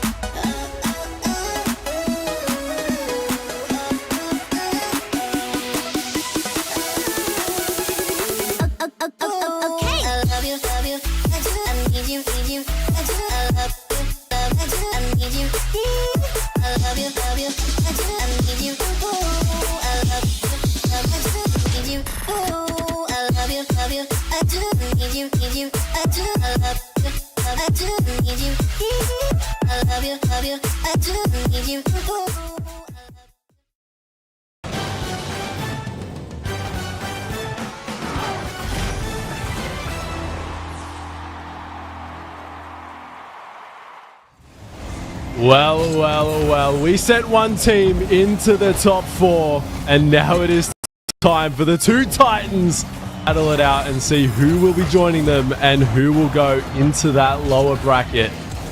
We've finally got the trio that everyone has wanted to see, all one of us. And, you know, this is what we wanted. We just had a series. We sent CBB into their you know, their top 4. They made the run. They got the win eventually. Formal, Monty, you get to take us away with probably the series of the day, I think we can all say.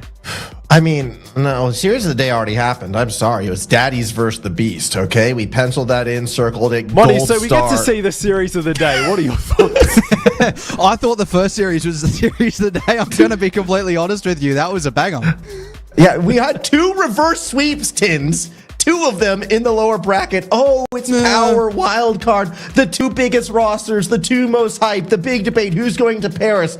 Yeah. No, okay, no, seriously, this is going to be a fun one. This is the big match. Everybody who I have been talking to within the scene, they're looking at this like, hold on, the winner of this match today, favorites to go to Paris. Don't secure it, but they're going to be the favorites. They are going to be the team with the target on their back, but they're also going to be the team in the best position, Monty, to take it all the way. Yeah, the Bulldogs not really performing to the level we expected from them after Open 5, so I think it really is a massive chance for either one of these teams to pencil an early grand final look.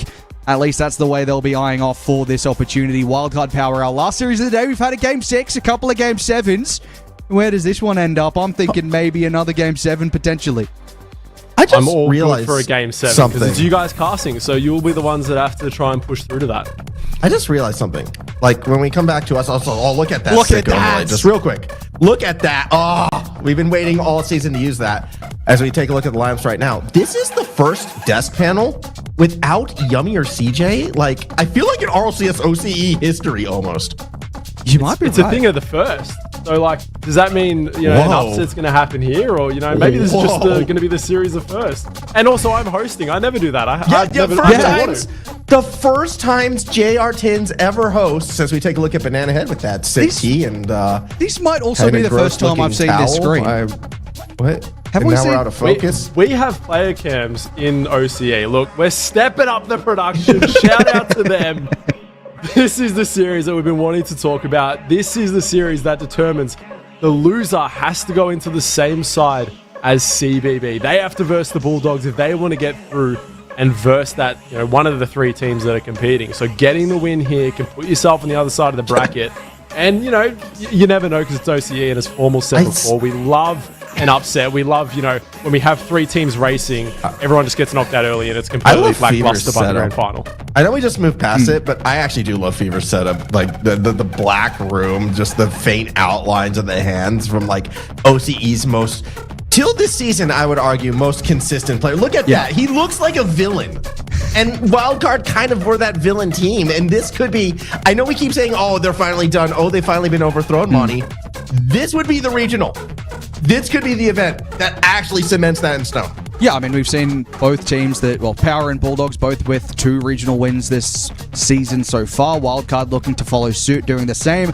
This is very much the most important matchup for Wildcard in terms of, this open is the most important open for Wildcard to get the results. And I think they've got to lock in Fever. He's looking kind of reminiscent for me of old school Justin, sort of. I say old school, like 21, 22 sort of Justin in the dungeon without any lights on. Old school? That's old school. It still feels like yesterday. I don't know. Yeah. I know. Look, someone in chat just said, you know, Fever looks like Darth Vader. So, you know, we had the Daddies, series before, but can that be what it takes for Wildcard to push that through? We're going to start off predictions. And because I'm the host, I finally get to go last because I want to. Monty, start us off. Monty, this is our chance. Silent strike. Guys, production, make him talk, please. This is my one. Don't take this away from me, guys. This is my one chance to go last. You know what? I'll start it off. I said it at the start. Who the player I was looking for, and that player's playing in this lobby right here. Give me Power. I don't even care who you guys want to go for. All right. This is tough. I'm going Power as well. I trust our host. Our host is doing a good job. Okay. He's a good person. I'm liking Power. But here's the thing, Monty. Wildcard wins tomorrow.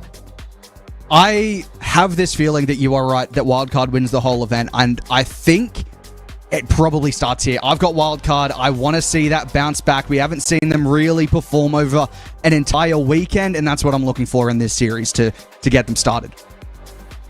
You always need that one person to just go for the losers to make sure everyone feels involved, but this will be the matchup that everyone wants to see. And you know what?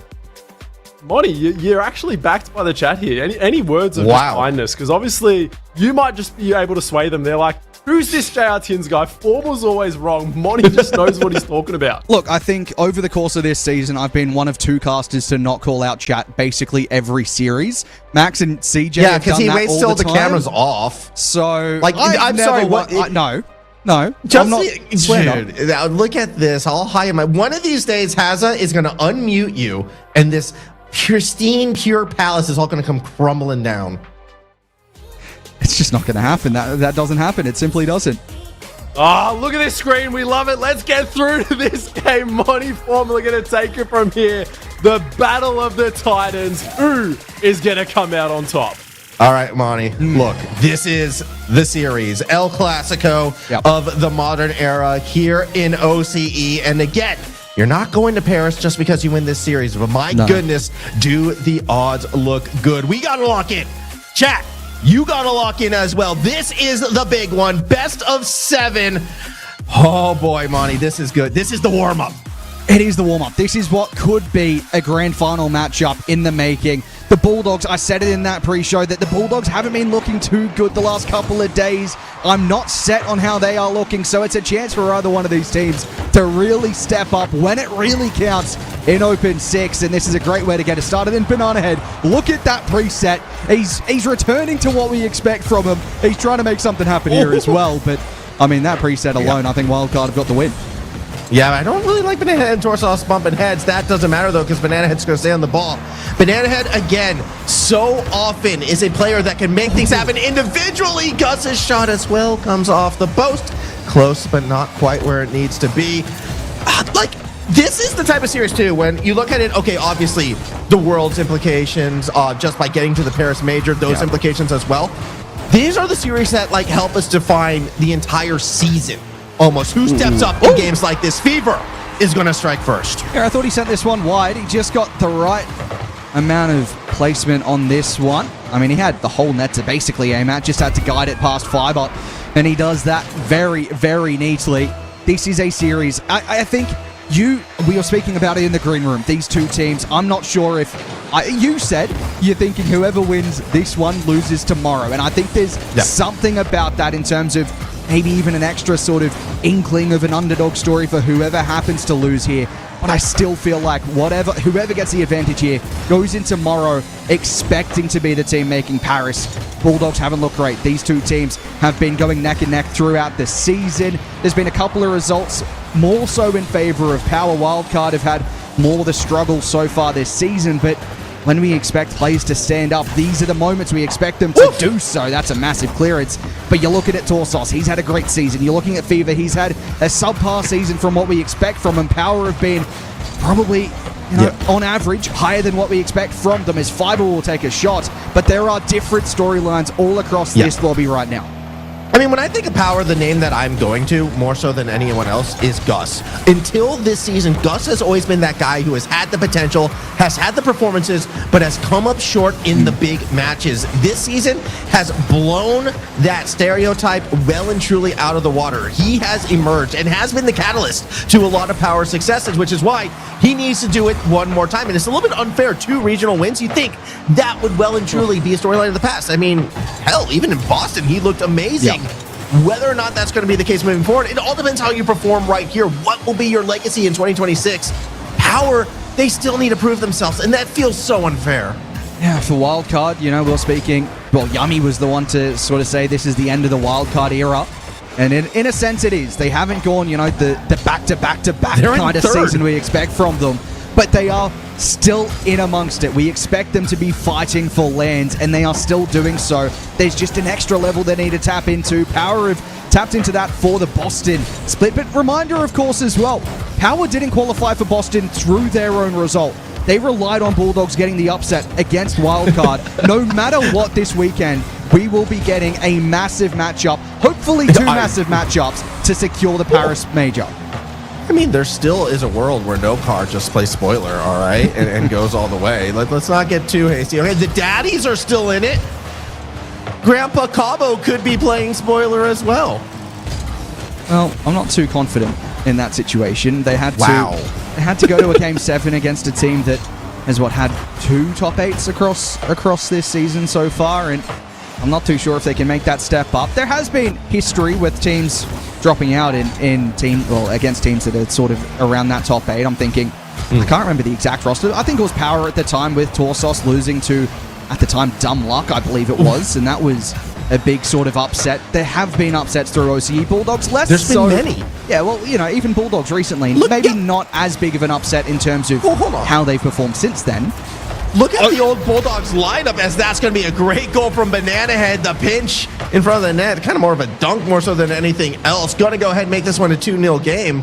You bring up the Bulldogs money. You want to talk about upsets. What about that run when the lineup of Kaka, Finn, and Chorez took out all of the teams contending?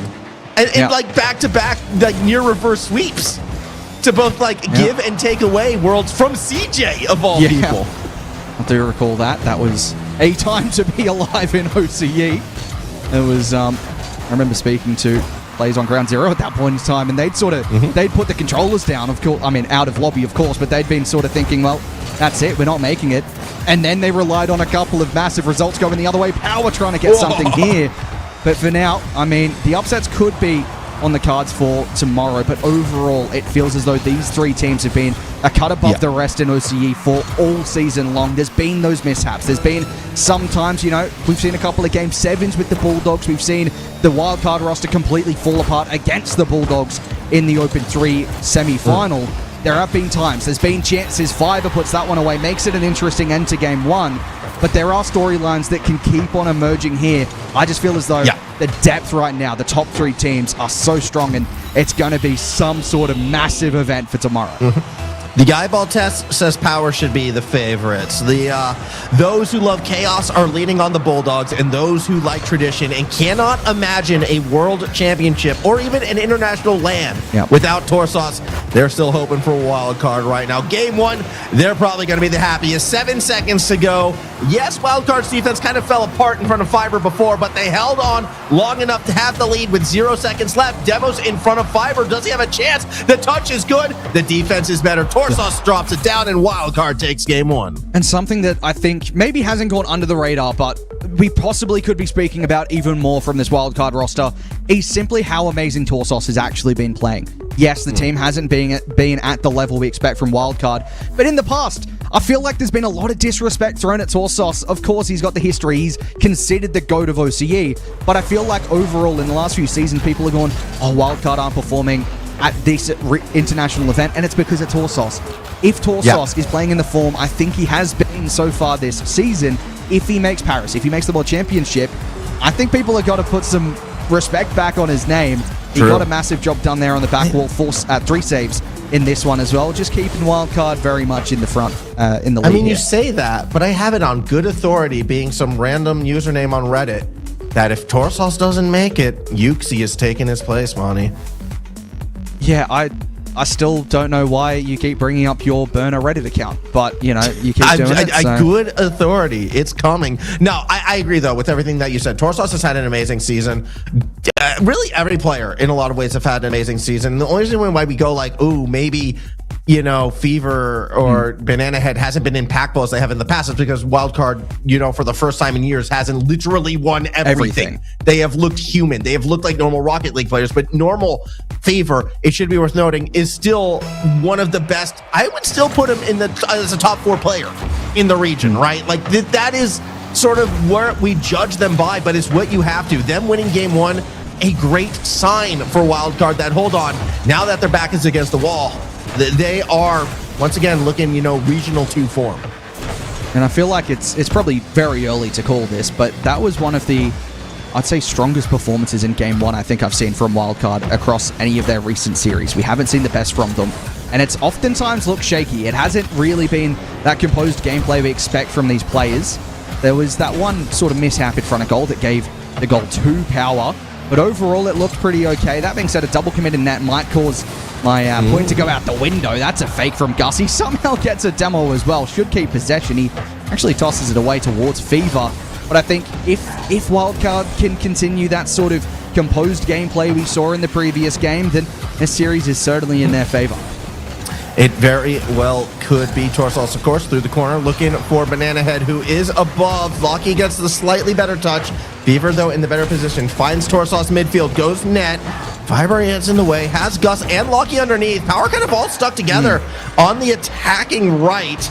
This could come back to hurt them if Banana Head can make a defender miss. He does, but can't do too much after that. Wildcard still just content to stay midfield. That's a ball forward from Super Locky. Torsos, the first one up to it. Now Fever, light touch in a dangerous position if he loses possession, which, well, he sort of did. Ended up going back into the hands of Torsos. Now Banana Head has to backflip out of that play. Fiber will take a shot on target. Fever with the stop.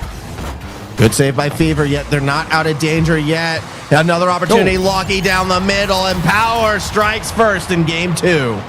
I'm not sure what exactly happened here. Banana Head went early and Fever got bumped off the back wall. That's what I missed on the first viewing.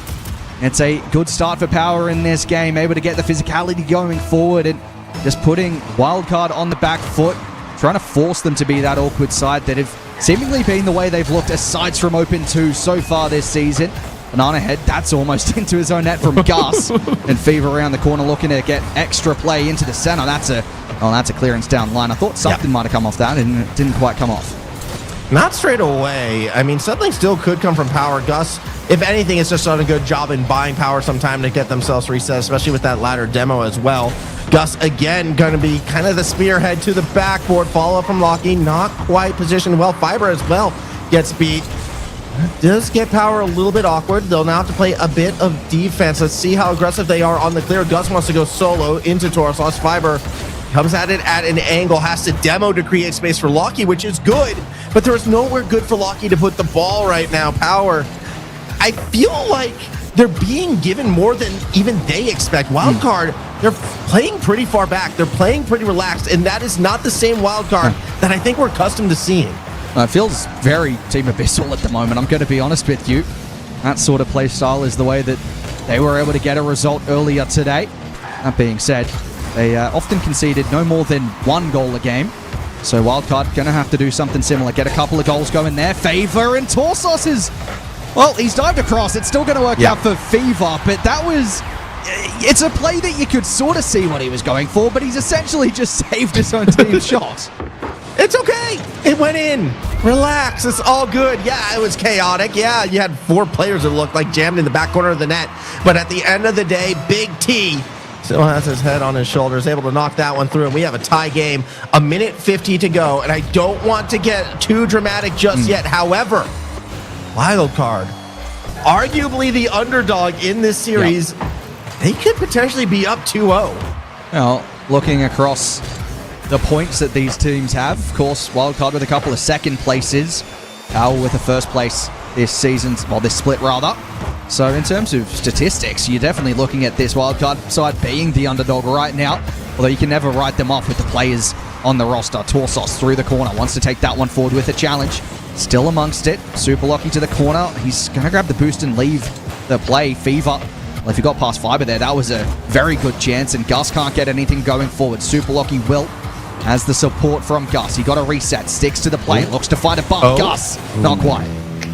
Yeah, I would have liked to see that come through. I'm sure Gus would as well. As it stands, a minute to go. Silver goal situation. I have to imagine the next one through is going to be the winner. Fever has Banana Head underneath, has Torsos in front. Ball actually winds up going to Banana, who could have put Super Lucky in a bit of a strange spot right there. And again, wildcard, they're so fast to rotate back. This time they do keep the B head cheated forward. Tries to go for something solo to set up Torsos. Yet, Power, they play patient. They're still good. It's a challenge from Torsos. Allows Fever to push on forward. Has a reset. Fakes by one. Yes, still has the reset. And somehow saved off the line from Lockie. Is B-head again. Tries to find the center ball. Power clear. I love how Lockie just didn't move and everybody trying to fake him out. Just, nah, it ain't happening. I got this. Air dribble bump, but with the demo behind, Fever's not there for the shot. Ball off the backboard. Still Torsos not there. Maybe a missed opportunity, but it was one forced by the demo. 0 seconds on the clock. They will let it drop, and we go to OT. We've seen some spectacular moments on Forbidden Temple this season. Will there be another one? In a very critical matchup for the momentum of this season. At the end here, that one was too high the mark from Fiber as Lockie looks to double that one down. Fever will find a clearance. B-head, 1v1 situation on Fiber. No both low boost. Banana Head goes low, and he scored it. Wildcard 2-0 in the series. And again, it's Banana Head with a great 1v1 play when Wildcard needs it the most. You knew the jump was coming from Fiber when you saw he had no boost. He had to do something to try to get as much leverage as possible. And B-head reads it, goes underneath. Fantastic read given the situation. And with that, Wildcard up 2 on Power, 2 games away from the easier half of the bracket and from a trip to the semifinals. Something that's just caught my eye as well is Power all in the RLCS 2026 Boston Major Contender tags. Do we think that's a little bit of a mind game going, hey guys, this is what you missed out from Wildcard? Well, I hate to tell you, but it's not working at the moment if that is the game plan. Yeah, for some it could get in their heads, for others it could be motivation. More realistically, I'm going to give the players the either the benefit of the doubt or not, depending how you look at it. If you had that tag, if I had that tag, I'd be rocking it. Come on. I don't care about the situation. I'm rocking it. Are you kidding me? That's the most recent major. They were there. Yeah, look, I do enjoy the link up from Power in terms of the tags and also the presets. Overall, we haven't seen too much of that from Wildcard this season. They've been the team slacking in terms of having their decals on display. But Power, they do take the time out here. They need to find something. Freaky's got to get into the headset and tell them what's up. I feel like right now, I don't think we're seeing the best side of Power. I think that's a given. But Wildcard, they are looking pretty well composed. I'm liking it from them. We've seen shaky moments. Yep. In particular, my mind always goes back to that Bulldogs semi-final in Open 3. Yes, there's not as much pressure on this particular series, but you win this, and Wildcard, another roster I think can really thrive off of high confidence. They win this series, even if it's another sort of 4-0 situation, that might really build for them as they go into tomorrow and potentially really set them up for Paris. I mean, look, at the end of the day, is this match important? Yes. Is it elimination important? No. Both these teams will be playing tomorrow. They'll each be having a chance to make that run. But again, you get the better half of the bracket. In theory, you pretty much have that final where there's only one series that you need to be more worried about, unless, of course, the crazy upset happens, which you never know, all right? Strength and daddies and all that. But here's the thing as well. Timeout just used by Power. Yep. This is now must win for them. If they need to turn this series around, it's going to come off the back of the timeout buff. I've seen hints, we've seen moments, but we haven't seen Gus in particular be the one finishing plays, which is when Power has been at their best. My eyes are on Gus after this timeout. He seems to perform the best after it. He seems to be the one who has been the most momentum swingy. Maybe he's going to be back on form here. And Lockie tried to set up a double there. Another point to make as well. In this sort of situation, the Bulldogs 4-0'd Power in Open 5. They went on to win the event. So there is something there to show that, hey, if you beat Power in the upper bracket, you might just go on to win the whole thing. At Wildcard, they have the opportunity to go for a sweep. That one was a sweep as well. If I didn't mention that, I might have forgot if I said it or not. But Fever looks to get us underway. If they could sweep here, I spoke about the confidence it gives, and I think we saw an exact example of that from the Bulldogs in Open 5, taking the win against Power and really using that to push through the entire weekend. Wildcard could take a leaf out of the side that knocked them out of Boston contention earlier in the season. Yeah, and that would be, well, the hint of revenge. Realistically, they want to knock him out of Paris contention. And let's take a step back. Can we really and truly imagine a world where we go back to Paris after Wildcard, who was knighted by a baguette on stage, fails to make it? That feels blasphemous to me, Monty. And yet, oh, they still got to win this one to kind of prove they belong back there once again. Shot from Fiber is as direct as it gets. It's a 1-0 lead. That's a great infield. As Fiber set it up for a chance for himself. I mean, super lucky bit of misdirection as well. Fever was around the play, but he didn't have boost to put a hand up. It's a own assist kind of thing. Not even an own assist, but assisting yourself rather. Own assist. I think we coined that last event with a couple of own goal assist sort of situations. But if you want to get yourself back into form, you want to get yourself back on the board after a timeout, that's exactly how you want to do it. Fiber with a slight solo play, something we expect him to be so good at. He's gone kind of quiet in the last couple of events. I feel like it's become more of a Power team dynamic rather than a solo dynamic, which we expect from these three players. Yeah, it has been. It's been, that back and forth have been a little all over the place. Here we go. Gus now looking to go midfield. Finds Fiber. Lockie underneath. Next player to it. As a second goal would be really beneficial for the Power side. It would be something that, almost could put it away with how low scoring realistically this season has been in a lot of these Power versus Wildcard matchups. Fiber, again, midfield. Both these teams, they've been showing great restraint at times. It feels like right now Power, they're just testing the defense a lot of times, just poking, waiting for the holes, waiting for the opportunities, as that one getting behind Gus was a little spooky.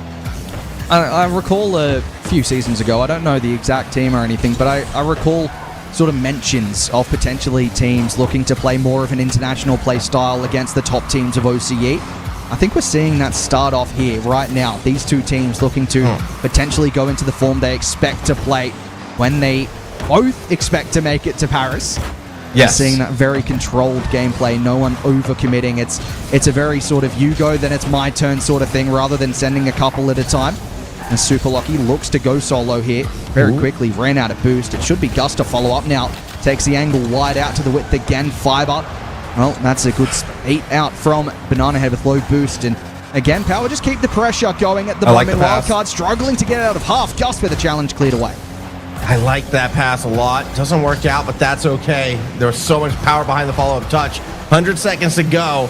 And we really haven't seen much offensive pressure at all from the Wildcard side. Look, I get it. You like this style. You like the back and forth.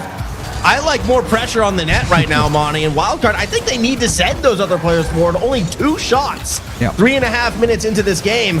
That's not going to do it against Power. They're only 1 goal behind. They just need to get something moving forwards. I do wonder if, I feel like I say this all the time, but for Wildcard, just a matter of sending someone forward to get that bump, get a demo, might be kind of critical here. Haven't really been able to force the issue at the moment. Banana Head will take a shot. It's been easy enough to get behind on defense for Power.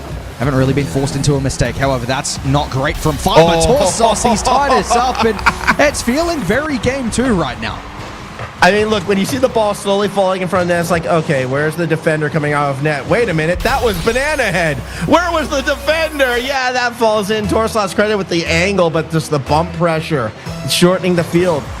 It felt like the second I brought up the fact they've only had 2 shots, all of a sudden Wildcard remembered maybe one of their older identities, to throw it forward, be the bludgeoners. Go ahead and just send it, and it gives them the point this time around, but it also punishes them as well. Super Lucky late lead. Yeah, that's very awkward on the defense, as Fever just couldn't quite get enough on that. Torsos couldn't get anything on that, and Super Lucky says thank you very much. We'll take the lead back in our favor. It feels like an absolute must-win in this match, doesn't it, for Power? They have to get across the line to keep this series within a sniff at the moment. Wildcard not quite connecting on that occasion. Still feel like there's more for Wildcard to dip into here, but overall, it feels as though Power have just turned the advantage their way. That's another one, and that should do, as Power should take game 3. Yeah, that is going to be the dagger in our third game. Lockie just escorting that down and in. Well done. 2-goal lead, 34 seconds, and again, 3 goals for Power.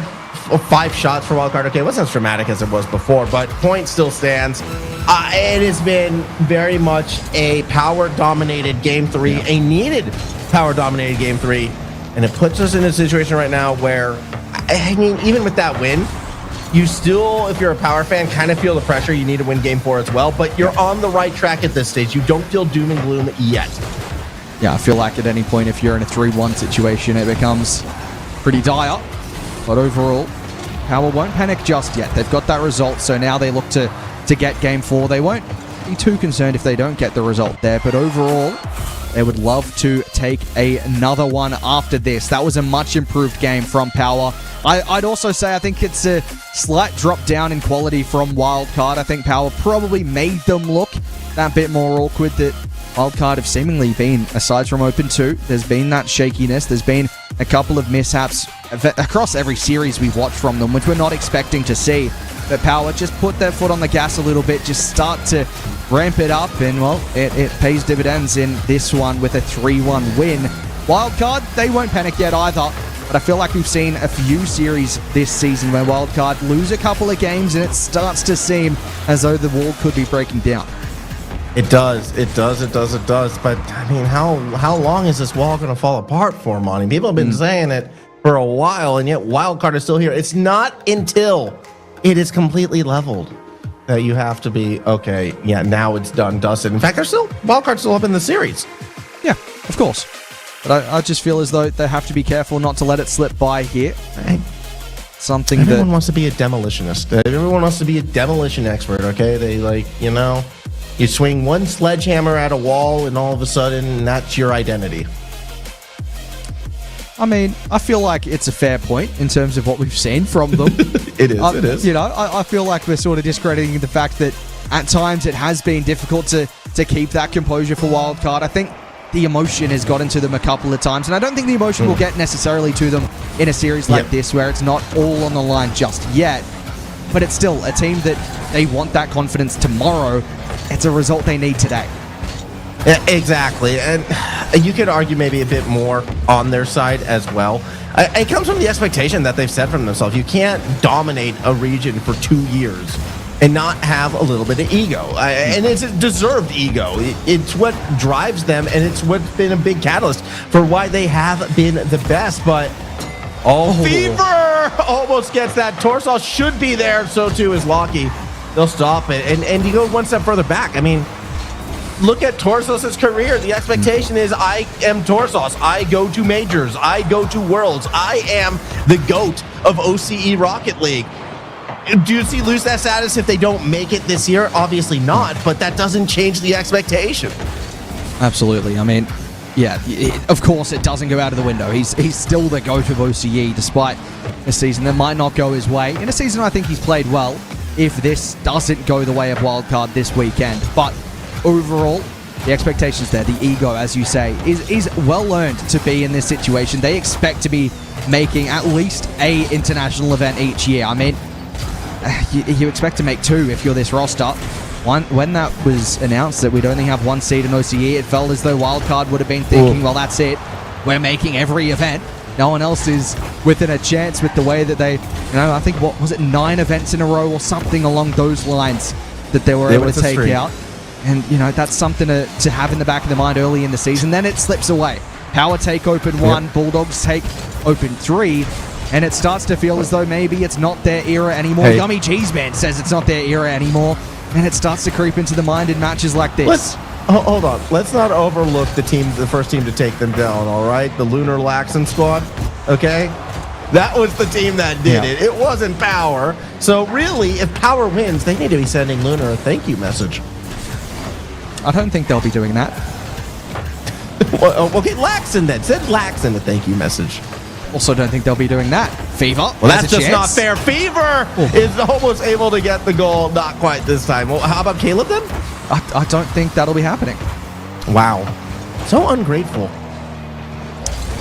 Yeah, well, I just don't see the point of sending a thank you message for something like that. I mean, it's something that happened over a year ago. Yeah, exactly. I mean, there might be butterfly effects or something. I don't know, but overall, I don't think it has that much effect on what's going on in this match, in this open at the moment. But Wildcard, they've held a 0-0 scoreline here so far. They've had the better chances, I'd say, at Utopia Coliseum, starting to create more and more power, often pushed back into their own half. Now they get a chance to break free with Gus not grabbing that reset. He'll go low as Fever looks to find himself off the side wall, and Fiber cuts it out.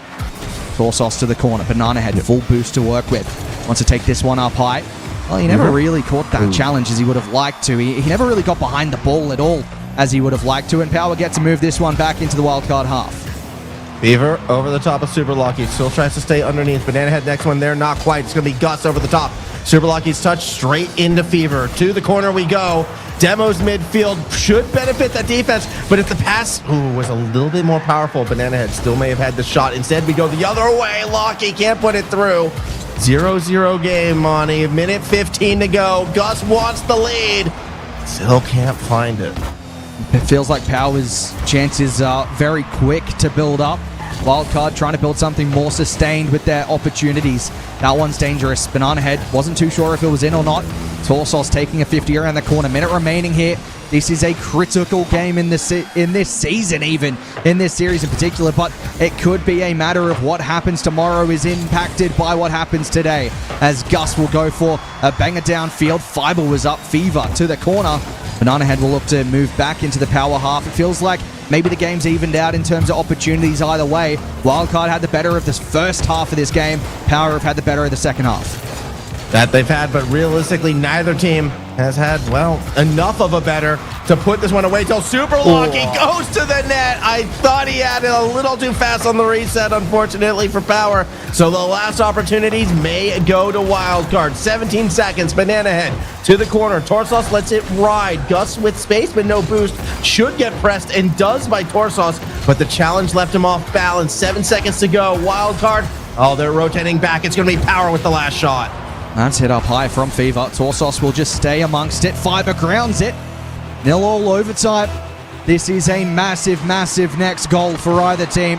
Wildcard looking to take a 3-1 game into this series. And Power looking to make it a 2-all series that will absolutely make it feel as though this could be in their favor now, as Fever took an early hit there. Banana Head to the corner. Gus clears. Torsos on a follow-up. Didn't get the double, but still Banana Head lurking around the danger area. Fiber clears. Fever across and into the wildcard half. Into the wildcard half we go. Still 27 seconds into this overtime, and with all the overtimes we had, it's early days. Let's be honest, this game could still go anywhere. Torsos back. Popping it up. Looking for Fever underneath his Banana Head, but Fiber will be the first to challenge, or will he? It's over the top. It's to Banana Head. Lucky has it red. Torsos was too far forward. A chance for a counter. If the 50 went Gus's way, I think it did. Backward shot. No, Torsos gets there first. And Torsos just able to sort of track the ball where it was going. Got in the right position. Super Lucky, that's a massive demo. Opens the door up for Gus to take a 50 low. Fever to the corner. Banana Head just gets that one way away from his own net. Didn't want to take too many chances, but Gus with a reset, back to it. Across to Fiber, might go solo. Fever 1v1 on Super Lucky. He's a great 1v1 player, Lucky, and he comes up there with the save, but still, Torsos 1-0 in overtime. Big T with the shot in the end. Yes, Super Lucky made that save, but it was the demo, or rather the getting in the way and getting demoed, that allowed the time for Torsos to find the strike. Well done, Wildcard. 1 game away now from a trip to the semifinals. Super Lucky will feel incredibly hard done by in that play. Left alone. Did a great job to delay the play from Fever. I mean, I said it. He's one of the better 1v1 players in the region. But when you get that save and then, it eventually becomes a 2v1, it's more difficult to hold that 1v1 accreditation to high standards. Wildcard, they felt like, they probably defended for the most part in that second half of the game. In overtime, it was pretty open.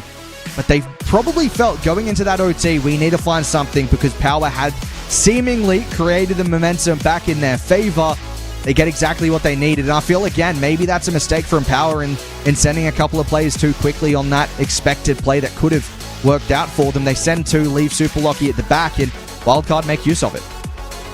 Yeah, they did a good job. They did a very, very strong job right there. And 1 game away. What can Wildcard do to get themselves over the line? A reoccurring trend today, as tends to be when there's been 2 reverse sweeps, has been teams not crossing the finish line. Well, I would expect if any team to do it in 1 attempt, it would be Wildcard. Power, they're going to have to try to find something to equalize this one out. Here we go. One more game, or maybe the first of 3 as we kick off Game 5 in this series. It's been said for a long time, in particular in OCE, that the last game is the hardest one to win. Wildcard, in their time, they've been able to get across that line more often than not, but not this season. And looking to do something relatively spectacular to find a massive result. A 4-1. I mean, you look at this series, you expect it to go Game 6. You expect it to go to Champions Field, perhaps. You don't expect it to be a 5-game series. Wildcard, if they do this, we spoke about the confidence that they could take into tomorrow. A 5-game series for them. That is high confidence heading into what could be one of the most important matchups, one of the most important couple of series on a championship Sunday in OCE. Yeah, it would be a massive one. I mean, it's going to be one for the ages as we do get ready for that. So I'm excited for it, but I'm bigger from this. Torsos with the goal. That is massive stuff to get the dunk. A Super Lucky just couldn't get enough behind it. Torsos is able to get the dunk in. 1-0 again. Wildcard, they won the previous game with a 1-0 scoreline. They've got a long way to go to make sure that they get across the line in this one at the 1-0, but I'm sure they'll look to press the advantage now as Banana Head got a dunk, won't find the bump on Fiber. He'll play it into the corner. He will play it through. Now Fever's going to have a peek as well. Not able to get that goal immediately. Banana Head going to wrap this one around the corner. Doesn't get the bump on Fiber, so the defense is going to hold at least momentarily. Torsos now stays with the play. People rotating back. Still a lot of time left on the clock. I apologize for being a little distracted. I can't get into details, but things are very lively right now where I'm at here in Fortress. We're having a fun time. 3:30 still to go. That's a very interesting situation. You seem to always be in these interesting spots, don't you? In massive moments. It follows me, man. It follows me. I don't know what to say. We got to lock in, though. Yep. All right, come on, Monty. This is a big match. We got to lock it in. Banana Head looking to kick the Fiber. Instead finds Torsos. No, the shot's not in. Yeah, just not quite able to get that one goalward. Fever might be able to create something for Wildcard. Super Lucky couldn't get too much on it. Fiber will find a sidewall. Gets a skim towards the net as well. Banana Head in position to deny that one. Too much on that touch from Gus forward as Super Lucky finds a ball out to Fiber, but Fever was the first one to it. Infield, Torsos, 1-2. Back to Fever. Super Lucky with a pretty awkward save. Might still be there for Wildcard. Banana Head went past it. The head goes past, and that almost, goes through a pass back. Gus takes advantage. Has a teammate underneath the reset. Not good enough. Fiber now going to have a peek into the corner, and despite Gus clearing the way, Lucky just doesn't have the confidence for the shot. Halfway through this game, still down 1 goal. Power, they're within striking distance, but their chances are slipping away from them. That's a miss from Torsos into the corner. Super Lucky will take over. Gets past Banana Head. Now has a reset. Tries to get a demo. He does. It's a massive chance if the follow-up is there, but it came through too slowly from Gus. He only found a demo. Wasn't there in time for the shot. Isn't there in time for the shot, but still, we'll see what happens up next as Fiber And it gets bumped off the play. Torsos underneath, wants the flick against Gus, isn't able to do too much. Gus stays behind it, Fever gets there next. Reset, found. No follow-up immediately. Banana Head's going to try to cross up the defense, but Lucky is waiting. Look at Torsos. Never mind. Look at B-Head. Are you kidding? 2-0 lead. He's just controlled this the entire way around. No one's able to get in the way. Super Lucky had no idea what was about to happen to him. Banana Head, that is a solo play off the ground. We saw a few of those early in the season. We haven't really seen the ground plays from Wildcard later in the season, but he's pulling it out when it really matters at the moment. Fiber not quite able to find one back. Yeah, that was massive. That was a big-time goal. And again, at the start of the series, highlighted, hold on, the players that stub up here are the ones that you get remembered. The plays that happened today are the ones that will be talked about. And realistically, it has been a bit of the Banana Head show. He opened the series with a great ground play goal. Will he end it with one, or will Gus find a way back in? We're back within one. Might be reading too far into things here, but Power, they've only won events this season when they've won this matchup, when they've won in the upper bracket. It might not mean too much. They might be able to outrule that. But if that is going to be a trend that continues, they must get a result here as Fever looks to run away with it. A couple commit on the play, and Gus looks to move swiftly the other way. Reset, one time, two times. Over the top, won't get the redirect. Fiber might. Banana Head saves. Big save. Super Lucky to the net, still no go. Torsos is going to keep it wide. Super Lucky again, one corner to the other. Torsos stays behind it. Gus does what he can. Here comes Fiber, down, not in. Less than a minute to go. Banana Head could find the dagger with the bump, but instead the ball goes high. Fiber out on the sidewall. Very quickly out of boost, but he still finds a pass off towards Super Lucky. Gus with the sidewall skim, tries to get back to it himself. Fever will clear. He had nothing in the tank. It's going to be Fiber up next. 30 to work with. Wants to cut infield. Super Lucky for the strike. Wide of the mark again. Power pushing an opportunity right now, but it's just not quite working for them. Not this time. As Super Lucky puts one on target. Still not a goal. Torsos gets underneath. 25 seconds left. Power. They've got one last chance. You'd have to think realistically one more shot. But first they got to get the ball away from Banana Head. Easier said than done. With the bump it helps. Super Lucky. Two defenders. Fakes one. Shoots on the second, but Torsos is there. Yeah, that sort of slingshotted off of Super Lucky there. He couldn't quite get the shot away that Torsos wasn't expecting. And it works out as Banana Head looks to keep possession. Drops down in front. Might be able to drop it down. He does. Wild card. Take the upper bracket matchup. That might just mean a whole lot tomorrow. Oh, and we haven't seen Torsos smile like that in a while. They're feeling confident. They're feeling good. Take a big drink, Banana Head. You earned it. Well done to the wild card side. And oh my gosh, all you need is a cat right there, a white cat, and the peak menacing from Fever. Now, they look good. They looked very good, Monty. This is the best we've seen from Wildcard in a while, but it's only Saturday. It doesn't count till tomorrow. Yeah, but if you are Wildcard right now, we spoke about the confidence and how much that could be important to them. I don't think we've seen the best from Power in this event. I don't think we've seen the best from the Bulldogs in this event. If you're looking at the three teams that are fighting for Paris right now, the one that's in form looks like Wildcard off the back of this series. It does. It really, really does. But that said, you know who we did see the best of?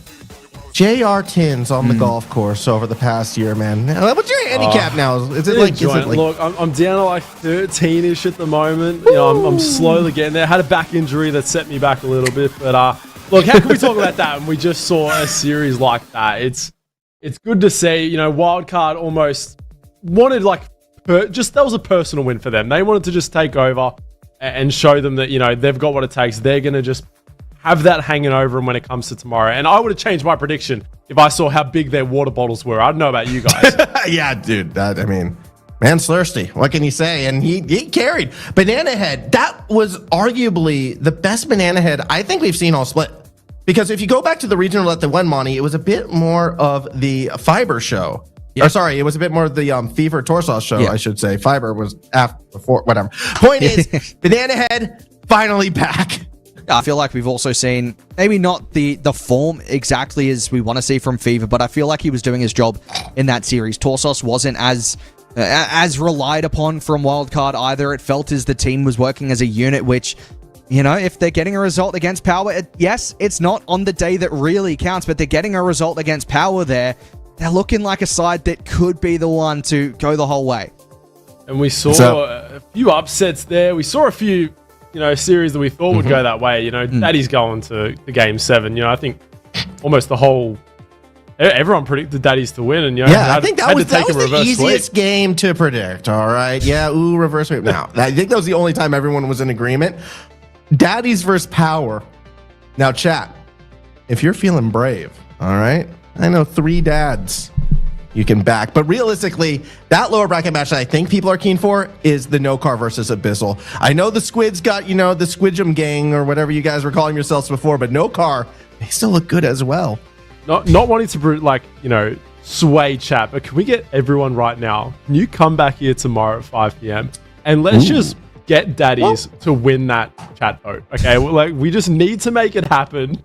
We'd accept you at Fortress as well, by the way. What is going on? Yummy and CJ, everyone will be so confused. Yeah, we won't say a word to any of them. And CJ will probably come in and go, who is Daddies? And then they'll get 100% on the chat vote. And that's the main thing I'm looking for here. I like that. Look at this, Bulldogs currently out in front. What? That's interesting. Yeah. They've got the advantage. Hey, look, it's dynamic scoring. Okay, that's why they are out in front. If all the teams were to lose right now in their position, the Bulldogs would be going to Paris. Which could happen. This is OCE. We love a big finale finish, but teams do love just going out way too early, and then the grand final's already determined of who's going to go. So remember Regional 3. Remember Regional 3. That's all I'm saying. Can I just point out Nerve still there? I don't know how that exactly works. They might still be in contention, but also they aren't in the event anymore. So then how are they in contention against Nerve? Okay, I'm just not sure why they're there. Pick with them. Let him in 4th place. They earned those points. But they're not in contention. No, they lost. I'm looking at the schedule. I do not see Nerve written down. That's why they can make a late minute comeback. We never know. That's the schedule for tomorrow. You won't want to miss out. That first one, that's the one I'm looking at. I want to see if Team Abyssal can continue that run, can continue that upset. I like TBD versus TBD personally. That's the big one.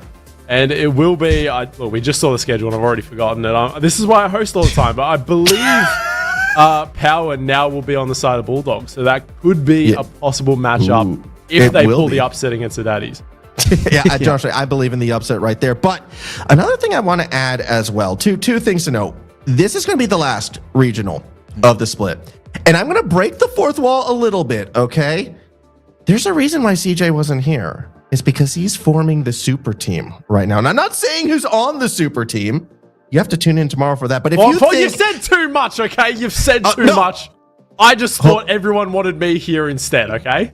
Well, Tins, you can still come if you make your way down to Fortress, by the way. I don't know. Look, I've got a packed out schedule. I got golf. I want people in Fortress. I want people in Fortress. I want to get a viewing party going. Trust me, it was very lively, particularly during that final. All right. You would have had a really great show if you were down here. So let's get ready. Let's bring it down. You can say hi to me, plus maybe a couple special guests, plus, all the other guests that are going to be. I do not want to miss tomorrow. Formal's not going to be here tomorrow now. He said too much. You he's don't know what's going to happen.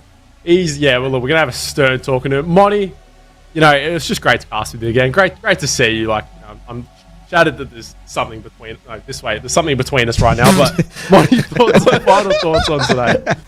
Look, I think we were looking for a day of Rocket League that sets us up nicely for tomorrow. This is a massive event for OCE. First time we've had 1 seed in OCE for the second time this season, of course, but the first time we've had that going into a world championship. There's a lot on the line. The team that gets the result tomorrow, they're the team fighting for that LCQ spot for OCE. At this point, you might have your fan favorites, but once the team qualifies, it's all on that team to do something special at the major. And I cannot wait to see how that goes. Today has been fantastic. A reverse sweep, a couple of game 7s, a game 6.